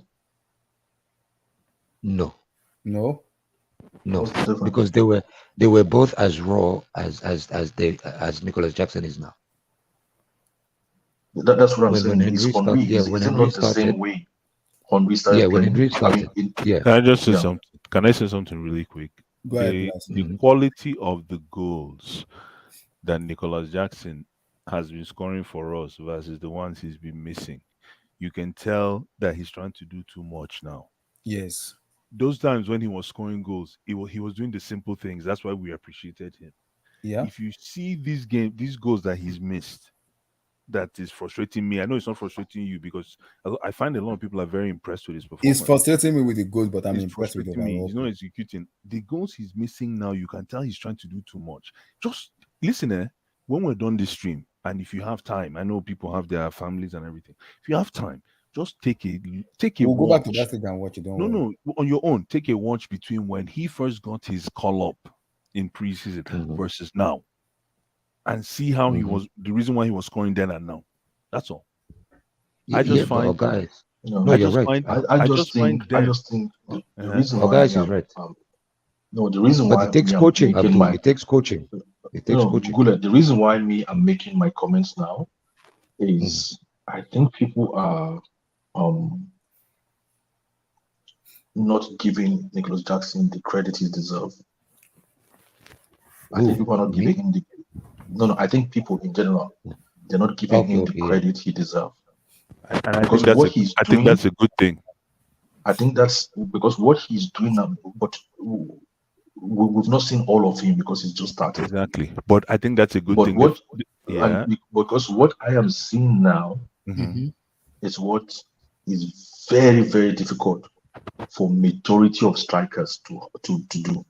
Which is what? He's practically doing like the impossibles, like only Like strikers of the highest caliber, like creating what? your own Give us chance. an example. Give us an example. Let me give you creating your own chance as a striker is difficult. Fair if enough. not one of the most difficult things for a striker. I accept what you're saying in terms of when you ask that question that is he a killer? He is not a killer. Let's not fool ourselves. Good. Nicholas Jackson is no. Hold on. Nicholas, and I'm not, and except you are really up there, you might not be. It's nothing. It's nothing Hold on. against him. Okay. He is not a killer as of today, as of what we've seen so far. Yeah. He is not a killer. But then I can ask you, how many killer strikers are there? Very few. There's Maybe a very, three. Especially at 22. You're right. Yeah. Absolutely. You're You get absolutely my right. point? The So that's only the ones only right now is place I Verdi can and say it's only Verdi now. No, there's no killers in it. No, 22, 22. that No, but 22. at overall, 22 years old. Verdi. There's no Yeah. other killers in the EPL right now. Only Yeah. Verdi. It used to be So Verdi again. and Vardy was not even a killer at 22. Even at mid 20s, he was not a killer. I hear you loud I and would clear. say Alan. So Alan is a No, killer. no, he's not a killer yet. He's not a killer yet. Man, No, he's not a if killer. you say Alan is not a killer, No. I don't know what you want. Haaland is a destroyer. There's a difference between destroyer and killer. Haaland All is a not the same destroyer. now. I can the No. same way I can call him a shark. You know, everybody can use Abdul. different. He's a shark. You know, Abdul, let me interrupt you for 1 second. I just remembered one thing right before I forget. What guys, what Abdul is saying is true, because think about it. If we try to teach the strikers all the things that Nicholas Jackson is doing, it's very hard for them to learn. But if you want to teach if you want to teach Nicholas Jackson to be a killer, it's very easy when he already got all these things covered. exactly. And that's a very important thing, because if you have an overall play like this, right? Problem is it he's not reminds us- playing. No, but my brother Guled, the problem is he's not playing for Stoke. He's playing for a team. No. Blue eyes. He needs to So play. the thing is, you need to get what do you call it? You need to get more. I don't want to say quality, but you have to surround him with different kind of players, so that if it is one chance he's getting before, they'll make him. He will now be getting 2 or 3 of those chances. That's why we're looking at so that he can Olise. sharpen. He can sharpen that. He can finesse. But the that thing is, aspect. the only way I respect players, and I know it's the same thing as you guys, is if you guys come in, if a guy comes in, right, and he just breaks down the wall. He doesn't need anybody. You have to play. Basically, he's the man in charge, or do whatever it is. You guys know what I mean? Yeah. But guys, we haven't it's seen. painful. It's painful to say, but it's hard in this era. No, it's not. It's not even about this era. It's about that player. Because of what Abdul is saying, is absolutely spot on. But that player. But Blue Eyes, I want you to remember something. Contrary to what Abdul said, this guy is young, and like I said, he will always improve, because exactly what Abdul said, I wanted that in him too, in terms of his improvement. Which for me, I believe it will. It's all about communication with his teammate, his movement and everything, and consistency in his game, which I believe he will have. He will score goals because they will create chances for him regardless of the opposition we are playing. That's why we are looking to get in Olise, because Olise is more of a creator than a goal scorer. Olise will create chance. Yeah, that's the word I'm looking for. He needs more creators around him. Michael Olise will create chance for him. He will score goals. Not having Raheem Sterling. Raheem Sterling is a bomb. Yeah. He needs more creators around him. See, that's having correct. someone like Olise that can dribble and can create. Abdullah, did you just say that just because you want to say it? Are you really serious that Raheem Sterling was a bomb today? It was for me. Me. This is blood. Abdullah, before you jump to Raheem Sterling, right? What you say is actually crucial for him to sharpen that aspect of his game. For him to polish that killer instinct, he needs a lot of creators around him. Yes. Because today, Jackson. Okay. Because today, if you look at it, he will. It was isolated too much. And he was created. He was created just one chance, right? And he created like 3 chances for himself by himself. It should be the other way around. It should be him creating 1 chance for himself, and creators creating like 3 chances for him. What you said now after the post-match reaction, Pochettino said that when they asked him about Jackson, exactly what he said now. He said, wait, because he said he doesn't like the way Jackson is being isolated, that he wants more creative players around him so he can be able to show his ability as a player. Exactly what he said now. He said the same thing, which shows to me that is the reason we are looking into getting Olise, because Olise is more of a creator who can create more. Abdullah, you're missing the point. See, no, not that you're missing the point. Like I get what you're saying. listen, what the problem is here is not about creators. It's about if you can show for the pass, Mm-hmm. like slip. If you have to be able to slip the defense and show for the pass. It's not about creators. Like we've been saying creators, creators, creators, creators. It's Mm-hmm. not about creators. Can you be the back? You have to be able to slip the defense. I think he can do it. It's a matter of because this is his first Premier League match. So I believe with more matches and more coaching, he will improve. That guy, I know for a fact, he will improve with more matches and more consistency around it. He will Because score if goals. you have all the reason I say this, and I know I'm probably way off, is you have all these creators. If you don't have people that can receive from the creators that you're suggesting, which is rightfully so, then it's an overload. It's an overload of nothing. Yes, and because of the way, but who was creating for him today? Who are the creators around him today? Nobody. You know. That's a good point. That's a good point. Nobody. James only created one for him, and I Yeah. think who again? James and Chuku. James and Chuku were the creators. Chukwuemeka is not even the creator. That guy should be on the bench. Chuku is the creator, but he didn't create today. No, he did not. Raheem Sterling. No, but Raheem he Sterling. No, Raheem Sterling. No, I'm not saying he played badly. I just saying he didn't create today. Okay, Raheem Sterling, his style of play is not creating for that players. Okay, let me ask you a question, Abdul. Okay. When was the last time? Tell me when was the last time, Abdul, before you finish. Tell me when was the last time you saw a creative play that led to a goal for Chelsea? Joan Mata. In the preseason. What do you mean? What do you mean? A creative goal? In the preseason. In the preseason. I want to understand what people are calling, what people call a creative player. I'll give you an example, Blue Eyes. You remember when Madsen was playing? Creator doesn't mean that somebody really wears that tag. I am the creator in the team.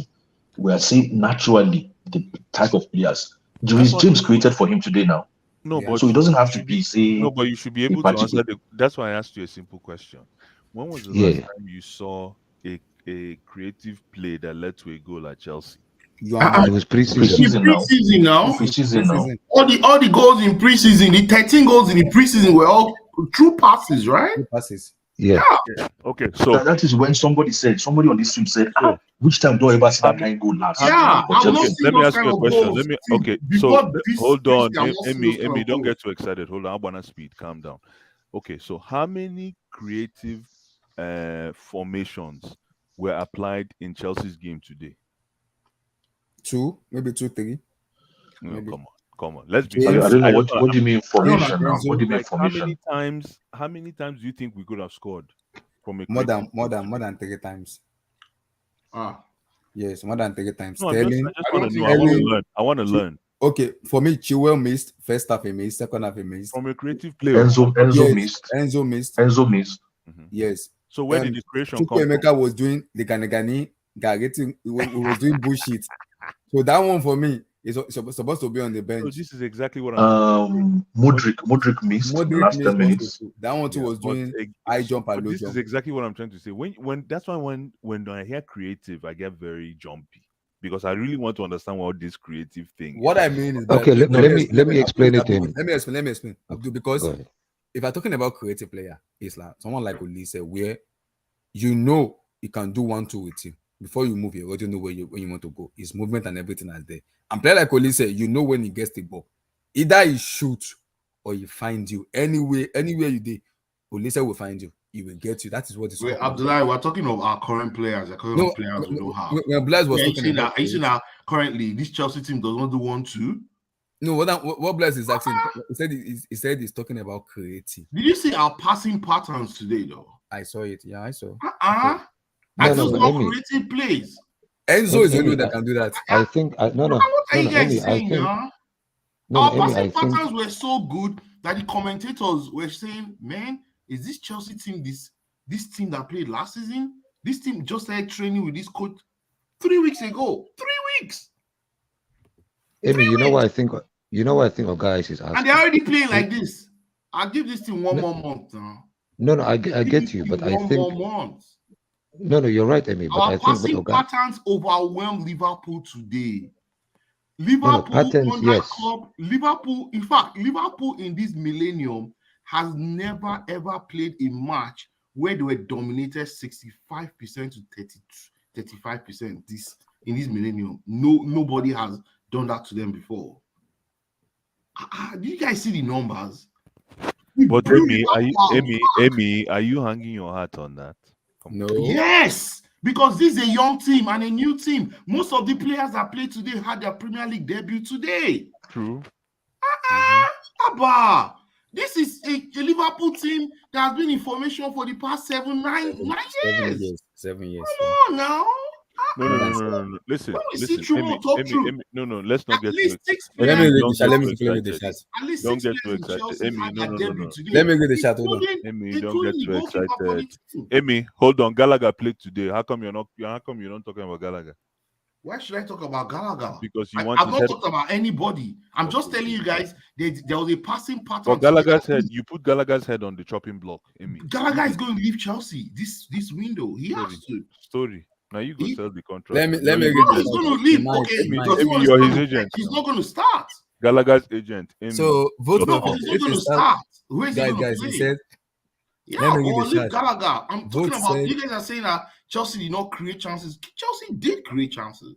Let me read. I'll come to you. Don't worry. If you start off with your view on striker, with he work hard, then he's not a great striker. When people mention Jackson, they mention his work rate.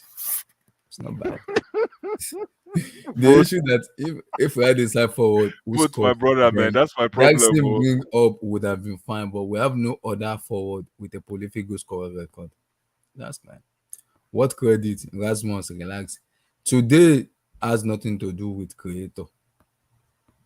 Let's not we do needed it. killers. We needed killers today. So Poch has to spend 100 million to make Jackson score. Come on now. He also said, guess what? In the EPL, you are not going to get behind the fence easily. Those two passes are easy to execute in preseason. This is the season now. Yo, Abdullah, you know what? The funny thing that you said that Mario Gusto looked below average today. I know Mario Gusto because today is his first game. Liverpool boys say, "Come on, you just say we are going to come and run at you." No, no. Today is his first. I'll forgive him. No, he had nerves. He had nerves. No. The way Liverpool packaged him, you can tell they did their homework. It was really they didn't run at him. He needs people to run at him to beat them. That's why when he gets that ball and he kills it and he tries to post you up, you see that thing he's trying to do to back you up. If that was in the preseason, he would beat you on that move. But in the EPL, you do that, people run you to the angle. I agree. I think with more time, it will be fine. I told that.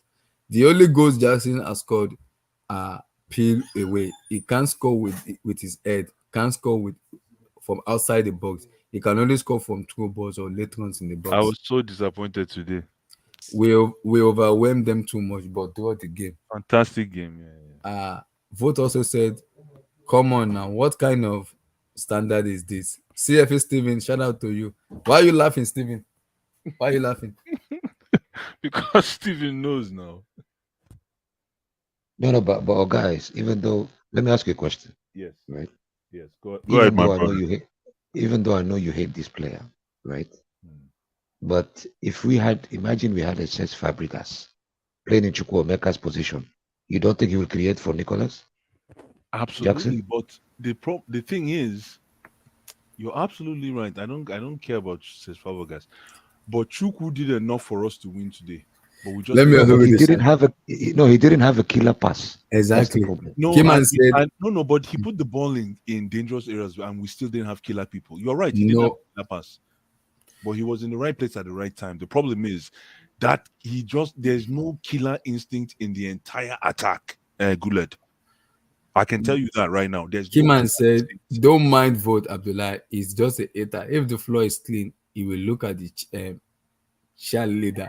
If the plates are clean, he will ask you." Chandelier. Chandelier.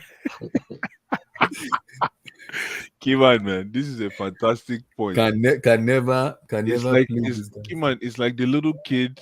Is Kiman still here? Yeah, I think it's like the little kid that wants to. No, he's listening. He's listening.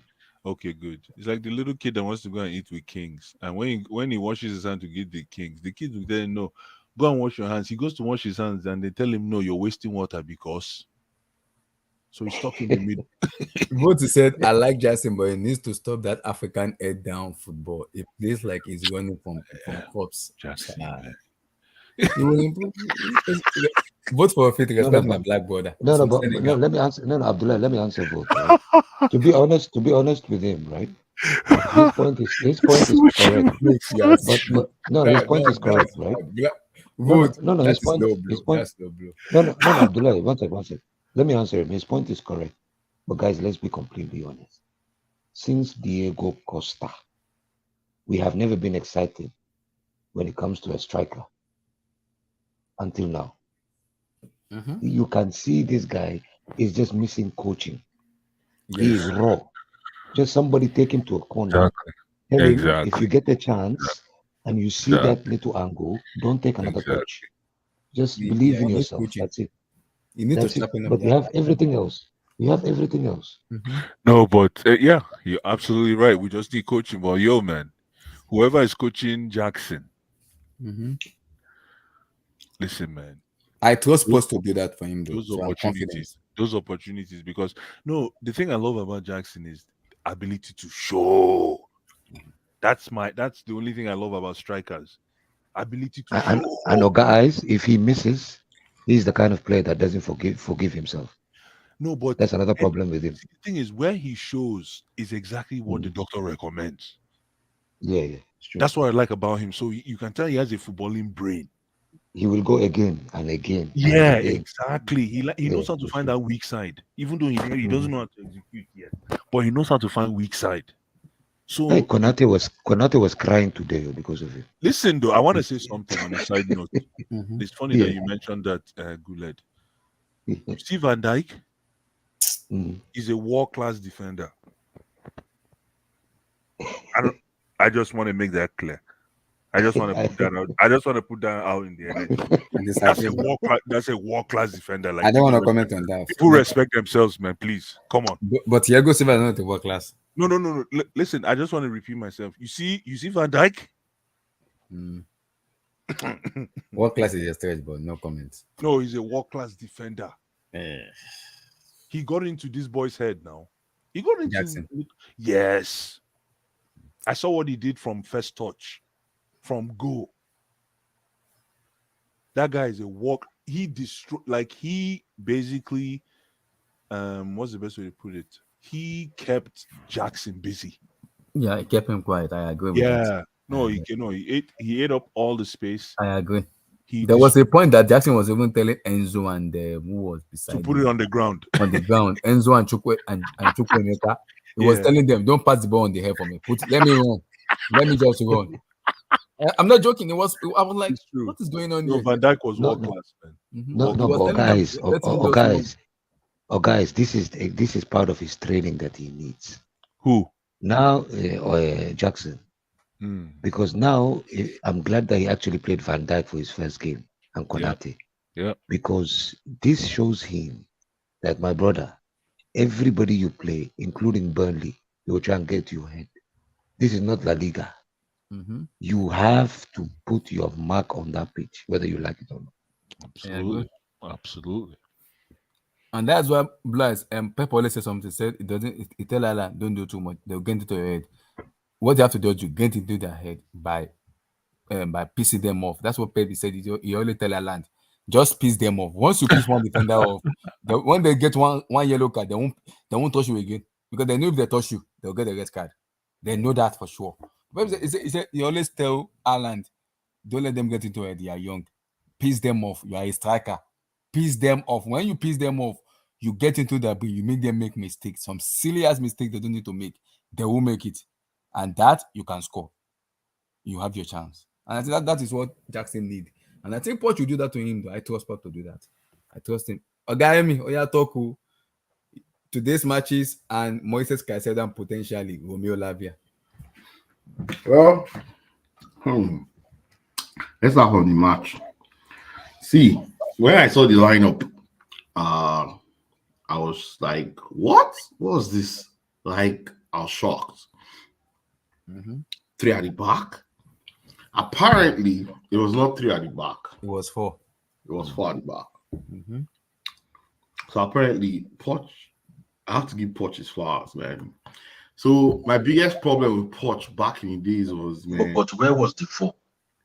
So it's easy to say it was four at the back. Yeah, let me. Where explain. was the four? Yeah, Colwell was left back. Okay. And they said they played Benchy. Where was hold on, Abdullah, 2 seconds, please. Disasi, Where was Disasi and Silva were the center backs. Then Reece James was the right back. And then he had Chilwell. No. You don't miss now. Wait now. Okay, so you had Chilwell.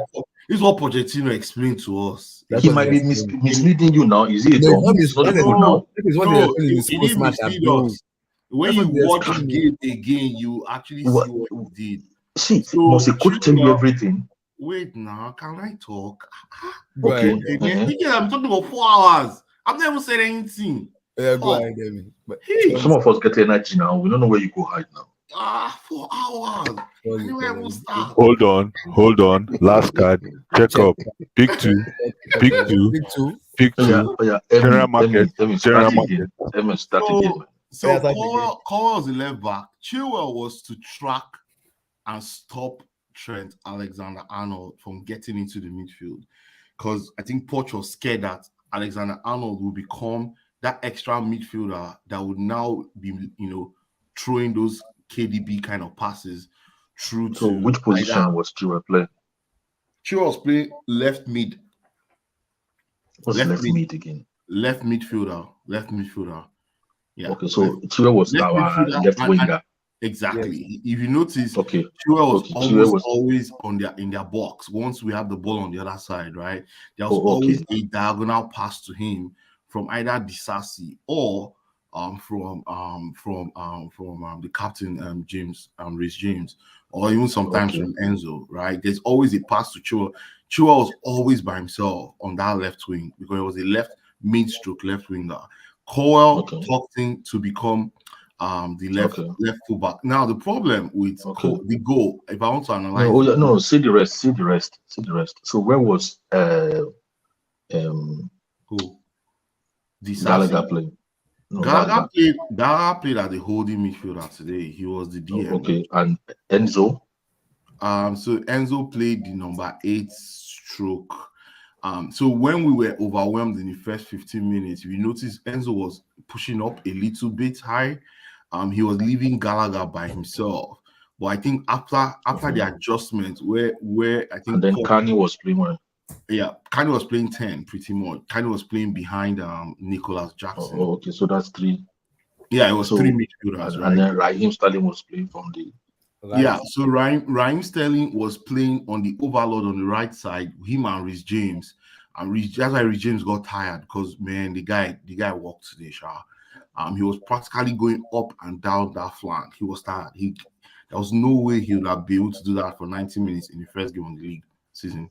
But that's pretty much the setup. They had Jackson up front by himself. Now the thing is, the goal they scored Chelsea, and I just want to analyze it. I don't know if people have analyzed it, but as in maybe Colwell has not. I don't know if I think he adjusted after the mistake he did, because he was supposed to show Salah the line, right? Salah is an inverted winger. He's playing on the right side and he's a left-footed. He's practically one of the world-class left-footed, wingers that play on the right side in the world. Probably one of the best, actually. I think top 3, I think. But guess what? Colwell, instead of showing Salah the line, Colwell showed Salah his strongest foot. And Salah made that world-class pass that just cut through our defense like hot knife in butter. And, well, even leading to the goal, you could see this guy, Reece James, stop running. I know Roy Keane actually criticized Reece James on Sky Sports. He said Reece James was supposed to cover Diaz and stop Diaz from running. Reece James just left him like, I'm not a fullback. You're a fullback and you are the captain. You're supposed to continue to run, especially when your winger is running towards your box. I think two of those two of those guys actually cost us the goal. Anyway, the game started after we called. Who's? I'm hearing background. Is it me? No background. Everything is clear. Yeah, it's you, Emmy. I'm pretty sure. Oh, it's me. No, it's not you. It's like there's a radio. Somebody's listening to a radio background or something. Go ahead. Finish up, Emmy. Finish up. Okay. Okay, it has stopped. Okay. So Emmy, what are you eating? Only God knows what to eat. You came late and you're... I'm not eating anything. No, I've stopped eating since. I enjoy myself, but anyway. Okay. Let's just no comment. Okay, let me just quickly round up. I think the game was fantastic. I think I liked our movement. I liked our our passing patterns. It definitely has improved from last season. Last season we were told that we needed 10 games, 15 games to see whether Potters or whether how the system was going to go and all that stuff. But game one this season, it took us 3 years to start producing what you want. Game one this season, I'm already seeing how we want to play. Like those short, intricate 1-2 passes that are well defined on the field. It's like they already know what they are trying to do. Those triangles, the squares, like you can tell the movement of the ball and the players, it's in sync, right? And this guy has just been here 1 month. I'm glad that we have very easy fixtures for the rest of the month. Our big match is in October 14th against Arsenal. Yes, we'll wait. At least by then, this team would have galvanized and gelled together like a unit. And if we sign Olise will make his official debut. If we sign him before, he will make his official debut against Aston Villa or Burnley. Oh, that's in that October time, right? Mm-hmm. So what I'm saying is this, right? We are building a special team, and I think today everybody, and still I like that we are underdogs, right? A lot of people said Chelsea will lose today by 4-0. Some people said 3-0. Some people said 2-0. Some people said Chelsea will not be able to score. We just did not score. We scored with our debut defender who came from Ligue 1, right? I know a lot of people say the French league is the farmers league, but Disasi started shaking me. I know he didn't his first 10-15 minutes, he was a bit nervy, but he settled into the game. I think what's his name?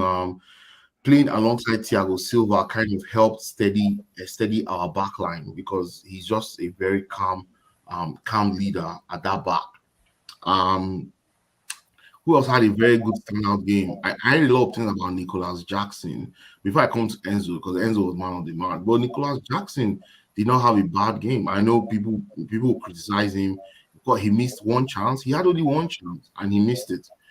Haaland misses chances too. I see Haaland, he also misses chances, but the good thing is Haaland, his team provides at least 7 chances, 8 chances in a game, and he scores 2 or 3, right? It's impossible for you to create one chance for a striker and expect him to score 1-1. And also, I like to liken Nicolas Jackson's time in Chelsea like Drogba when Drogba first came, right?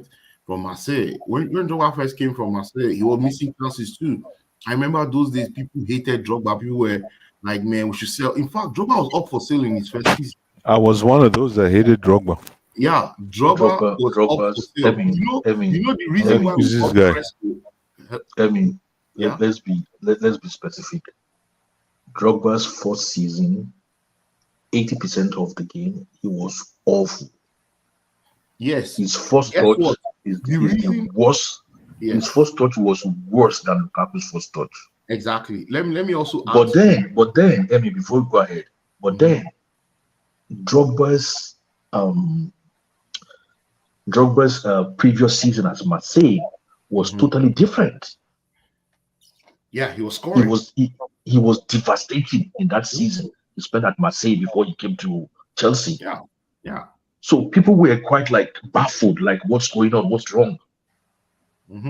I think that's why he actually got more chance.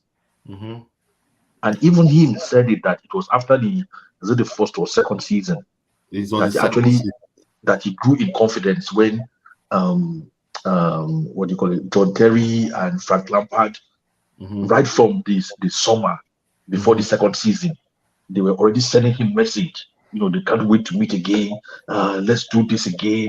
You were great last season. We can't wait. That's when his confidence started growing. That I'm wanted here.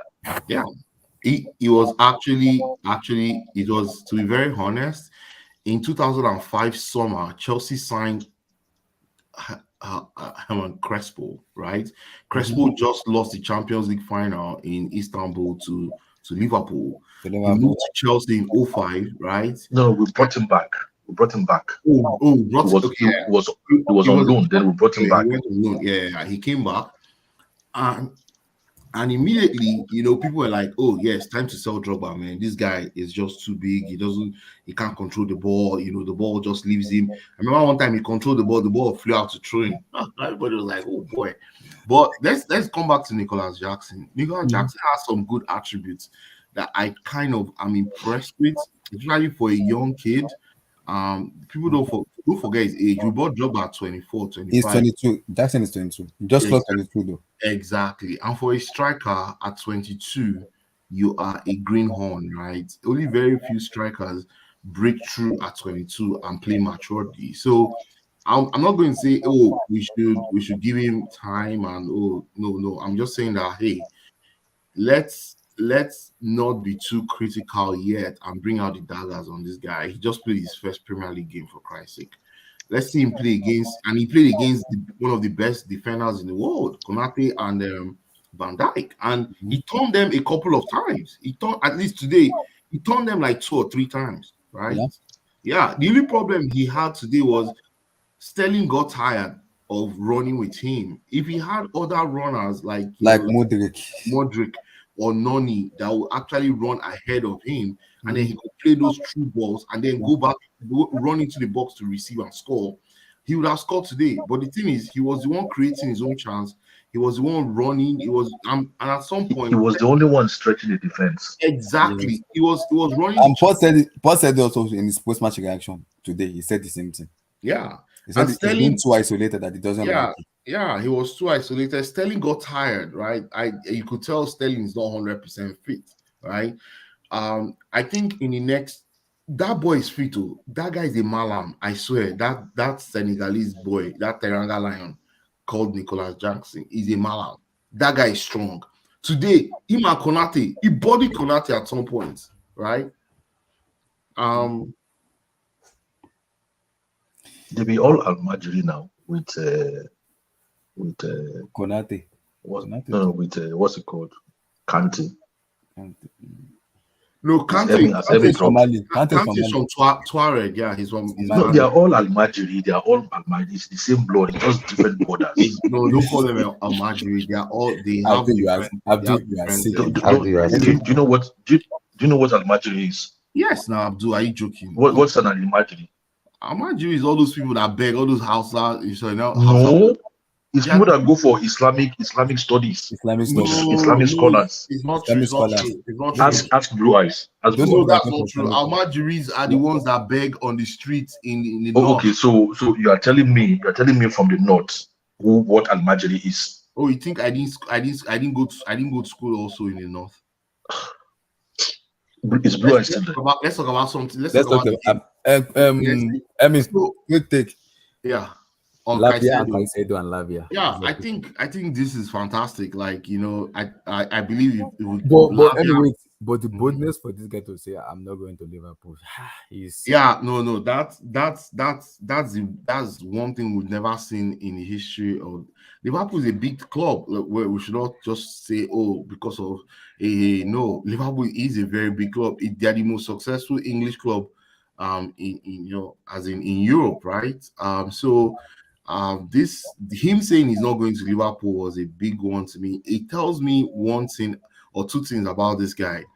He has a very solid mentality about what he wants and who he wants to be.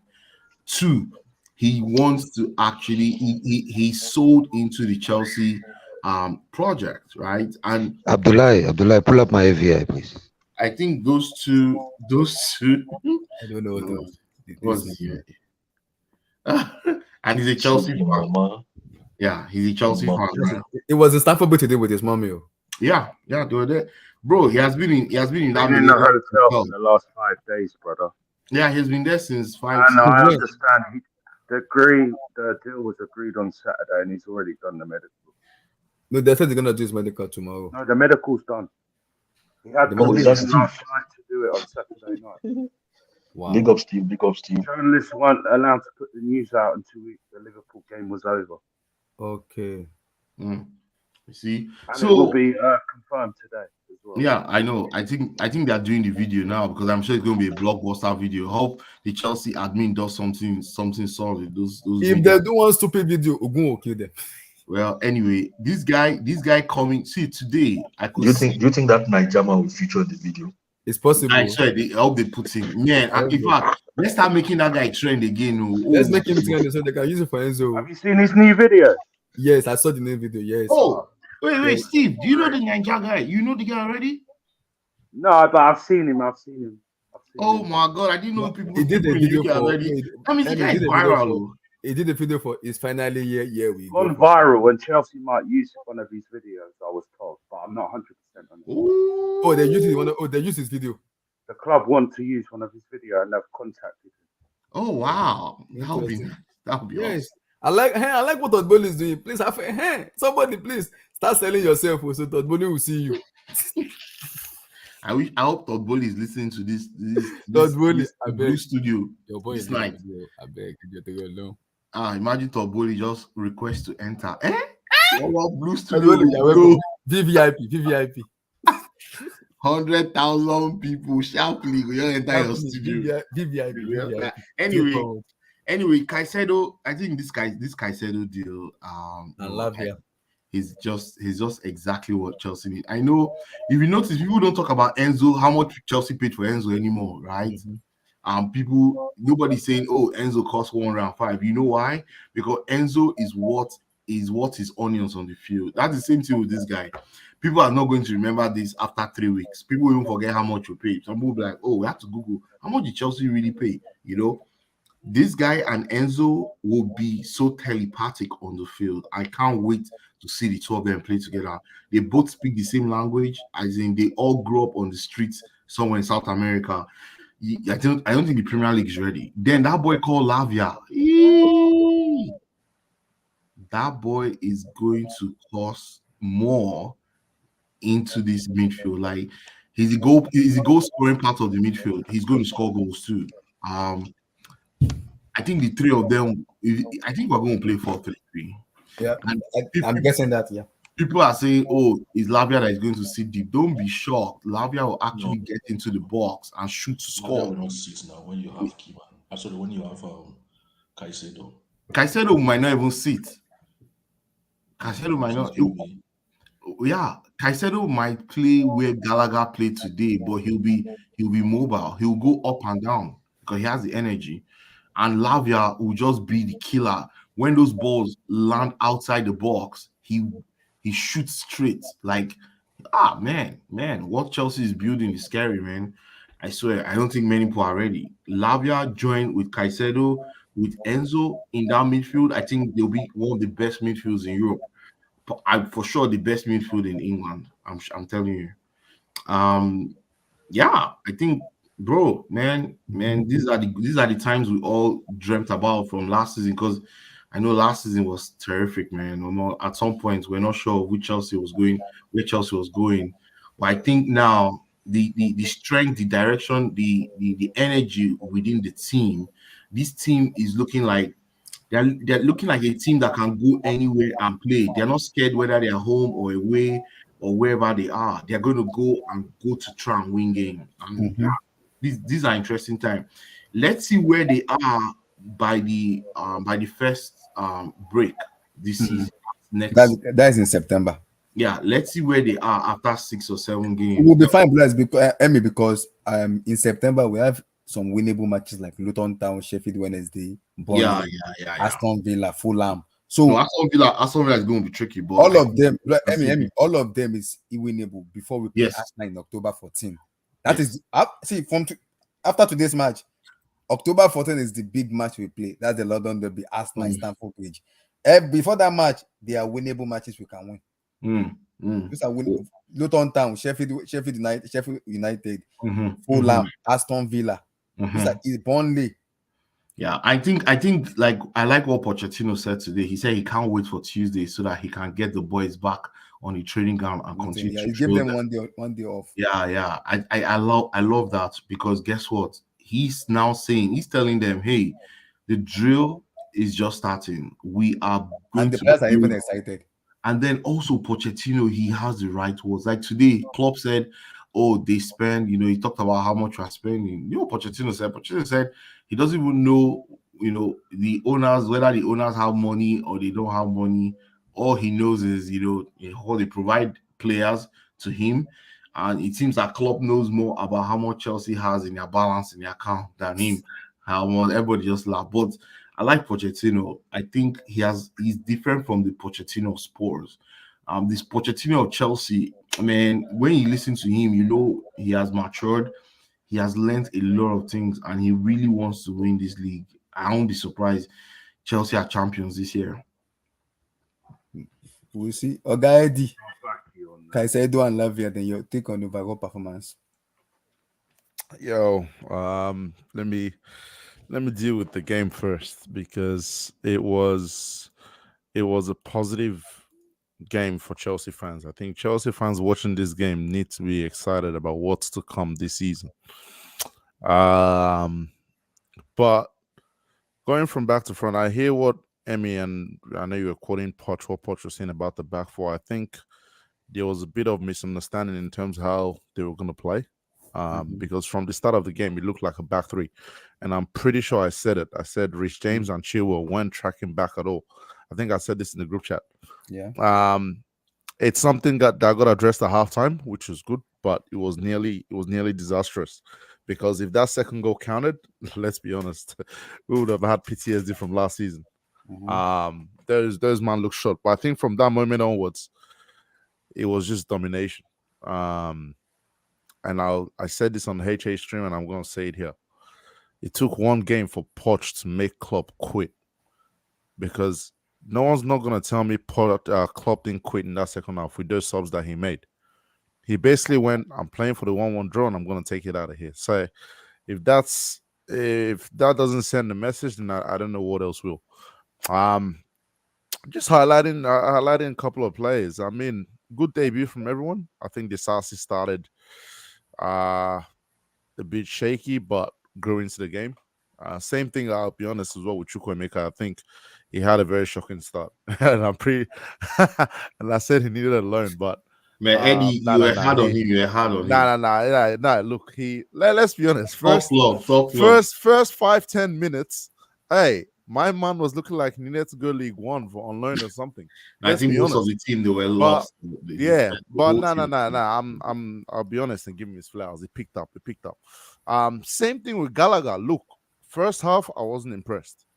Even when Chelsea had the better possession, he didn't look great in that role. And obviously it's not his role and all that kind of stuff. But give him his flowers as well. He worked off the ball for us. He worked off the ball. I still want him sold. Don't get me wrong. But look, he done his thing today. Nicholas Jackson. I hear what people are saying.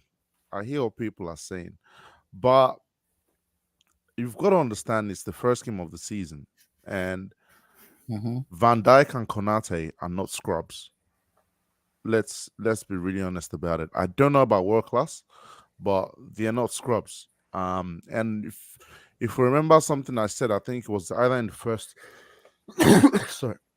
Was that in the first or second preseason game? I said low blocks will be a problem for us this year.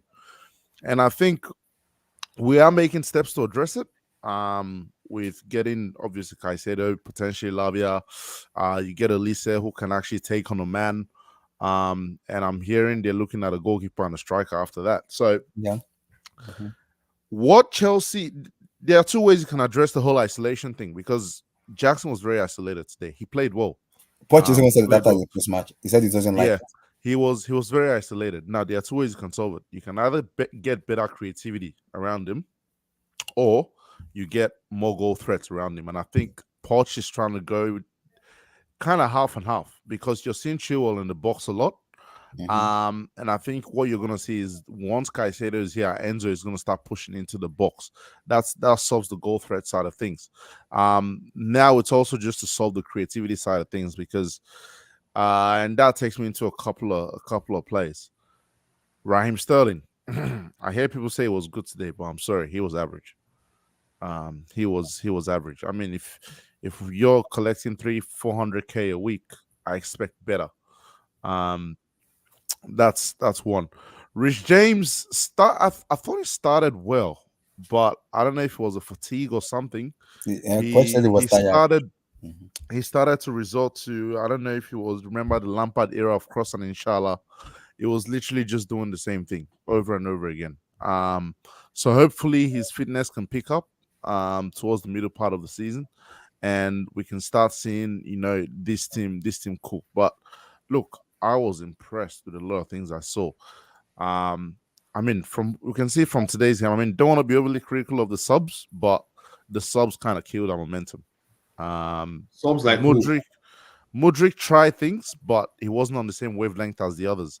Matson couldn't get into the game, same as Malo Gusto. He looked nervous. I'm not criticizing. What about Leslie? What about Leslie? He played only 2 minutes. He had one block. Yeah.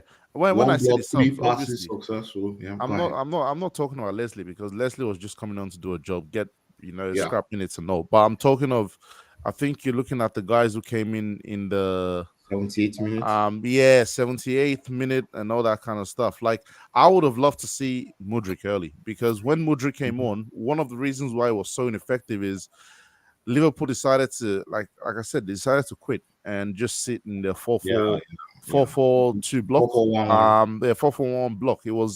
They set the block quite deep and went, Chelsea, you're gonna have to do something special to score.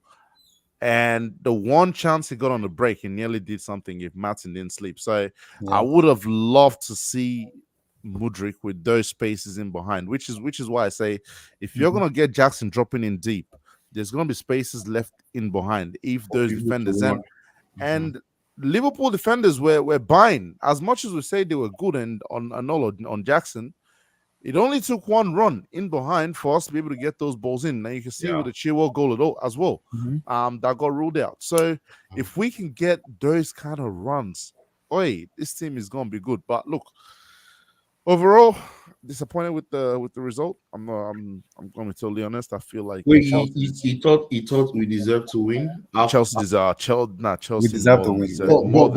But Eddie, if you listen to the pundits before the match, everybody said Chelsea will lose. Yeah. Look, I can see we'll lose by 4. I can see why they said it, because let's be honest, we still don't know what to expect from Chelsea after last season. They actually said nobody will score for Chelsea. Well, that's their problem. They're not. I mean, we know these pundits don't watch Chelsea like most fans. They don't. They're paid to do a job and they're paid to say whatever. They float with the wind. So I'm not paying attention to what they said. They ended up being very impressed. All of them.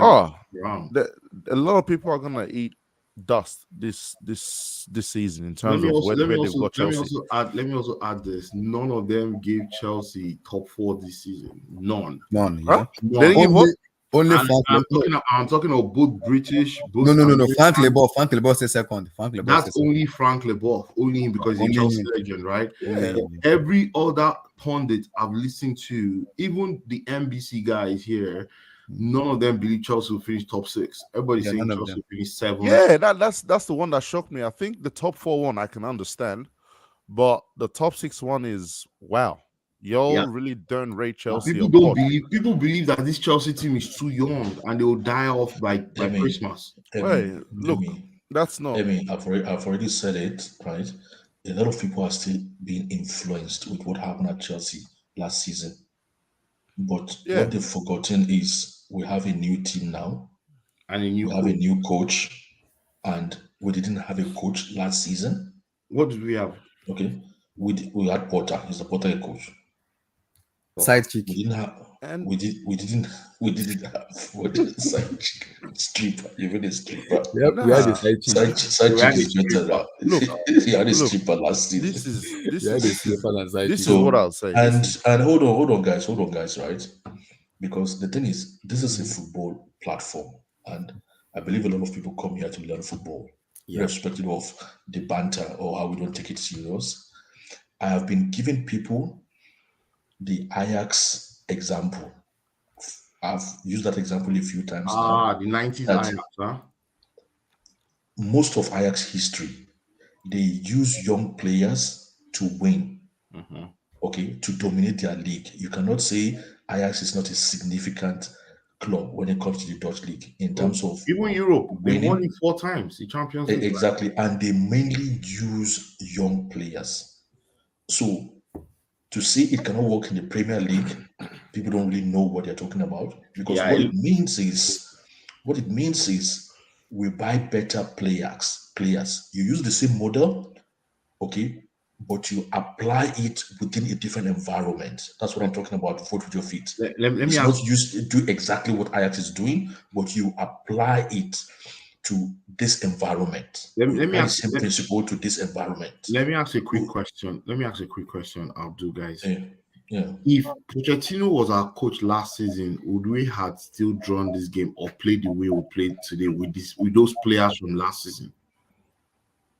Yeah, we could still draw. We will play with the same energy we played today. We played Not with Liverpool the up same, top. not with the same energy, because we didn't.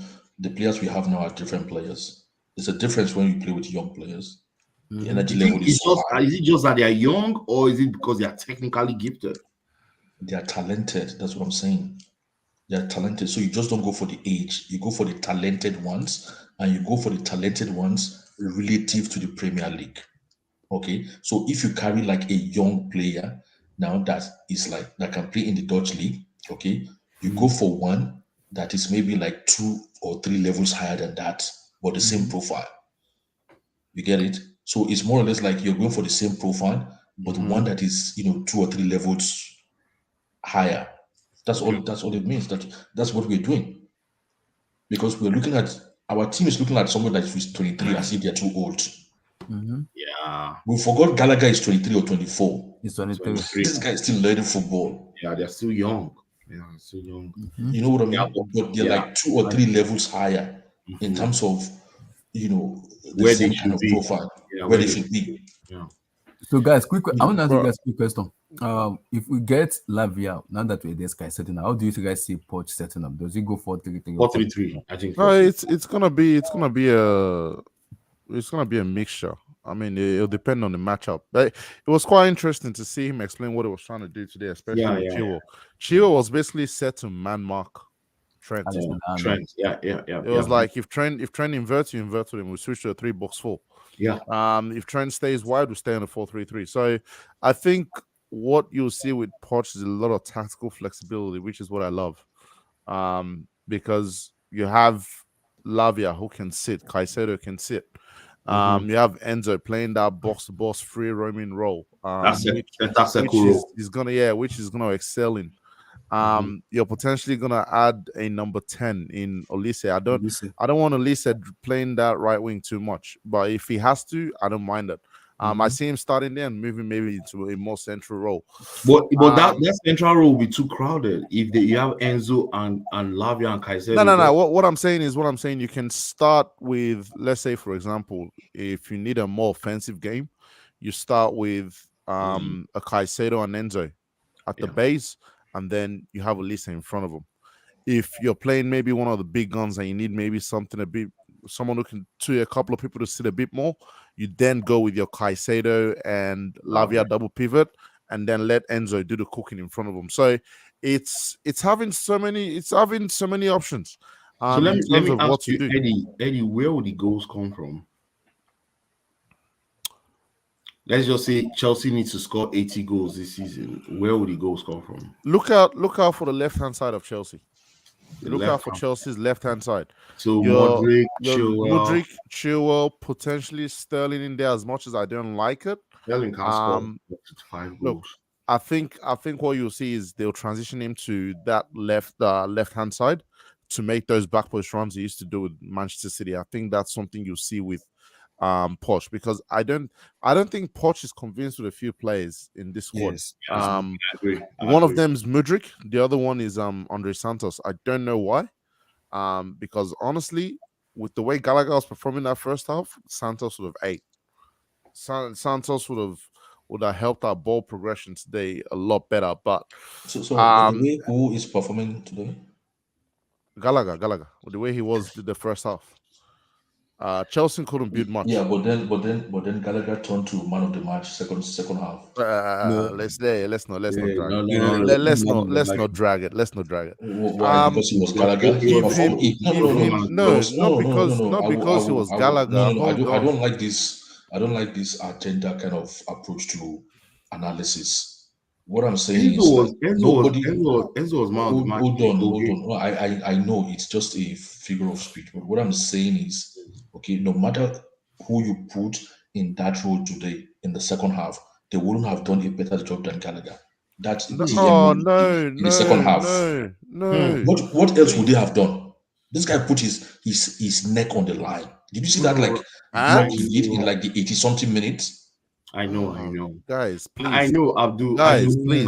Let us not mistake effort for quality, please. Exactly. Please. Please. Do you know there was that is the most important thing as a DM is the effort. That's what I'm saying. No, you have to have intelligence as a DM. What do you want to do from a deep DM role? What does Rodri do for Man City? That is what I'm saying. Hold on. You guys are influenced. That's just what I'm saying is a lot of us are still being influenced with what we saw last season. Nobody will have performed anything better than Gallagher did in the second half in that role he played. I disagree. I am not talking about anything else. I am talking about specific. I am not saying he's going to be great next week, okay, or greater the week after, or he's going to be a man of this player of the season. I am saying in today's specific, like the last 30 minutes. And I gave what him he flowers did. at the start Nobody of the would day. have done better than that. If you heard what I said before, I gave him his flowers. What are you talking about? Yeah. All I said is your man of the match comments in the second half was dragged because he wasn't. He wasn't the man of the match. Simple. It was I didn't say he was man of the match. It's a figure of speech. Oh, Jesus. Okay. No, he said I'm using it. He said he was man of the match. I'm using it to explain. Guys, let me ask you a question. Guys, let's say now that we've gotten Caicedo, potentially Lavia coming in tomorrow or Tuesday, and we are looking at Olise. So where do we finish and the potential goalkeeper? So I don't think we're gonna get a striker, but I don't think so.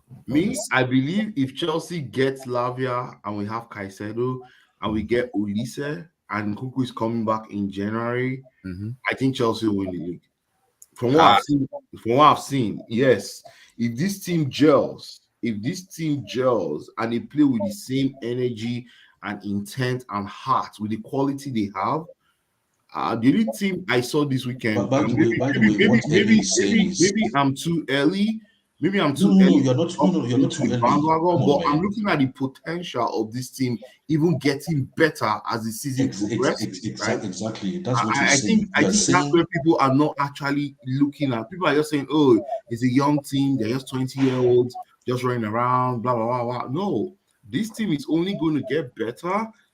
This team has only trained together for 4 weeks. 4 weeks, yeah. See, Emmy. The thing is, I don't know why some of you are actually talking about Chelsea like you actually started to follow Chelsea yesterday.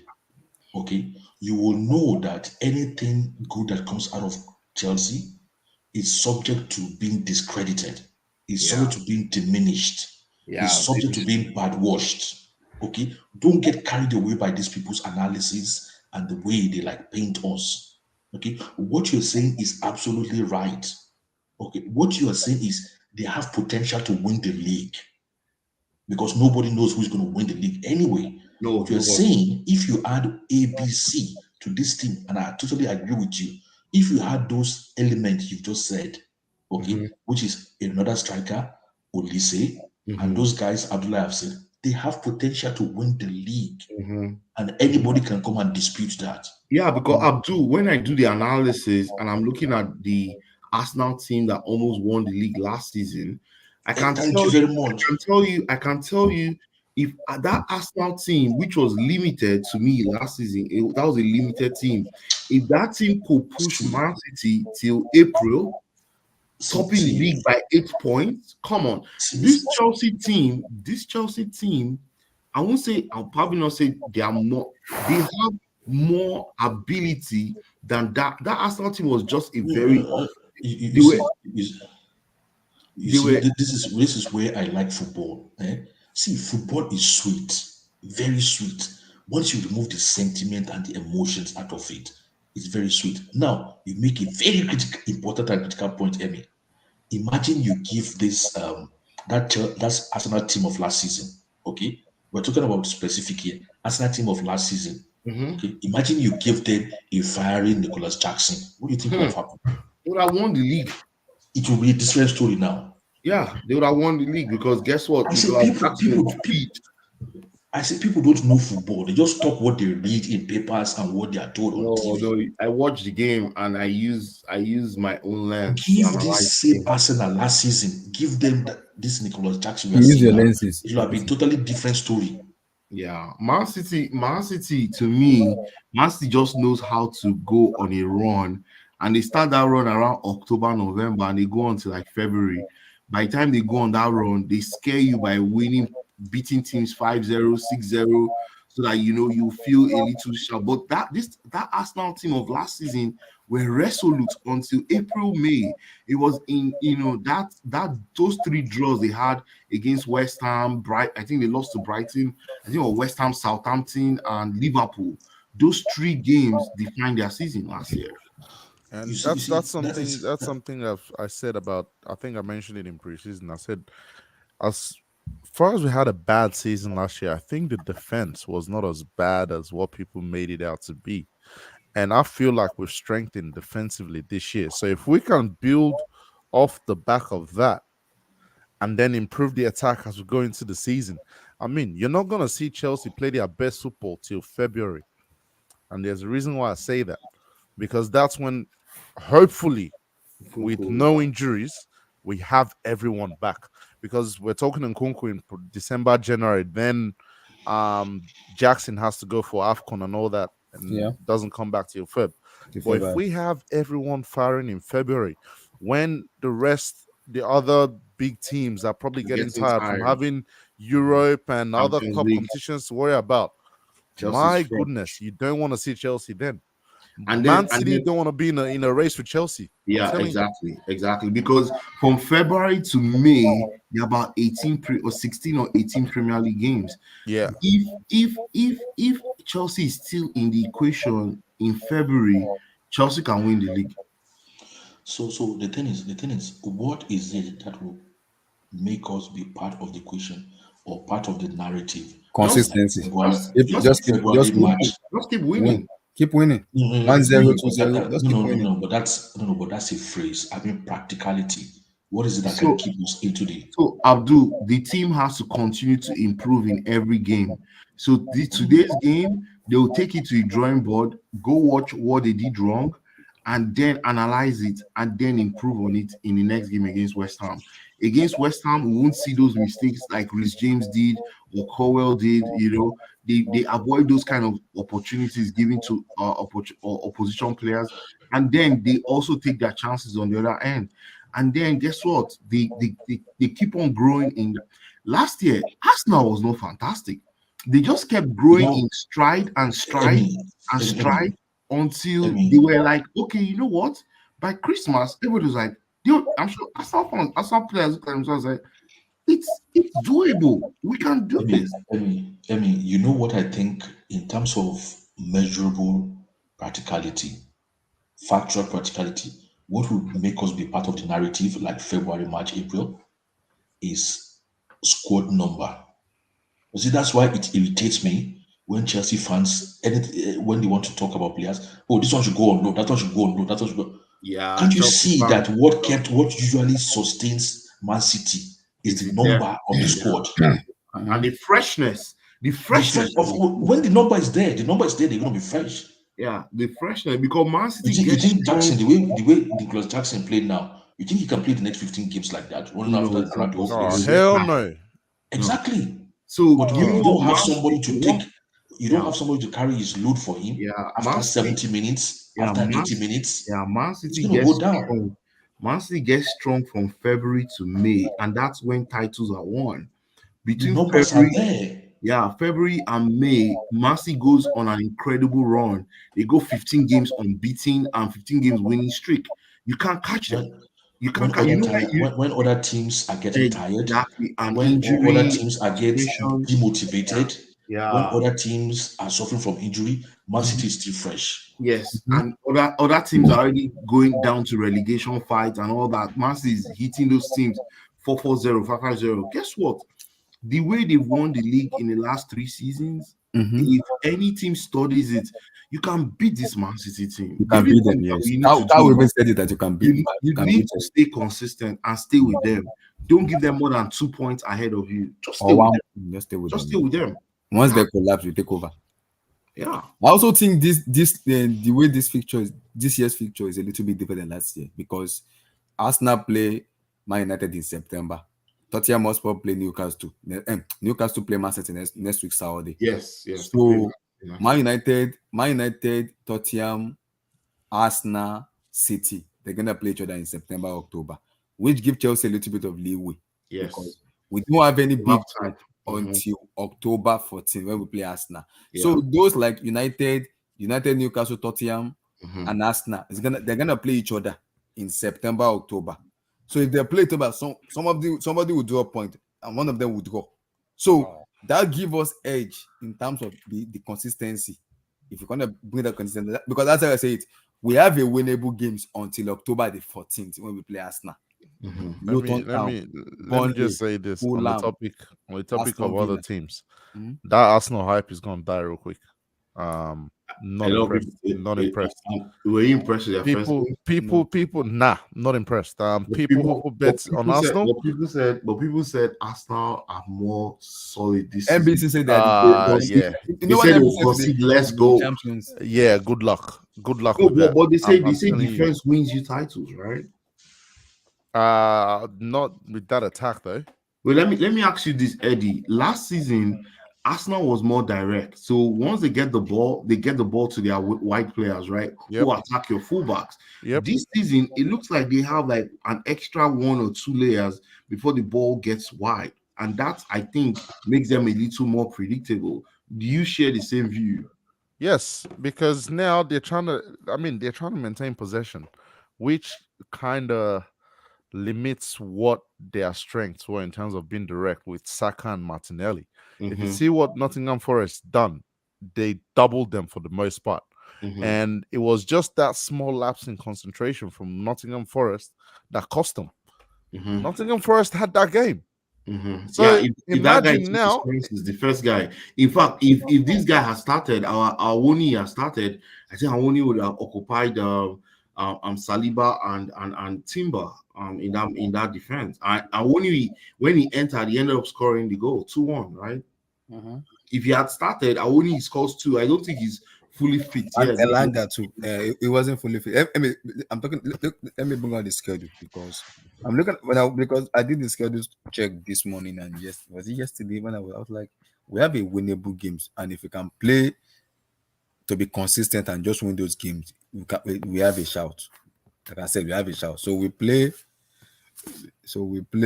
We've already played Liverpool. Our next match is West Ham next Sunday. West Ham. Then after West Ham, we play Luton Town. After that, home or away? We play Luton Town home. We play West Ham away. London Okay, Stadium. okay. Then we play Luton at home. After Luton, we'll play Nottingham Forest. Then after Nottingham Forest, we play, I believe, we play Bournemouth. So after Bournemouth, before we play Arsenal, we play, I believe, Aston Villa. Then after Aston Villa, then it's gonna boil down to October because they were in September. So we play Fulham. Then after Fulham, we play Burnley. Then after Burnley, we play Arsenal. You see, those are winnable matches before we play this match here.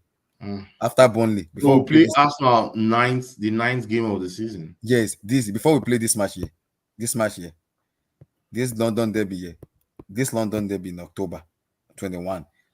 We have winnable games where we can win matches and hem point. Before those Arsenal matches, Arsenal's gonna play United in September. They're possibly gonna play London derby against Tottenham Hotspur. Newcastle is gonna still play. So there are some matches where they can easily draw a point and win matches. So it depends. Oh, I'm before the Chelsea game. Arsenal play. Okay, they've got 2 weeks. Arsenal play City before Chelsea, but they've got the what do you call it? The international break in between. Yeah. So they play City before they play City. They play United in September. They play United in September. Wow. They also play Tottenham Hotspur. Arsenal's fixtures are looking peak, right? Yeah, they also play Tottenham Hotspur too. They've got 2 London derbies in 2 London derbies. Yeah, 1 Tottenham. 3. Yeah. Crystal Palace, Crystal Fulham, Palace, Tottenham. Fulham, Tottenham. Damn. Yeah, Crystal Palace, Fulham, and Tottenham. It's gonna be interesting. Also, Arsenal aside, Liverpool. No Labia, no Caicedo. Yo.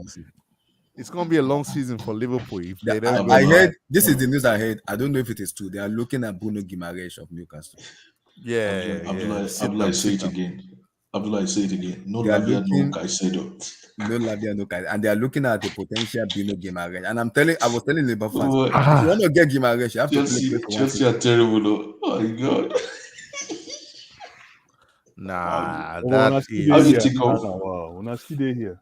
Leave us alone, man. No football will they talk. What else will they do now?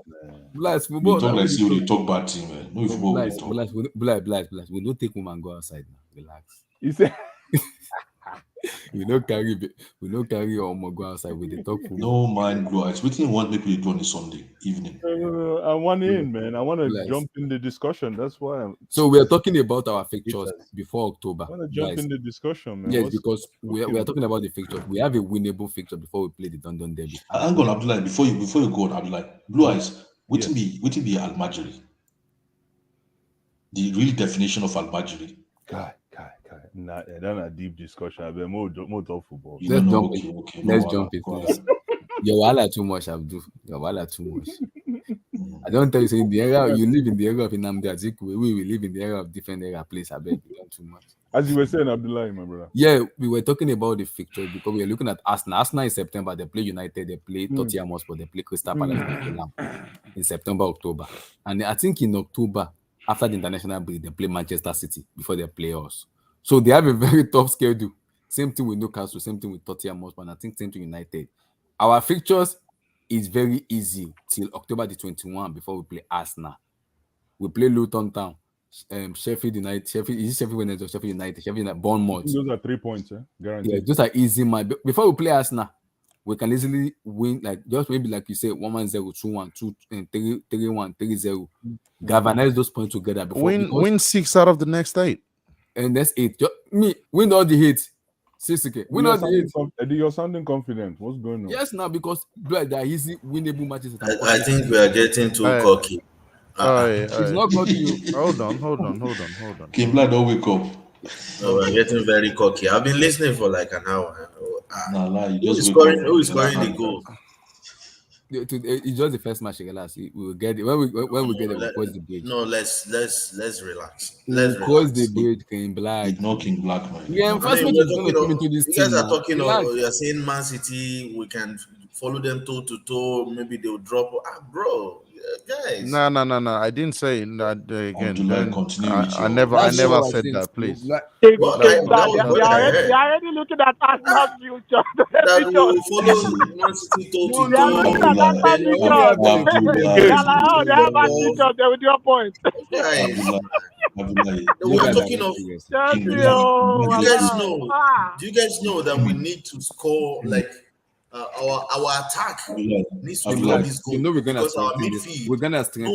No one is giving us 10 league goals. Yeah, but this goal we're gonna strengthen it. That means our attack minimum each need to score at least 15. Yep. Arsenal's attack, all of them they had. King Black. As long as Sterling is still entering that starting lineup, they can't do anything. Guys. We are talking of like 70 goals from this attack. King Black, guys, will be fine. I don't know. We can dream. I love it. I would love it, but King Black, I mean, we will following enforce Man City this team. tomorrow, We will not like, I stop here. don't Now. know. We're gonna I have enforce no this idea. team. So relax, relax. Okay, if I say just think again, Kuli finish. Right? Who should say Genie, man? If I say don't think again, Kuli finish. Relax. King Black Relax. Abdullah, King Black just sending you guys back to head. You guys are. It's true. You guys are on the mood. Eventually, we will I was understand. listening all day. I was listening all day. Like I said, let me You guys talk. are one injury away from fighting me table writing. Let me talk. One injury to Jackson, you guys are finished. Guys, we played against. Let me just give this small analogy. We played against Liverpool today. We overpowered them. We were better than them. But the only reason we scored. You played Liverpool that played Jota as their midfield. Jota, McAllister. I don't understand you guys. I don't understand Chelsea fans. You want sweet, they give you sweet. You want this, they give you. People have been talking since. I can hear everybody clearly. We played against a team that we were better than, and the only reason we scored was because our new defender actually scored. Mm-hmm. Our attack forgot to score. I need you guys to know that if we are going to come anywhere near competing with the league title, our attackers needs to score the minimum of each. Don't forget to say compete for like top 4. Both Sterling or Madueke or Mudryk, they need to clock 15 plus goals plus another assist numbers in double digits. Okay. Okay, King Black. Let me ask you this question. How many chances did Chelsea create today? More than 1, more than 2, more than 3. King Black Hansen, how many chances did Chelsea create today? That's a good question. We created like 5 or 6 chances. Okay, cool. If all I have to worry about is finishing between now and the end of the season, what are you worried about? Well, I'm worried about the players that are going to finish them. Sterling. I'm worried about who are going to finish the chances we are creating. Thank you. If Olise is not a finisher and he's the only attacker that we can see coming in, the most likely till the window is going to get short. So from now to December, if Nkunku does not come back till December, January, that means we basically have to rely on Nicholas Jackson to back 2 goals. Let me ask you another question. Back 2 minimum goals per game. King Black, let me ask you another question. How many times are we going to be playing Liverpool? I mean, how many Liverpool are we going to be playing all season? Thank you. God bless you. You see this Liverpool. They are not even that good. Wait. Oh my God. They are not that good. Let's be honest. They are not that good. Van Dijk and Konate are not that good. This Liverpool, my prediction, if they don't sign anyone from now to the end, they won't make top 4. They won't make top 4. Okay, let me respond. Right? But you're not buying the players for them now. They've already bought 2 players today already. Okay, Abdul, thank you for that question. Our attackers are more likely to score against a high-line Liverpool side than they are to score against Fulham. Not really. No, not really. If the attackers are going to, we played against Liverpool. I disagree. I guarantee you against low block, against low block teams, our attackers are less likely to have goals. King Black, this is what you're not getting. King Black, this is what you're not getting in terms of this. What Abdul asks. Let's be honest. Van Dijk and Konate played a brilliant game today. You can't take it off them. Yes, Chelsea could have done more. But how many weeks are you gonna have someone like a Van Dijk at that backline organizing things? Van Dijk, the amount of stuff he had to do in terms of communication today, getting people in the right places for them to be able to take care of these chances Chelsea created, was insane. You're not going to have the same quality of defenders every week. I'm not doubting you in the sense that, yes, we're going to have to improve finishing. We're going to have to improve chance creation. This will come because this is, like someone said before, this team's only playing for 4 weeks. Defending is easier to teach than attacking. Attacking is all about time together, time on the training park, communicating. We're talking about adding 2 or 3 more attackers to this thing. It's going to take time. Small wins for now. And what we're saying is you're going to have games where you're not going to need 3-4 goals to win. If you defend well and get 1 or 2, you get through. What is bad about saying that? No. I'm all for it. I'm a Chelsea fan as well. I want us to win from now till June. Straight up, no draw, just win everything. But the reality of things are, aside Jackson that came into our attack, this is basically the same attack that we had last season. Except we just replaced Kai Havertz with Jackson. And this same attack fumbled the bag. And you want to compare Jackson alone with And Kai then Havertz. now that's what I'm saying. If Kai Havertz can do what Jackson does, You're not getting my point.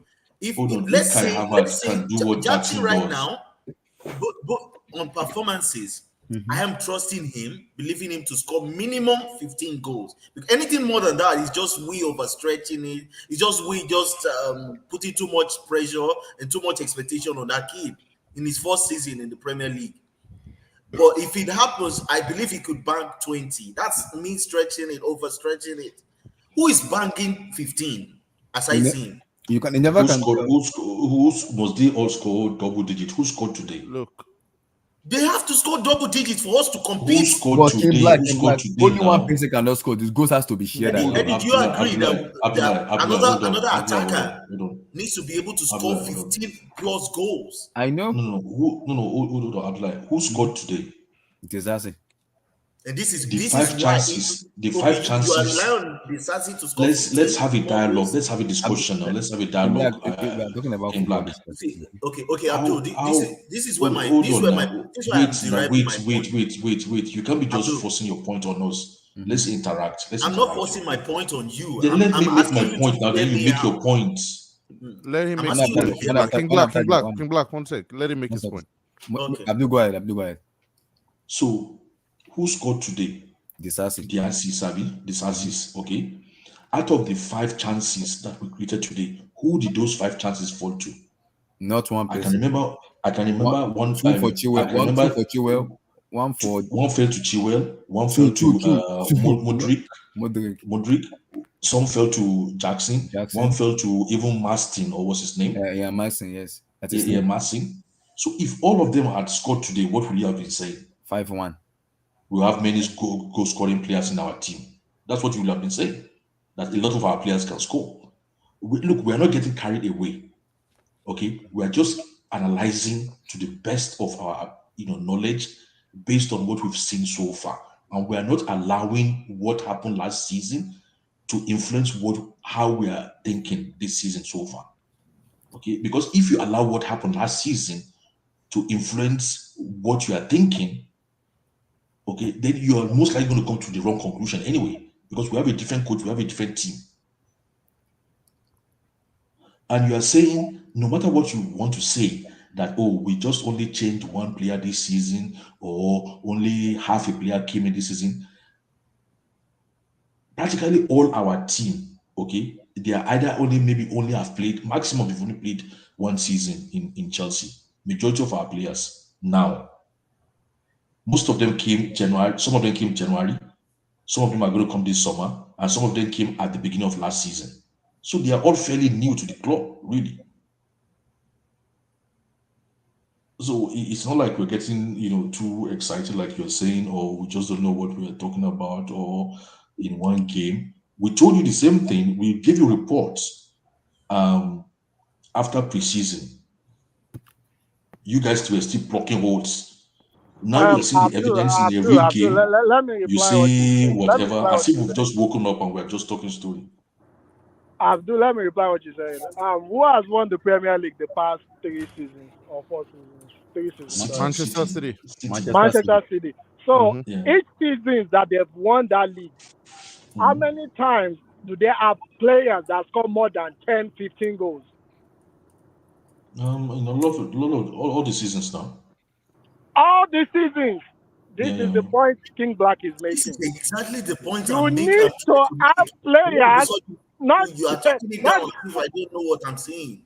no But no there's no. no evidence to what you're saying now. What is, There's no there's no evidence to evidence. what We are you're giving you saying. evidence here. There's evidence Which here. evidence? The season is This just is started fact. today. This is Go fact. to the This is past. fact of what has happened How in do the you past. know? How do you know Jackson cannot score you? Wait, How do guys. you know what Jackson is going to score from today And alone? how do you know what he cannot score? I don't know. So But I'm giving you based on his own statistics as well. King Black, let me How respond.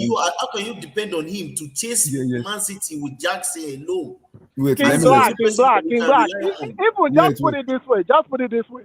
If Nkunku was on the pitch today, Chelsea probably would have won that game. Yes. Simple. That's just it. Chelsea will probably have won that game. I That's know. just it. So Let me respond to K and then King Black. I get what you guys are saying. I get you guys. I also get what I'm doing the same. But what we are saying is, we are not reliant on Nico Jackson. It's just the first match. The more this team play together, the more they will gain improved. Not only one person will score, the goals will be shared around the team. Where Mudrik can pop up, Olise can also score goals, Enzo can come in and score, Caicedo can come in and also score. So players Even this Disasi can score 5 or 7 goals in the league.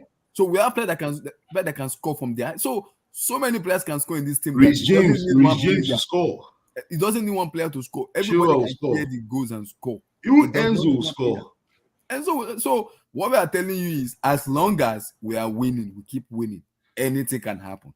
Yeah. Nobody is saying 100%. That season, The season we won the league in 2017 under Conte.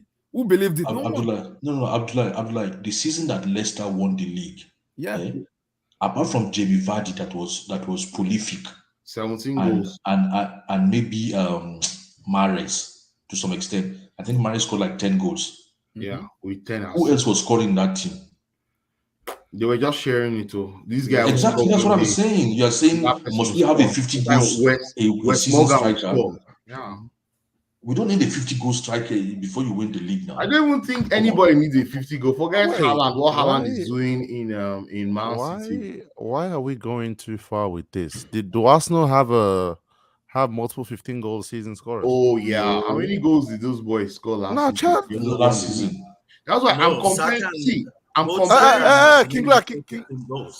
How many goals did Saga score last year? 15. No, it takes 8 games. I'm not talking of other. I'm talking of in the league. In the league only. He scored 12 goals. 12 goals. Mm-hmm. Yeah.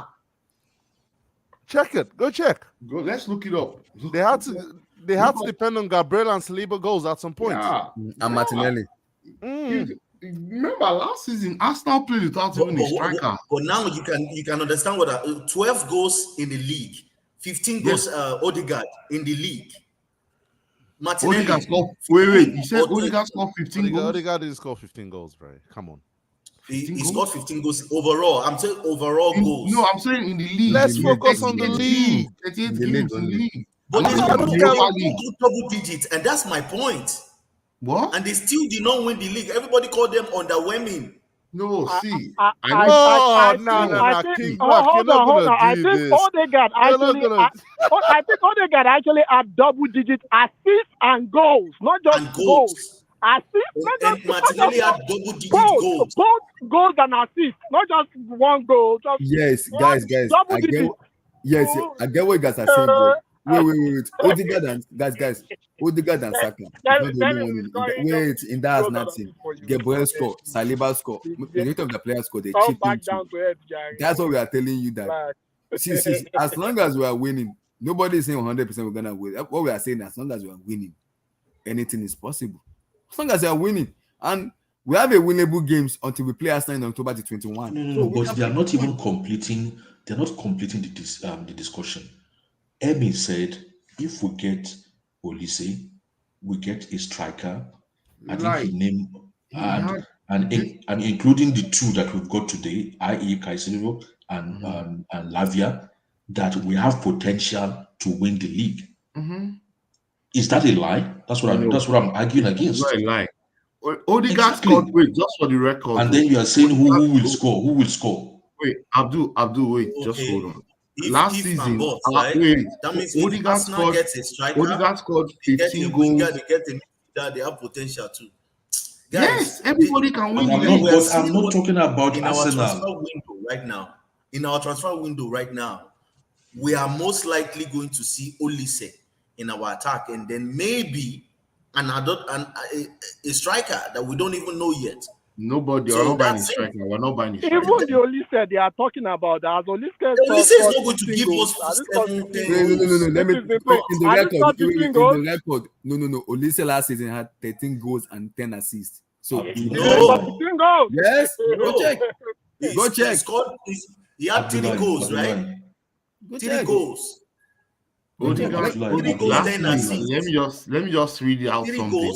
Last season, Odegaard scored 15 goals and 7 assists in the Premier League. Last season, he was their highest goal scorer, and he was their highest goals and assists. Like you combine goals and assists, he had 22 goals and assists. Combined in 38 matches. He was their most effective player, Martin Odegaard. And he played 37 matches in the Premier League last season. And Martinelli and Saka. Let me pull out Martinelli. No, you have the stats in front of you. Emmy, before you go that deep, no, help us out so that we calculate the GAs and see if we are going to replicate the same thing. Are you saying that's still underwhelming? Saka scored 14 goals and had 11 assists in the Premier League. Very good. That's 25 goals and assists in 38 games. Yeah, he played 38 matches. Then Martinelli, you see the stats, and still they didn't cut it. Give me Martinelli, please. Martinelli, Emmy, before you go, Emmy, before you go ahead. Let me listen, sir. Emmy, before you go ahead. Emmy, that means 15 goals and that means Saka, Martinelli, and Odegaard add 15, 16, 14 goals. Hold on now. The thing is this, right? Wait now. When I said it, it didn't happen. They all had like 25 before you go ahead. They still did not cut it. Other players were scoring from corners. Were chipping in with goals too. King Black, let me ask you. I'm just saying, where do you see the goals coming from? I know we're going to be solid. One thing I know for sure, Eddie, all of you, everyone here, we are not going to concede goals. This season, we might be one of the teams that concede one of the fewest goals. I think. But how do we win games? King Black, let me ask you a question. Players that can score. King Black, let me ask you a question. Let me ask you a question, okay? And I want you to be honest, okay? Don't just say it because you want to win argument. At the beginning of last season, at the start of that last season, did you consider Odegaard and Saka, even Saka, I mean the midfielder, the Swiss midfielder? Did you and Saka? Is it Saka that you said or Zaka that you said scored 15 goals? Bukayo Saka. Yeah, Bukayo Saka. Okay. Did you consider Odegaard and Saka to be prolific goal scorers at the beginning of last season? No. The goals they scored were not prolific. No. Answer me. No, don't explain. They were scoring goals. Even the previous season, they were chipping in with few goals. You see, you just one lie now. What is just one lie? If I'm did giving anybody here before the beginning they were never of prolific? All of them, including Jesus, they are not prolific. None exactly. Of them so who says? Wait, King Black, they're not prolific. Sounds like the Chelsea attackers to me. Not prolific. Hey, sounds like the Chelsea attackers to me, but they got 15. Hey. That's what I'm saying, but they're still better than us. They're still better finishers than us. Last year, Gabriel Jesus scored 11 so who goals. Says this season? 11 so who goals says this season? In the Premier League. So who says this season? Gabriel missed like 70% of the Premier League. No, he played 26 matches. Yeah, but he scored 11 goals. So that's 2/3 of the league. He played. That's not too bad as well. And How Kim many Black, assists did Abdul, he wait, run? and Kim Black, remember, I get what you said, but remember, we are not in UCL. Everyone chipping, even wait, Katie Kim probably Black, scored close to 10 goals. Kim Black, we are not in Europa League or Champions League. What we are telling you is, Even Katia.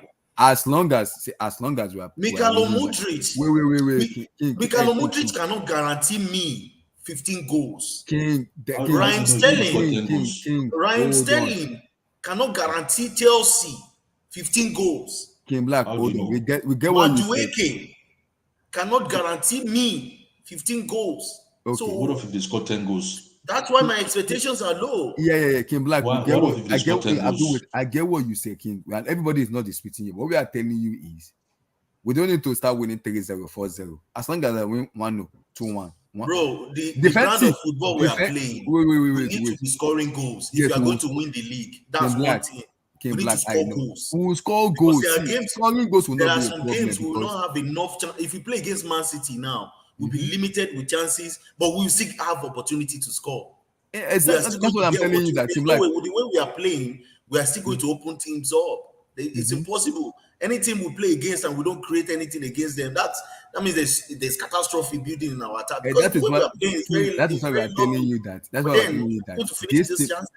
This team is young, yes, but we can tell you that Jackson, Michaela Modu, none of them those guys can't chip it. They can chip it.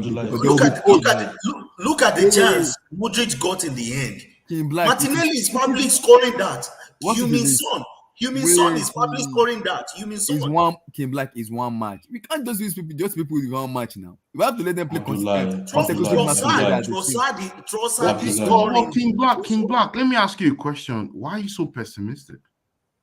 No, what do you mean? Why are you so toxic?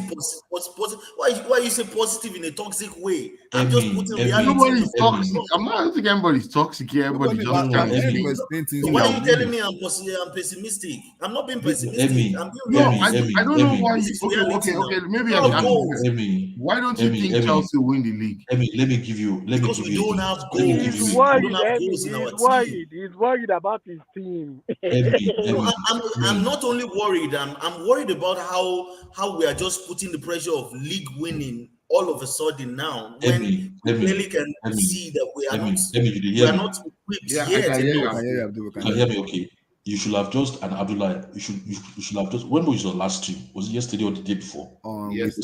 Yesterday, yeah. Okay. You should have heard what King Black was saying about our squad yesterday. Okay. And what he's now saying today about the performance. He was saying our squad was rubbish yesterday. That what do we think we are doing? Don't put words in my mouth. What did you say yesterday? What did you say yesterday? When I say our squad? You said our squad was rubbish. But just you be buying all these players with big money. What are they going to do? This one is 19. That one is 20. It's the same thing I'm saying right now. After the game today, that's not what you're saying. Don't put words in my mouth. Don't say I said something. Wait. Okay. The tape is there now. We have put it on now. We have played the tape for us now, so we can the tape what we were saying yesterday now. No, don't tell me what I will tell you what I said. Okay, so what were you saying yesterday? So it's King Black. It's fine. I'm not being negative about us. I am trying to the expectation and the pressure that we as a fan base are putting on this team, this young team. Kim Black, we get young players coming in. All of a sudden, you see how Blue Eyes and guys just came pop up to this to come and bash Jackson on the first game in his debut game for Chelsea Football Club. Is the amount of pressure and that the fan base kind of like place on players. I don't think anybody. I don't like it. Nobody. There's nobody bashing Jackson. Don't tell me nobody bashing. They're only talking about what he can improve. I know what I'm saying. Blue Eyes is talking about how they can improve in terms of his goal scoring. No, he told me he's a very good midfielder. That he's not a good striker. The way Blue Eyes on me to matter and talk, because the way Blue Eyes analyzes is that I get what. Don't tell me analyze it. That's the statement he made, bro. Yes, that's exactly what he said. You can't have that type of assertion. Arsenal will not judge their player on one game in the first season. Never. No other fan base treats players and puts that type of expectation like I always on tell their people. players like this. I always tell people. That's my point. That's where I'm coming from. Chelsea is have Chelsea. this so much Arsenal is expectation. Arsenal. They put so I'm much always pressure on talking players coming in. in black. Chelsea is Chelsea. Arsenal is You are Arsenal. talking as if we are talking directly to the players. The players don't know us now. We are talking as if we are looking for the players to tell them they must do this, they must do that. Where they go jam me? Where will I know Nicholas Jackson? Mm-hmm. We are just analyzing the game. I'm just setting the reality. What we are telling Kim Black, They will not jam me too. So it's not like I'm getting paid to defend or to try and protect them. I'm just saying. Abdullah, put up vote with your feet. I said the team will not get 44. That was last season. Vote with your feet. Last season, I said Chelsea will not get 50 points, and we didn't. We got only 44 points. Now, I'm not saying nobody's going to get 90 points. Vote with your feet. God bless you. All of a sudden now we are supposed to have 70 goals in our attack. No, guys. Abdullah said it's not compulsory. We have attackers scoring. The defenders and the goalkeepers can be scoring. Let me repeat what I said. Realistic expectations. Let me set this realistic. Just Let's going for top. Wait. Let me set this. Around that area.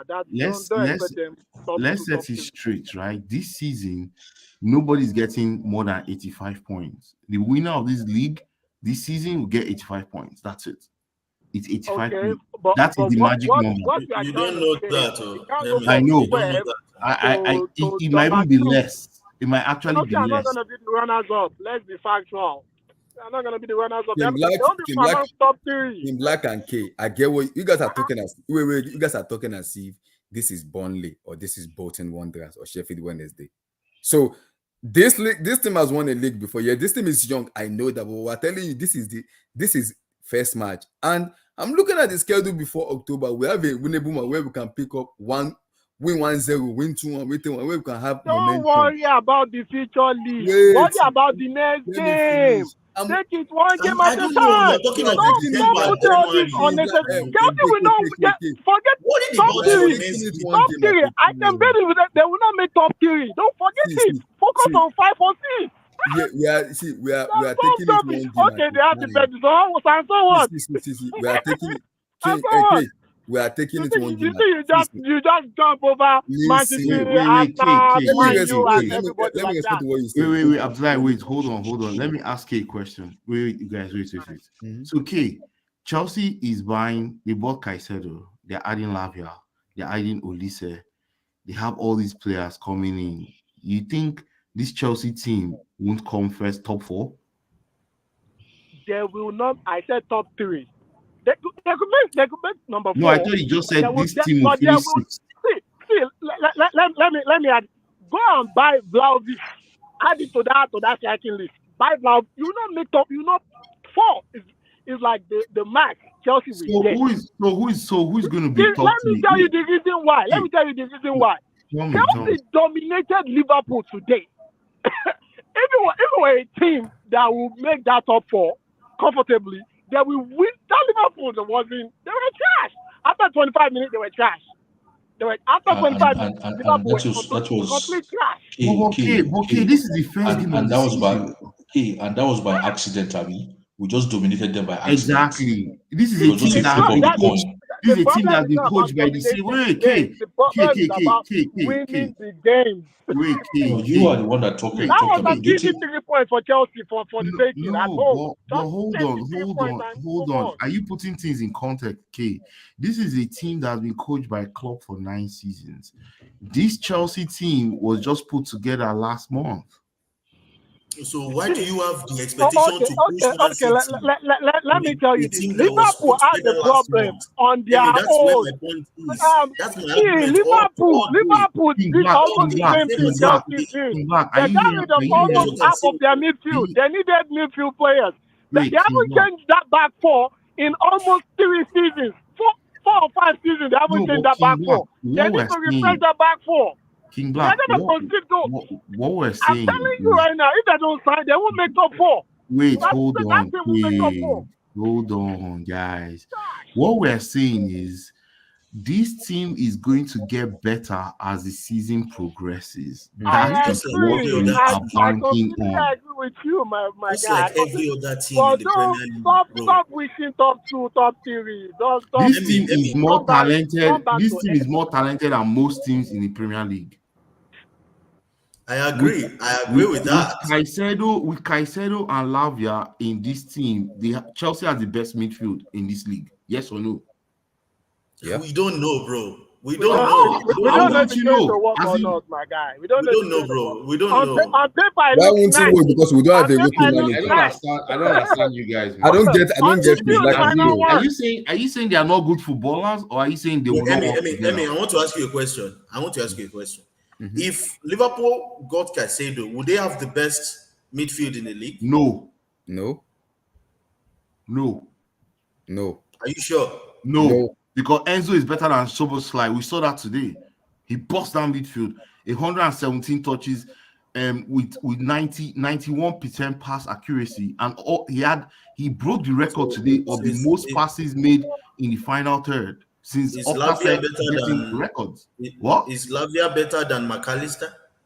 No, McAllister is an attacking midfielder, not even a DM. No, it doesn't matter as midfielder, pound for pound. No, but you can't compare Lavia and McAllister. They're not the same players. You compare McAllister with Caicedo. Chukwuemeka and McAllister. McAllister is better. We know that. Chukwuemeka will not start in our team once our midfield is complete. What's our midfield? Okay, give me our midfield. Lavia, give me our midfield from midfield to the attack. Lavia, Caicedo, and Enzo. That's our midfield three. No, we're playing. I think this guy played 4-2-3-1. No, I'm saying when our team is complete, when we bought Lavia, our midfield three. Tell me another midfield three in Europe that's better than our midfield three. 4-2-3-1. Emmy. I'm not talking Ugarte system. I'm telling you. When Man City's midfield is better than that midfield. That's not true. That's not true. Man City midfield. It's clear. Midfield is even better.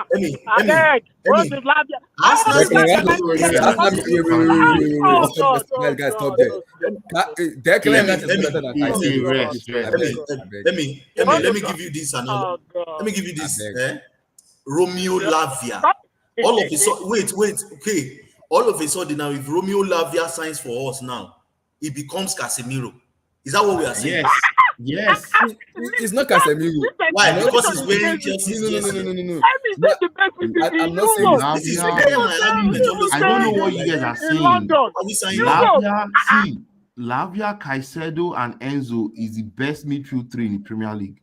He's better than it's not. No, I don't know what is better. Emily, let's compare man for man. Emily, let's compare now. Man for man. Man City's three midfield.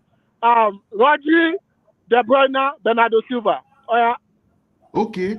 Bernardo Silva and Caicedo. I'll take Caicedo. Rodri and Lavia. What are you picking? Rodri's older now. Lavia is small boy, 19 years old. Hold on. Wait. K and King Black. We're going to play Man City, right? Just like when we were about to play Liverpool today, everybody said, "Oh, Chelsea will be run over." What happened? Enzo dominated that midfield 100% today. Let's play Man City first. All these things we're just talking about is hypothesis and assumption. Let's play the ball first. It's the same thing as you saying that midfield will be the best. It's an hypothesis because we have Lavia and because we signed Caicedo now. Wait, okay, you know what? We can't say who. I know we would have one of the strongest in the league. And over time, if they play together, this is what you are supposed to say, Emmy. If over time, if they play together, they potentially. But we have the best. We might have the best midfield, even in Europe. Immediately, as soon as they come, let me just say this, right? All of a sudden, that's the best midfield in Europe. King Black and K. I know you guys. Declan Rice, Thomas Partey, and Odegaard. That's a sick midfield. We are going to play Arsenal October 21. Everybody will see what happens. Abi? All these ones is sick. This one is not sick. You're wasting energy. That's all assumptions. Okay. Let's play them first. Then that's why I said let's wait till Christmas. By Christmas, everybody will have played each other. you will now be able to assess, okay, when you play this team, what happened, who played, then you can analyze the team. Me, All this one you're just talking now, just noise. what I'm just saying is, right, we all want our club to win, right?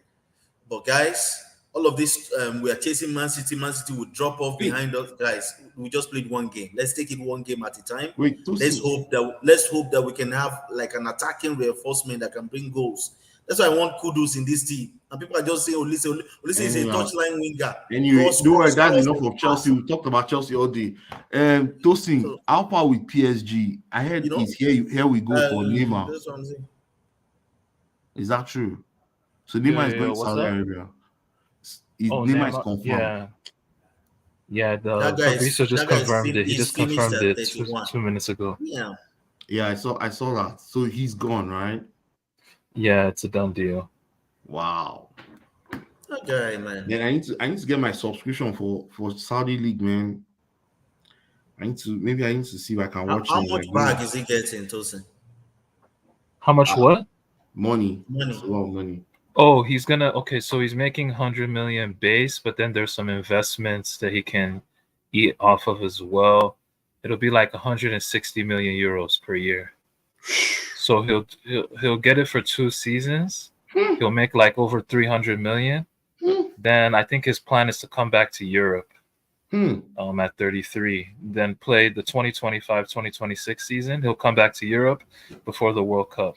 That's his strategy right now. So that makes sense. Who's this? Neymar. Neymar. Oh, please. Don't be pleasing, Eddie. Don't be pleasing. The guy has a bag, 320 million pounds. No, the thing is, man, I feel sorry for him because I think it's not like, honestly, PSG pulled him out, man. They pushed him out. PSG pushed him out more than Neymar wanted to leave.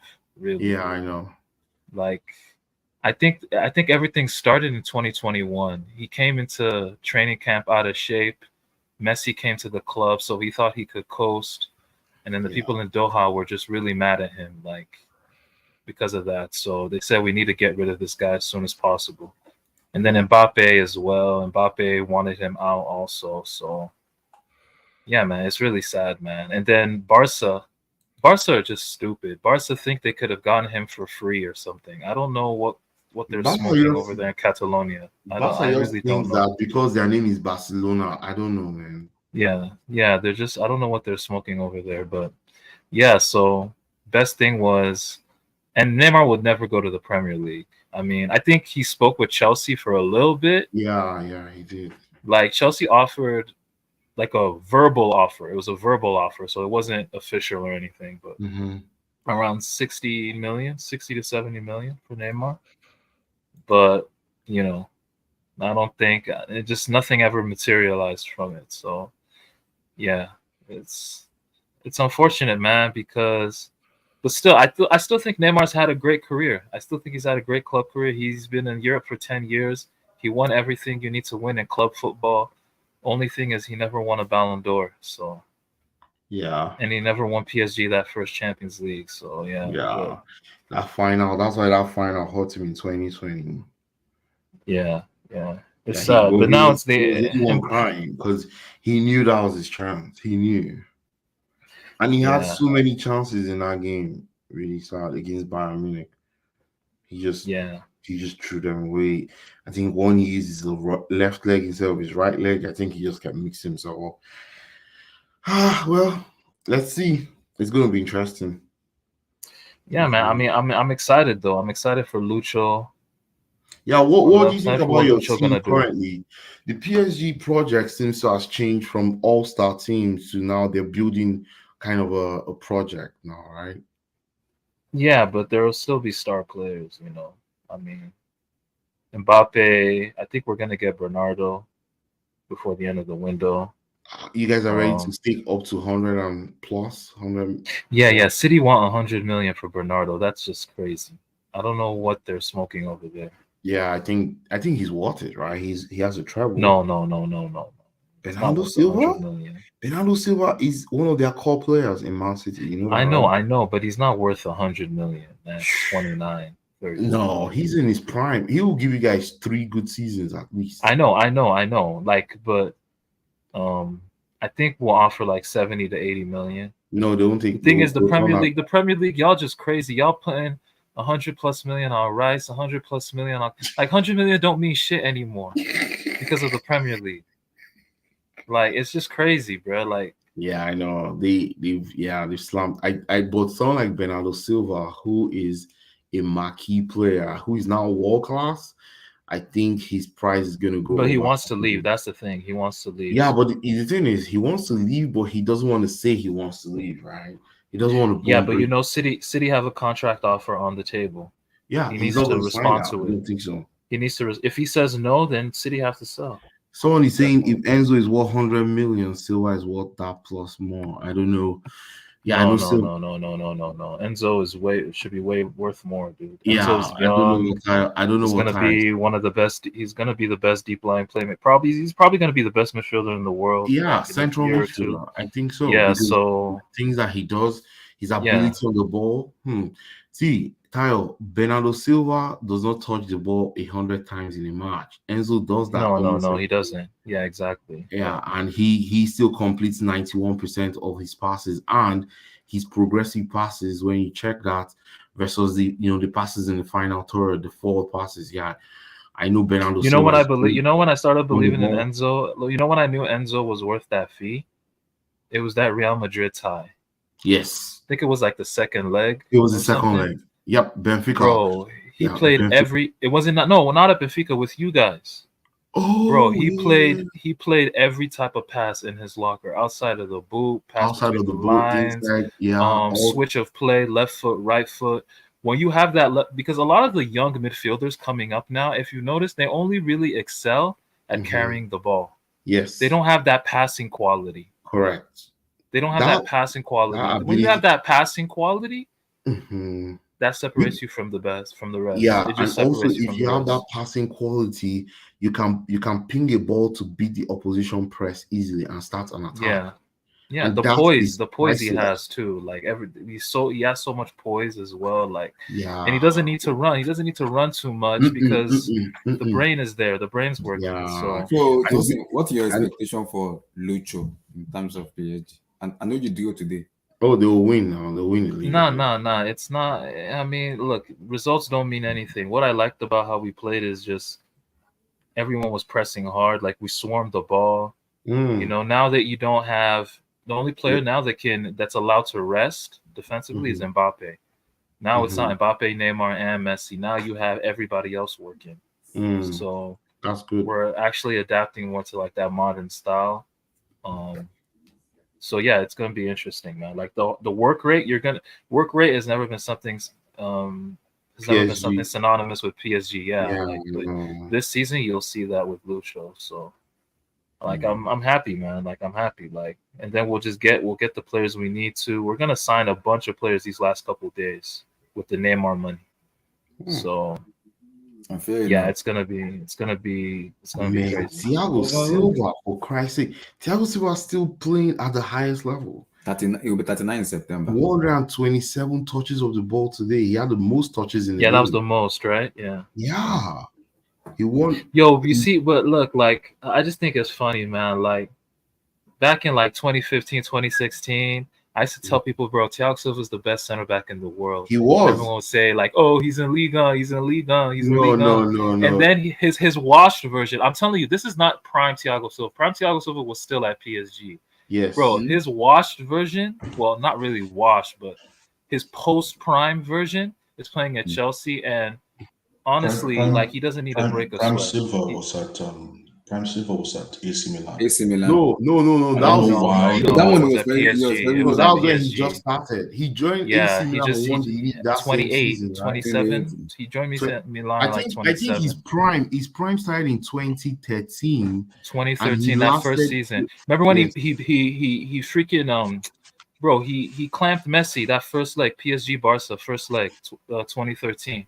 I know Messi scored, but he clamped that whole back line by himself, bro. Like that was when, and then 2014, 2013, 2014, 2015, 2016, like that was his real peak. Yeah, that was his peak. That was his peak. Because I look at Brazilian player, people might say he's an attacker, but Silva will be 39. This guy is a defender and he's still playing as if he's like 18. Today he won the ball 10 times. He won the ball 10 times. Playing like he's 21 years. I'm like, why is this guy still playing football like this? Abdullah, you know the problem with Brazilian players is their professionalism. I think it's Brazilian attackers. Let's say Brazilian attackers, because look at what Dani I'm trying Alves. Look at Dani Alves. Look at Thiago Silva. The Even defenders. Cafu. Look at Cafu. Cafu as well. What Like I'm trying to they say, age what I'm well. trying to say Even is, what I'm trying to say what's is, guys, like the base, man, the like button, get the likes up, guys. This guy that played Lucio had a fantastic career too as a Brazilian defender. Yeah. He even won the what I'm trying to say World is, Cup, right? No, Emin, what I'm trying to say is, Lucio won the World Cup in 2002, right? Yeah, 2002, yeah.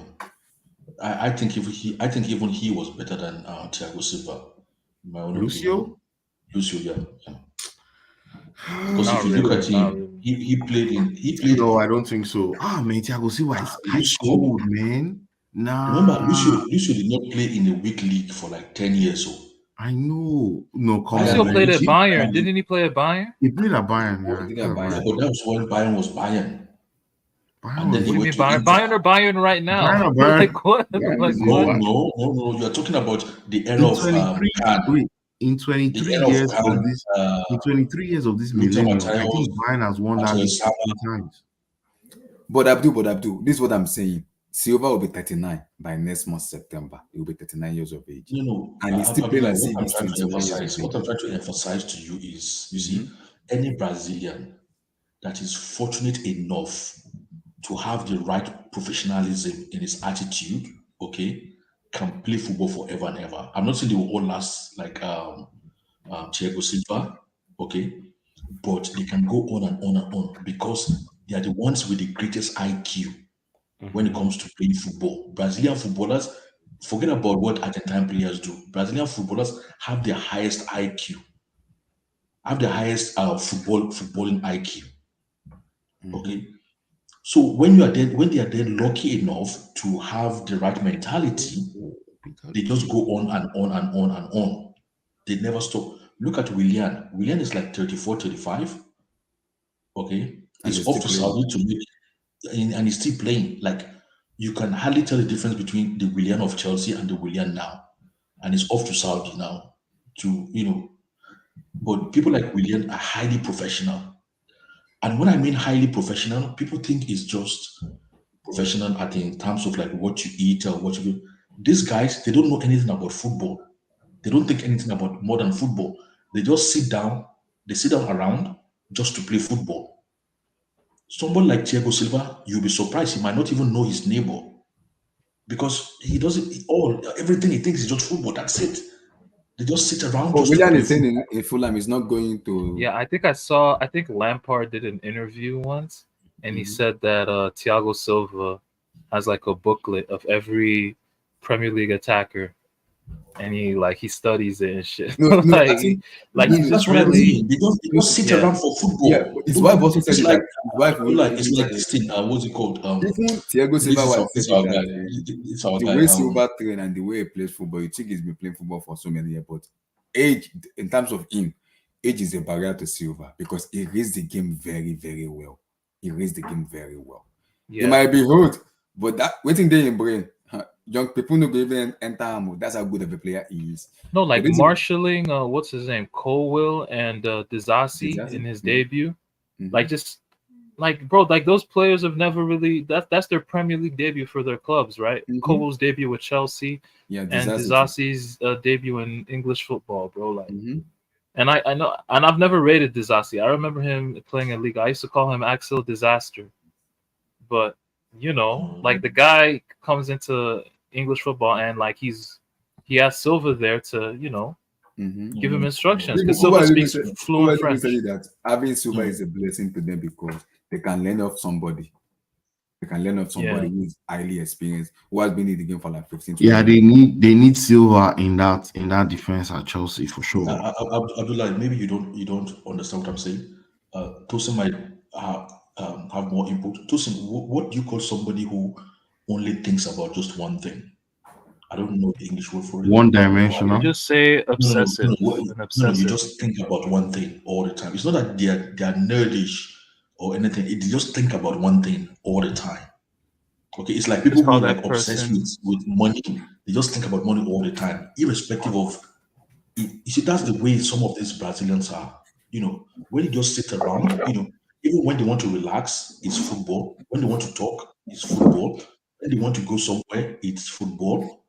It's all Oh, focused. See, one track minded. something like that. Okay, something like that. If anybody has this kind of mindset from childhood for anything in life, they'll be successful. So it doesn't really. So this is how a lot is. They've inbuilt these things. Don't you Okay, think it's Pep just like Guardiola has that? exactly something like Pep Guardiola. Even this guy has it. James Milner. James Milner doesn't do anything. He just sits around for football. That's why he's still playing now. James Milner Where is he started playing at? like Where does he play now? 2001. It's He's playing gone for to Brighton. Yeah, didn't he debut for Leeds at like 16 or something? yeah in 2001. Yeah. 21. These guys, all they just do is football. They don't really do anything else. Where there's no football involved, you wouldn't see them there. So this is the kind of thing like Thiago Silva is, where it's just like this guy would not. I tell you, this guy would not know his neighbor. He wouldn't even know who's living across his road. He would just be. But Abdul, Silva has played under different managers and he still plays for boys like Popov to him. That's why we have to respect the game because No, but as Neymar not played under different managers. Yeah, but it's different though, because Neymar body is made with so many. The way Neymar plays is an expressive player, so he will get injured a lot. No, so that is what I'm saying. They have this inbuilt thing. Okay, they have this inbuilt thing. It's more than the physical. They have this inbuilt thing where it's just football based, and that's it. Okay, so even if Silva talks to you about football, if he advises you about football, it will be something totally different because they've thought about it in several ways. They've thought about it all their lives. Okay, so even Disasi, or what's his name, he will start looking like an 80 million pounds defender. That guy is rubbish. But because he's playing, the confidence alone standing next to Silva is enough. Exactly. It's like if Silva is like a philosopher. Where you grow so because you've thought about something all your life, you grow so much wisdom in it, you become philosophic in it. You see the truth in everything. So when this kid, that is why I'm scared of Chelsea defense. That if Silva leaves, look, some of these guys, if they offer you, if they offer them for 10 million, they will be rejected. But see, this is the thing though. Age still matters, man. Like Silva's gonna break down, like especially as the season goes on. Yeah, you can't be so playing you all guys much, need, yeah. you guys need to. That's why we have somebody a backup has to, plan. somebody Replacement is there has already. to. Somebody there's has to take the nobody. mantle of role to lead that defense. And Exactly. can it really be Reece James? I don't know. Like he's a right back, so Come on, how can you say somebody who's 24 is going to lead a defense from Silva to Reece James? How's that going to work? That is why we have the defender here, where they have been playing on that Silva. Him on the bench can also help too by also letting them know what they have to do. But also that's why we have players like Dizazi, Kowe, Badiashile. Yeah, give Disasi time, bro. I think he'll grow into it. yeah, Disasi was a leader. I remember like Stade de Reims in Ligue 1. I think they had that one season where they conceded the least goals in the French league. So they had like the best defensive record, and he was a leader of that. He spearheaded that, and then from that move he went straight to Monaco. He got the move to Monaco right after that. So I mean, so he has some experience at the top level, leading a defense, but I don't know, man. I don't know if I would bank on that, to be honest. I tell you, this Disasi, he scares me, man. When I heard it scares Chelsea you, were that's going, only you. hold on, Abdullah. When I heard Chelsea were going to buy him, and I went to watch some of his games, I'm scared. I was scared. Yo, And then watch when I the saw- 2021 Coupe de France final when they played PSG. The guy literally gave the ball to Mbappe. Oh, it's the game against PSG, was that the final? Was that yeah, the yeah, final? yeah. That was the final. Yeah, Okay, Poch was okay, managing us at the time too. Funnily enough, yeah, okay, okay. in I've that seen game, that. I've yeah, seen that game. I've seen yeah, that yeah. game, man. Disasi just gives the ball to Mbappe to But score. but He was because this would help him also because training with Silva will help him improve those how do I put it, those errors in him, because Silva will let him understand attention to details as a defender. Like Cowell, Badiashile, Disasi, they will learn under Look, Silva. man, you can lead a horse to the water. You can't make the horse drink. Yeah, Like there's only yeah, so much you you are can right. do. You are There's right. only You so are right. much you can do. Yes, you are No, right. no, no. Abdullah is saying, Them Abdullah playing is with saying the Silva truth. is a blessing for them. Abdullah, hold on. Abdullah, what you're saying is correct, and I believe it. When you have Silva next to you and he's talking to you and he's giving you instruction, okay. See, you cannot underestimate what Silva will be doing for him, because Silva will be telling him, if I say this in a game, then you do this. If I say that in a game, then you do that. Silva will be giving him all the tricks in the game. Okay. The problem is when Silva is not there. That's what I'm saying. But Okay. Even if that person, no, hold on, no. Even if that person that is coming, okay, is telling him what Silva is telling him, because it's not coming from Silva's mouth, it wouldn't feel the same. He wouldn't react in the same way. That's what I'm trying to say. It's a big problem. It's like, I I agree don't with you, know. Abdul, but also that's why I said you also have to have an experienced manager and Punch an experienced manager. You don't have a rookie manager. That can be fixed in that aspect. We have defenders, yes, they are young, but they will also improve their game after game, day after day. Having Silva on the bench also can also help too, because he can be a player coach who can also talk to the players and put them into direction. Yes, he doesn't need to play all matches, but he will be there to coordinate those teams as a player coach. So that can help those young players improve. But the Pochettino is there, and having Silva there too can help them also improve. Wait, what happened to Badiashile? What happened there? He's injured. He'll be back in September. Oh, is it? Yo, will you guys play two left center backs? That's very rare. Like, would y'all do like somebody a lefty at right center back and another lefty? The problem if Badiashile comes in, that depends on how Poch wants to play, because we have like Badiashile, Dizazi, Levi Cowell, and Thiago Silva making it 4. Then 5 is that injury prone idiot called Fofana. So that one will Damn back in idiot! January. Why would you call him an idiot? That Because one, he has injuries, man. That's not in, cool, man. That one that his body is made with ice water and whatever his name is. Bro, that tackle was disgusting. Like what? Like, come on, bro. That's so insensitive. So man. we have like 5 defenders, and that depends on how Poch wants to play, because he has to rotate those defenders. He will give them minutes because they will play FA Cup and Carabao Cup. He will give them minutes, and that depends on how much they're gonna play in EPL, because sometimes he will want to rotate players. So we have to wait and see. But I'm confident all those players. Is Fofana out for the season? Yeah, but it's 6 months. He's out for 6 months. Yeah, he's out for the season. Okay.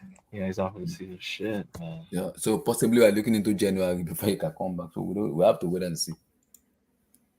But me personally, I don't think it's a big deal playing 2 left-footed centre halves.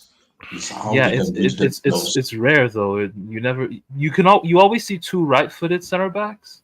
Like it's not a problem for a right-footed center back to play on the left. Like John Terry did that, right? But you never see a lefty play at right center back. Yeah, that would be weird. But the thing is, according to what these guys say, they said Poch said they played 4 at the back today. So that meant it pushes Silva. That meant Cowell played left back. Which, to be honest, I didn't see that, so I don't know what they're talking about. He played left back. Yeah. If you remember, it was one that was marking Salah in the first half. That Salah was cooking him. He was one playing left back. If you see Silva, Chilwell was playing right wing, left wing, whatever we call it, right wing though. So if you look at that match in the first half, Salah was cooking. Because he was playing lateral left back. He had the 1v1 coverage. So all that playing left back.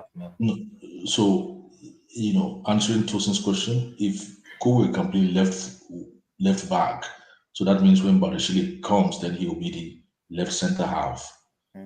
with whoever is on the right. Maybe Thiago Silva or Dizazi. It depends. That would be disaster, man. But Chile and Dizazi, central defense. They played before. They played in Monaco before. That's not gonna be no, they were playing 3 at the back then. There was somebody between them. The games I saw. Oh yeah, Maripan. Yeah. Yeah, there was somebody between them. So all that stuff people are saying, I have not seen that. We'll see Abdul, you don't need to be scared. Yeah, they played 3. Yeah, you're right. They actually did play 3 at the We are back. in good Abdul, we are in good hands, so we should be fine. Maybe Cole will play in the middle of the 3. It's possible. Oh my god. Abdul oh my god. It will be fine. Abdul is scared. Abdul, sorry. You don't know, Tosi, you don't know how poor our central defense is, man. You don't know how poor it is. When Silva doesn't play. I don't think it's poor. I just think it's inexperience. Yeah, they're all young kids now. Come on. Yeah. Abdul, relax on these people now. See, I also think Badiashile and Cole can play together. All right. I think, but I'll be very careful betting them in. I think it will take Poch a little time. I'm sure they are working on that because they know Silva from next month. Silva will not be able to play, every week. It's going to be hard. Yeah, but we only have one game a week. He'll probably be able to play maybe 2 or 3 matches a month. No, we have one game per week. So Silva can he can't. Wait, but when is my boy Nkunku back, man? January. God damn it. I'm so bro, this injury shit is crazy. Yeah, it pains everybody, man. It hurts everybody. It pains everybody, including me. Because I wanted him to play. But it happens. It's okay, it happens. I wanted to see the blown. He's never been injury prone until now. But I'll wait until January to see that blown celebration. Man, it's unfortunate, man. Yeah, injuries happen to football, so yeah, I understand. Yeah, happens. I understand. But I'm happy with the defense we have though. So I'm confident about them. And the midfield also makes me happy. Caicedo, no, yeah, that Enzo Caicedo thing will be crazy. Enzo. That front three. But I've never watched that Lavia guy. Is he good? Is good. He's young, but the problem is I'd like to say he's raw. Wasn't he in a relegated team? Like y'all got relegated. It doesn't matter. He's raw. Look. Go ahead, Abdul. Tosi, look, me and Abdullah, we stayed on the stream once for like an hour. Okay, we analyzed Onana, Caicedo, and Lavia. And Lavia is the most complete midfielder out of the 3. Take it or not. I mean, take it or leave it. Mm-hmm. This guy is, to me, he's more complete as a midfielder than Caicedo. Caicedo, yes. And he's only, is it 19 now or 20? He's only 19.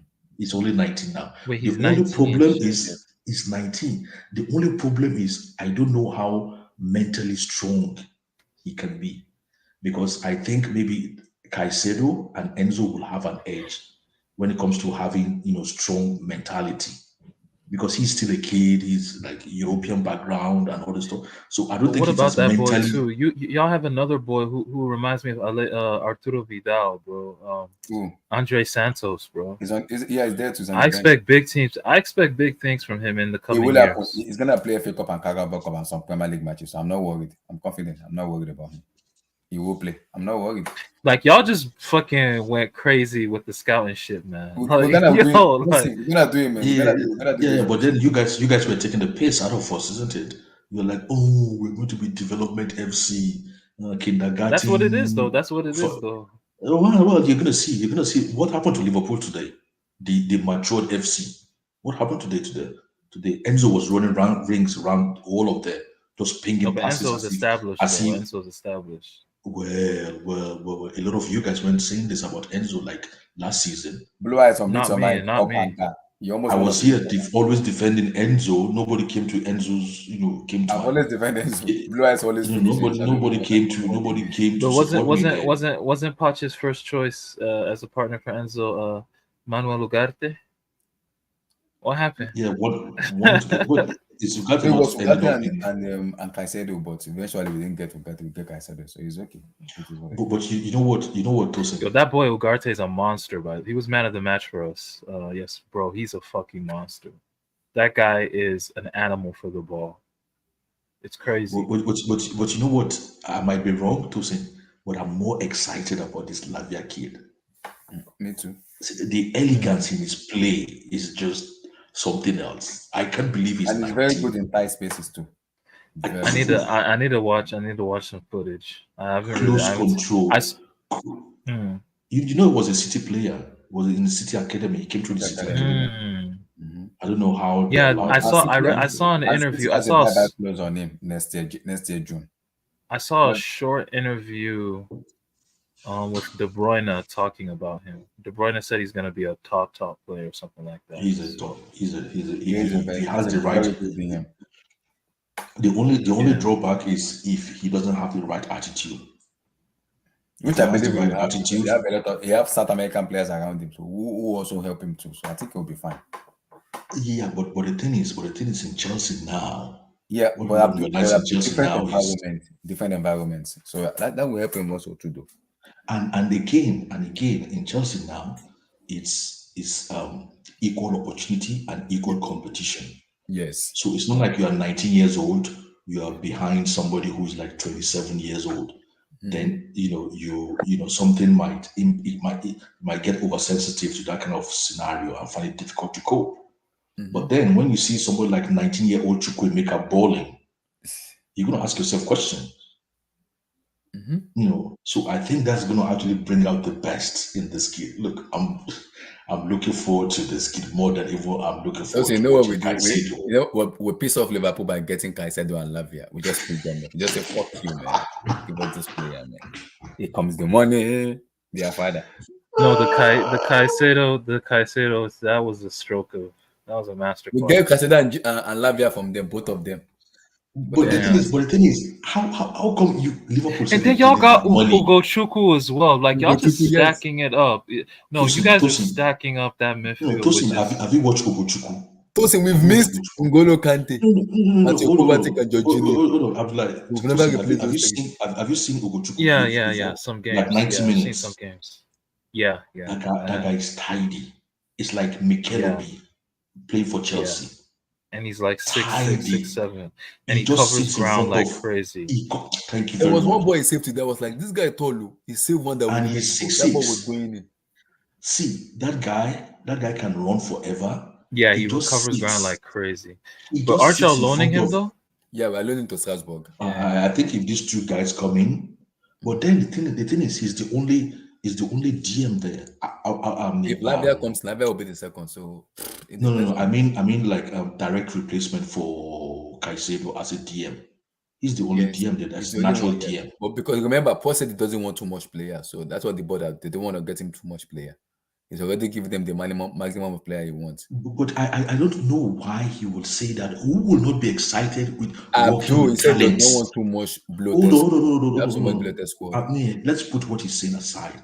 Which manager would not be excited working with talents? These are talented young players, talented young kids. Abdul, yes, I agree. Wait, Abdullah, you know what? Wait, Abdul, let me answer. You know, this was a meet from yesterday, right? He said that after the first game of the preseason, when we had Mount, Havertz, we had not even sold any player at the time he said that. You guys just quoted the guy and just he said it. He has not said it. He has not said it since that day. He said it, and when he said it, we had 39 players. You guys. I was Emmy. I was trying to tell Abdullah and Blue Eyes yesterday. Yeah. They just like tore me apart, saying I lie, I talk, whatever. Wait, because that was a meet from yesterday. I was like, I actually went back and listened to all Pochettino's interviews. I did that today, all from the first one he had till yesterday, the Friday one. I was baffled. He only said that the first one. That was the first one he did. When then we had not even sold Mount, we had not sold anybody. Now Abdullahi, King Black, Blue Eyes, they are now running with it and saying, oh, he has been saying it. He doesn't want. He has actually been saying that he wants to add quality to the team. Man, I had to clear that out today. Yes, sir. No. Thank you for clearing that out. And that's the whole point of being in this platform. All his press conference. He only said in his first press conference when he said we have a bloated team. These guys don't allow me rest yesterday. They said he said it. It's an exciting period. It's an exciting period. Exciting. I'm buzzing, man. I'm buzzing. What we did to Liverpool fans will never forget for the rest of their life. They will never forget, man.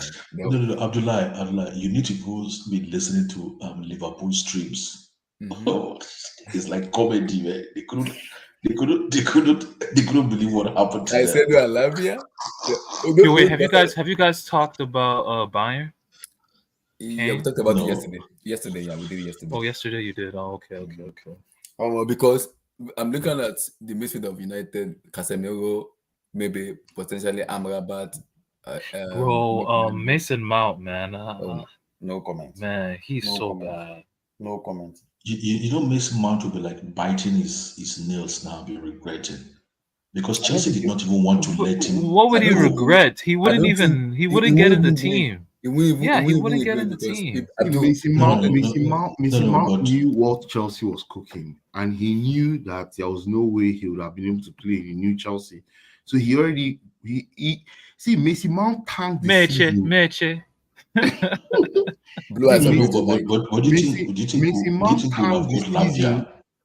think we'll have got Lavia if Mason Mount was staying? No, we would have gotten Lavia for sure. Yes, now. You think so? Yes. Mason Mount was done. Chelsea wanted to sell the whole team as a mid-season last year. Like in January, they wanted to sell everybody, but they couldn't. They just waited till the summer. They knew they were going to sell everybody. They knew, no. That's why they bought Enzo when they bought Enzo. They didn't want to compete. Hold on. Is Tosin based in France or based in the States? It's in America. I'm here in America. Man, but you Americans now, they ruthless, sha. The guy just come sell the entire fucking team, man. Build a new one. That's how they do things here. They don't mess around. Because there's no point. See, let me just say this. There's no point having spend 1 billion. This is what wait, let me hold on. I want to do something because Austin said something in terms of the Caicedo deal, and I want to read it out because people said they wanted, because he said something because I think we offered more than what Liverpool offered, and Brighton agreed to that more than Liverpool. So he said add-ons on 115. Brighton agreed with Chelsea as seen as very achievable, plus expectation that expect them to is a third based on making Europe. Two third appearance related. Chelsea offered more guaranteed upfront than what Liverpool offered. It doesn't matter, man. That deal is over, man. Let's stop. I know it's over, but I was checking this. I was checking the deal to see what Liverpool offer. We offer more. Liverpool. See, let me not lie to you. Right now, Liverpool is in a fix. Any player they touch, everybody now knows they have 110 million pounds. If you listen to Chris, I thought they didn't have money. I thought they didn't have money. Yeah, even their fans didn't believe that they had that kind of money. But Emmy, what pieces of Liverpool? So who do Liverpool get? Who do they get now? They need a defensive. They had to play what, McAllister? They're looking at Bruno Guimaraes and Ibrahim Sangare. No, they can't get Guimaraes. They're not getting Guimaraes. Like what are they smoking? I don't know. They can't do it. Yeah, it's impossible. Yo, by the way, I watched that Newcastle. You know what Guimaraes is Newcastle are good. Newcastle exactly. Are good. They are the best team. Newcastle is the best team of this weekend. You know that, right? That boy Tonali. Everybody said Tonali can't play intensity football. The guy had 1 goal and 2 assists or so, or 2 goals or 1 assist. And he was 1 goal, 1 assist, and then he had a pass before the pass. He had a key pass. Yeah. 1 goal, 3 assists. The guy is no joke, man. He's leading assists now in the Premier League. And then what's that team? Harvey Barnes and Callum Wilson came on. Yeah, and they went crazy too. I was like, this Saturday is gonna be beautiful. They play Man City. Tosin, guys, see. When Harvey Barnes came in, I was like, these guys, are they coming in as subs? Are they coming to those guys were mad too. They scored. Twice.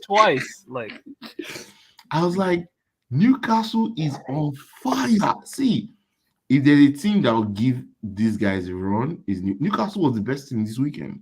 so far. Mm-hmm. By far. See, Aston Villa is no slouch. They're a good team. They'll take points off some big teams this season for sure. They are a good team. Wait, you think they'll make top 5, top 4, top 5? Aston Villa? No, I think they'll finish 6. No, not Villa. No, not Villa. I was talking about Newcastle. I think Newcastle will finish third. The problem is when do you see They us? don't finish We third, don't they'll know finish until second. September. We don't know until September. When do you see us start in September? Where do you guys think? No, y'all they have a finish? good squad. Abdullahi. They have to. Yeah, they have a good score, but the problem is, Emmy, you should experience it different than It's true. Once you're playing 2 games a week and all that, it's No, don't worry. That's why they bought the players they bought. Yes, but Emmy, sometimes you need experience when it comes to UC. No, leave experience. Ball na ball. Forget. They go play that ball. Won't play at the ball na ball. Okay. So let's see who they have first. Let's see who they play in the group stage. Yeah, but I can tell you something for sure. Many teams will not want to play Newcastle. They have a team that they are those guys are fearless. Yeah. They have Isaac. Isaac is on fire. Isaac, that finish, that dink. Did you see Oh that my dink? God, yo. Do you know what Peter Drury said? That boy is serious. That boy Peter Drury is said serious. He's so nasty. He even did a modified shot. See that Isaac or whatever. Okay. Alexander Isaac. They bought him for 60 million. No, it looks like a bargain. See, all these people that goes to Spain to scout, what were they looking at? Because that guy is dead. I mean, I used to see him play for Real Sociedad. I used to think, okay, he's so good. He's okay. Outside he's not Spanish. But he had a reputation for missing a bunch of chances. Yeah. And Sociedad. I think he's worked on his. But now he's refined. He's refined. He looks more refined. Yeah, he's so confident too. My God. See, that is why I'm warning all these guys that they are abusing Jackson. Okay, actually, this Isaac just plays like that. This our they Jackson. play the same. The style of play is the same. There's nothing they cannot do. They play the same profile. Yeah. Isaac. When they bought him, when Newcastle bought him, people were laughing like, "Oh, Newcastle bought this striker." I was laughing. I was laughing. I thought they had wasted money. No, I used to watch him in the Spanish league. He plays for Sweden. I used to watch him in the Spanish league, and I used to think like, okay, he's okay. No, outside the Spanish league, he was good. He wouldn't be anything. His first touch was good, even though he missed chances. And then what he's doing in the look, no matter how you want to, diminish or discredit the Spanish league and say Real Madrid and Barcelona, they have some of the teams you think they are average. They're actually tactically and technically very sound. Yeah, of course, Abdul. People always talk nonsense, but you know that inside their hearts, they know that this guy is technically gifted. You know when a player is technically gifted, when the ball is very close to his feet. Remember? That's why I was telling Blue Eyes this stuff, and I wish he can admit himself. I was saying it. Declan Rice and Caicedo, because I said Caicedo playing a more possession-based system where you can on pressure. You can trust Caicedo to get the heck out of where he will be fine. I don't trust Declan Rice when it comes to possession based. Yeah, I think what Declan Rice excels at though. No, Declan Rice off the ball. Like I watched a bit of the Arsenal game. He impressed me defensively. He's such a good anchor. Yeah, he is. Like defensively, he's really good. But on the ball though, the ball, he's very neutral on the ball. Just very neutral. I don't think he'll ever live up to that price tag. I don't think he'll. I think Caicedo has a better chance of living up to his price tag than Rice. Oh yes. You see, the way I see Declan Rice is, I see him like somebody who can do anything you want a midfielder to do, but he lacks discipline. That he plays without discipline, and if you are a manager and you don't know how to use him, where you need just to tell Declan Rice every afternoon or every Saturday afternoon that just go and be my man of the match. Don't give him any instruction like hold, defend, whatever. No. Just tell him like go and play. Just make him a free spirit. Let me ask you a question. Let me ask you, Abdul. Lavia and Declan Rice. Like the vid guys, get the likes of where will your loyalty lie?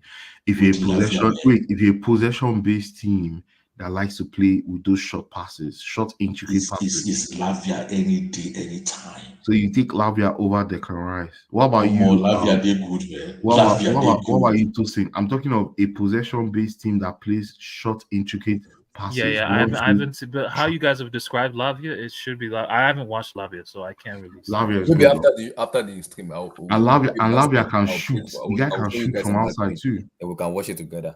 We can see. And I'm But hearing, the thing is, I'm I don't know this how. with Lavia. But the thing is, actually- how can an You are getting Lavia and 18-year-old kid? How can an 18-year-old kid play with so much 19. maturity? No, Yeah, but 19. last season when we were watching him, he was 18 then. Yeah, he was 18. Was Yeah. 18, He scored 19. he scored in Stamford Bridge. It's got Stamford Bridge. Yeah, how can he play? How is he playing with such maturity? Look, Yeah, if he's the good. guy was in Belgium, if the guy was, Abdul, no, good on the Yabam say something. Wait, was he Belgium? Abdul, Lavia dominated. Belgium. Abdul, Lavia dominated Thomas Partey, Granit Xhaka, and Odegaard. Yeah. When he played Arsenal in Remember Southampton, when they draw? He yeah. dominated those He things. wanted to kill Partey that day. Jesus. He almost finished Partey. Partey could not get the ball off him at all. See, No. I can't wait for that. I can't wait for that midfield. Enzo, Lavia, and Caicedo. Caicedo. People were begging them to give them the ball. You know, guys, right? Why? Another reason I think Chelsea is going for Lavia is everybody understands they want Enzo to play a free role in that center circle. Mm-hmm. Yes. See, were you on the stream when I was saying they want to release Enzo of all defensive responsibility? Yes. Were you on the stream when I was saying that? Yeah, I agree with you now. Yeah, I agree. But all these guys were saying no. Don't mind. Some people have agenda. I'm tired of arguing sometimes. Some people analyze football with agenda, and that doesn't. I always wonder why. See, Enzo will be totally free. Boy, he will be a bad ass. That's the only problem Enzo has is that he can't run with the ball, right? He doesn't have to. The guy has the pass. The sweet. The guy's doing.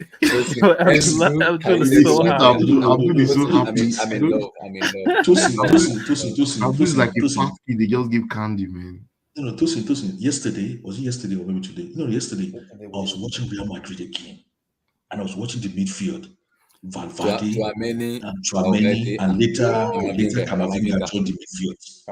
I was constant ball. I was thinking like, man, and this is what some people call they said it's too much. They said Chelsea's zone is too much. This is what some people hold on, Evan. This is what some people will be enjoying every weekend. Mm-hmm. Because they support Madrid. Then Abdul, for us, they're not saying, "Oh, why are we buying Lavia? Why are we buying this one?" It's not too much mentality. Man, guy, if you don't like Lavia, Caicedo, and support Crystal Palace. I make this finish. Every you know the funniest thing. Then they will say like, "Oh, send this one on loan. Send that one on loan." Once you're 17 years old and Chelsea buys you, he's going on loan. How do you know? How old was Pedri when he broke into the Barcelona first team? Wait, Abdullahi, let me ask the questions one line. How old was Pedri when he broke into? How old was Gavi? How old was Vinicius when they bought him? When they bought Vinicius from Brazil, Vinicius was 17. He was 17. Mm-hmm. How old is Rodrigo? How old was Camavinga? Camavinga was still doing his senior school certificate when they still bought him. How old are all these boys? I mean, once Chelsea buy 18-year-old, they will send him on loan.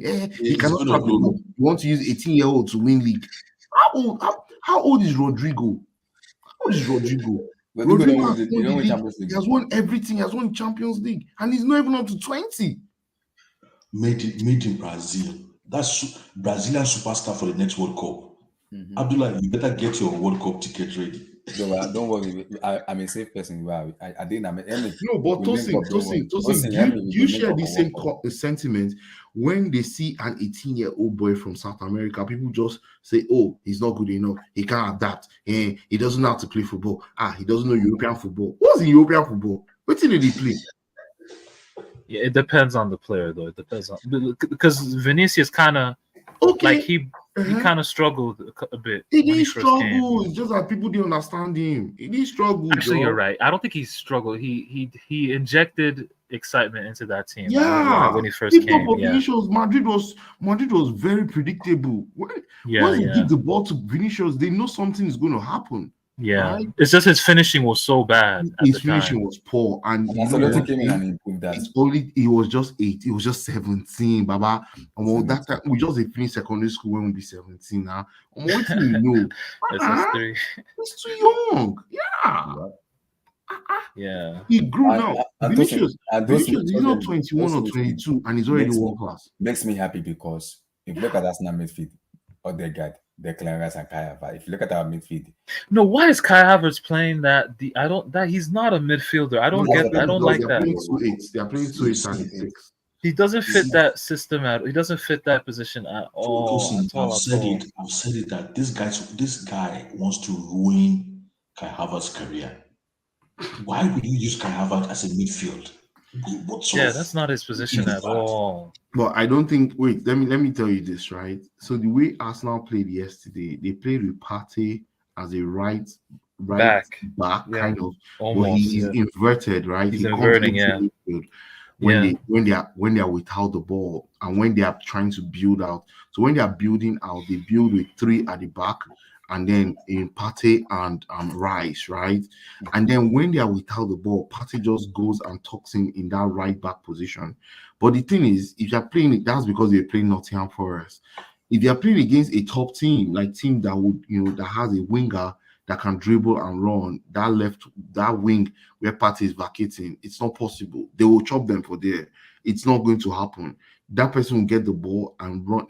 They're playing Brighton. You won't tell me they would leave Mitoma by himself. Mitoma will just run into the post. He will run into their post.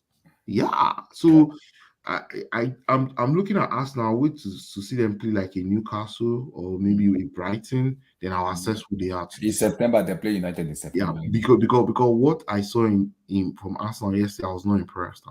Me too. Yeah, I was not impressed. And now everybody's jealous of us. Where they're using Havertz. I mean, we don't buy all the midfield in England finish. Everybody's not jealous of us. We don't buy England midfield. Caicedo no, but you guys need to get that Champions League though. We'll be fine. We'll get I think this season, Tosin, if we get top 3 this season, I'm fine. I won't be surprised if the league is not very strong and we are still within 5 points of the top by February. I believe we'll go on the run from February to May, and we can push for that league. I'm telling you. I just need us to stay within 5 points of the top. Me too. Yeah, I don't want us to stay more than. So what do you guys envision in February, March, February, April, the whole team as you're starting 11? As you're starting 11, what do you guys envision? That will be the first time everybody will be back, right? Because Jackson will be back from the Nations Cup. He's still going to Nations Cup. Yeah, but we don't know. The problem now is we don't know because we don't know how far Senegal can go. They are the defending champion, so they will go far. They will go. At least they'll go to the last 4 most times. Yeah, it might be a different mindset. So we have to wait and see what mindset is gonna come back into. So that's what I said because it's a Nations Cup, it's a World Cup. And when it comes to country, they all take it personal. Who is hosting? Abidjan, they're hosting in Côte d'Ivoire. Yeah, Côte d'Ivoire, yeah. We don't know which mindset Nicola Jackson is gonna be.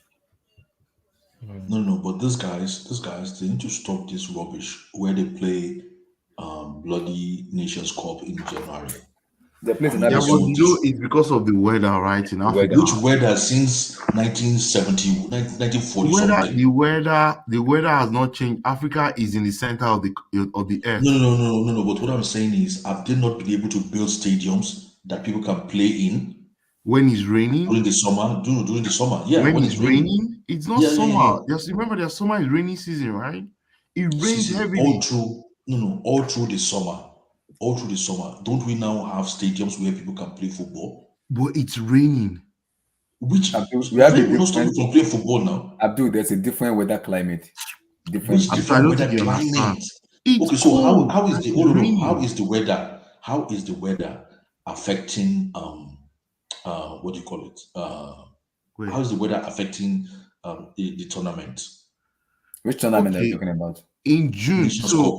if we put our Nations Nations Cup Cup is in in January. July, The reason why it's played in There's January Euro. is You don't play it because it's in dry June, July. season There's in Euro. There's January. hold on. I can't hear you now. The two of you are talking. Tell me the Okay, reason why. in Euro in June, July, there's Euro 2024. You cannot play the Nations Cup there, so you have to play no, it in it's January. not. It's not Why that. can't you play Abdullah. it No, then? What are you wait. saying? Abdullah, you're not giving the right excuse. Let me tell you, Abdul.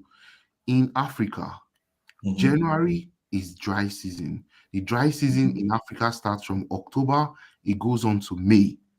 The wet season starts in June and it goes on all the way to September. That is Africa. You can't change the weather. Yes. Yeah. From But June to September, it's wet and it rains almost every day in sub-Saharan Africa. Yes. So the reason, the only years, wait, hold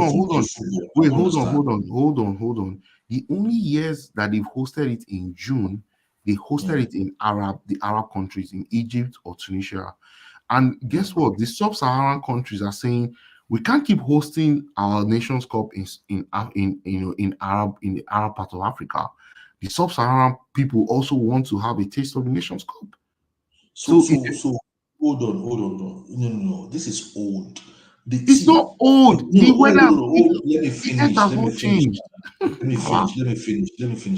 You see, the world has evolved beyond that reasoning which they had like 50, 70 years ago. Okay, what has changed in the weather? The weather is still the same.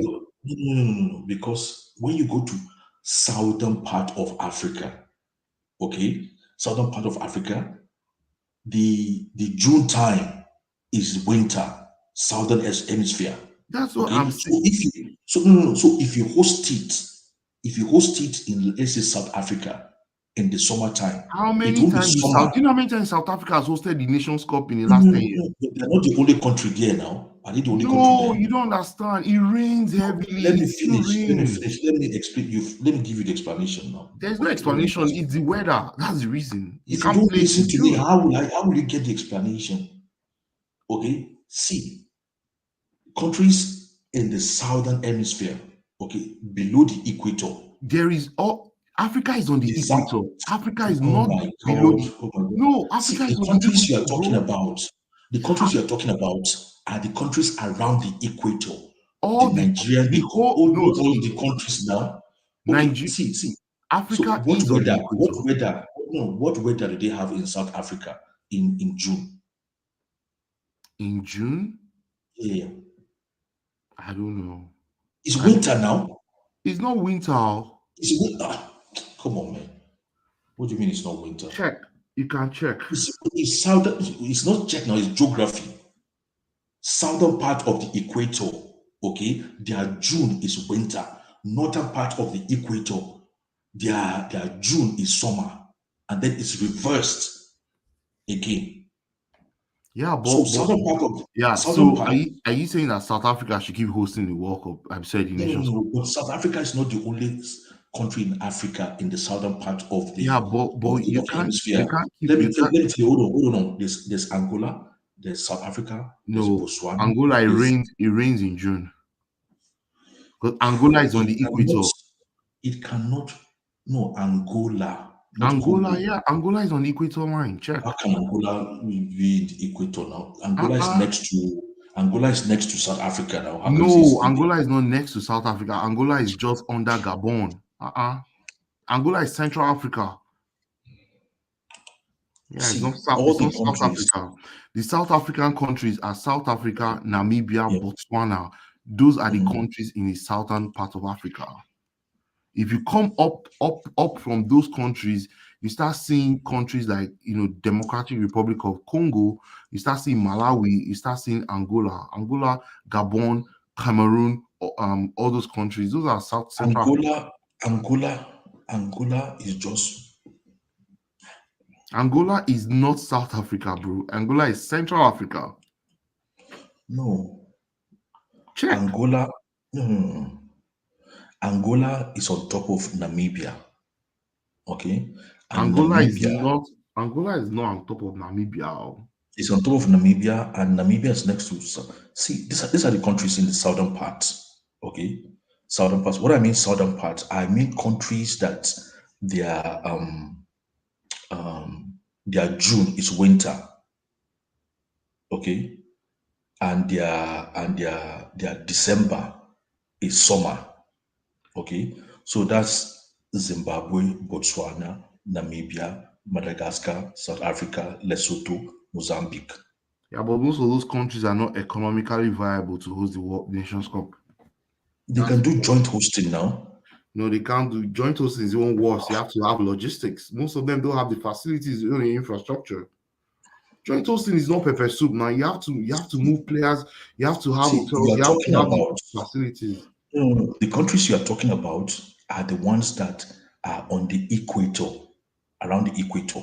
Okay, so even countries like Nigeria now, okay, the weather season that you've talked about now is not the same with you. You are only talking about the weather seasoning in the south.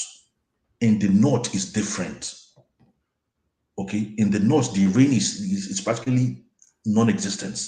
It's not heavy. It's not that. No, in the northern part of Africa, in June it's summer, right? Because they have European weather. They're tropical. Yeah, in another part of Africa. So what I'm saying is those weather, they are not foresty weather. Even in countries like Nigeria, the weather in the north is different from the weather in the south of Nigeria. Yeah, but That's what I'm saying. yeah, I So, understand. the torrential rainfall you are talking about in the wet season is only limited to the southern part of the country. We don't experience that in the northern part of Nigeria. It depends. It depends. Same We way. don't know that, right? No, but I lived there now. What do you mean? I live all my life there now. What do you mean we don't know? I was a So farmer when I was living it doesn't rain. It doesn't rain in northern part of Nigeria. It doesn't rain heavily like that. Why do you think there's a difference in geography, in topography? So wait, it doesn't rain in June. It doesn't rain in July. It rains, but it's not as heavy as the rain you find in southern But Nigeria. you can't host, even if Nigeria wants to host the Nations Cup in June, you can't only host it in the north. But why not? How? The Why not? Because the north. So you see where the problem is, right? The way the continent is even divided in terms of the country, it won't be fair. Okay, the southern people will say, okay, how do we watch the Nations Cup? We can't watch it. What I'm saying is science and logistics. Unless you want to carry rainmaker, I want rainmaker carry drop for area. No, what I'm saying is science and logistics has made it possible where you can still host it as long as you're ready to manage it properly.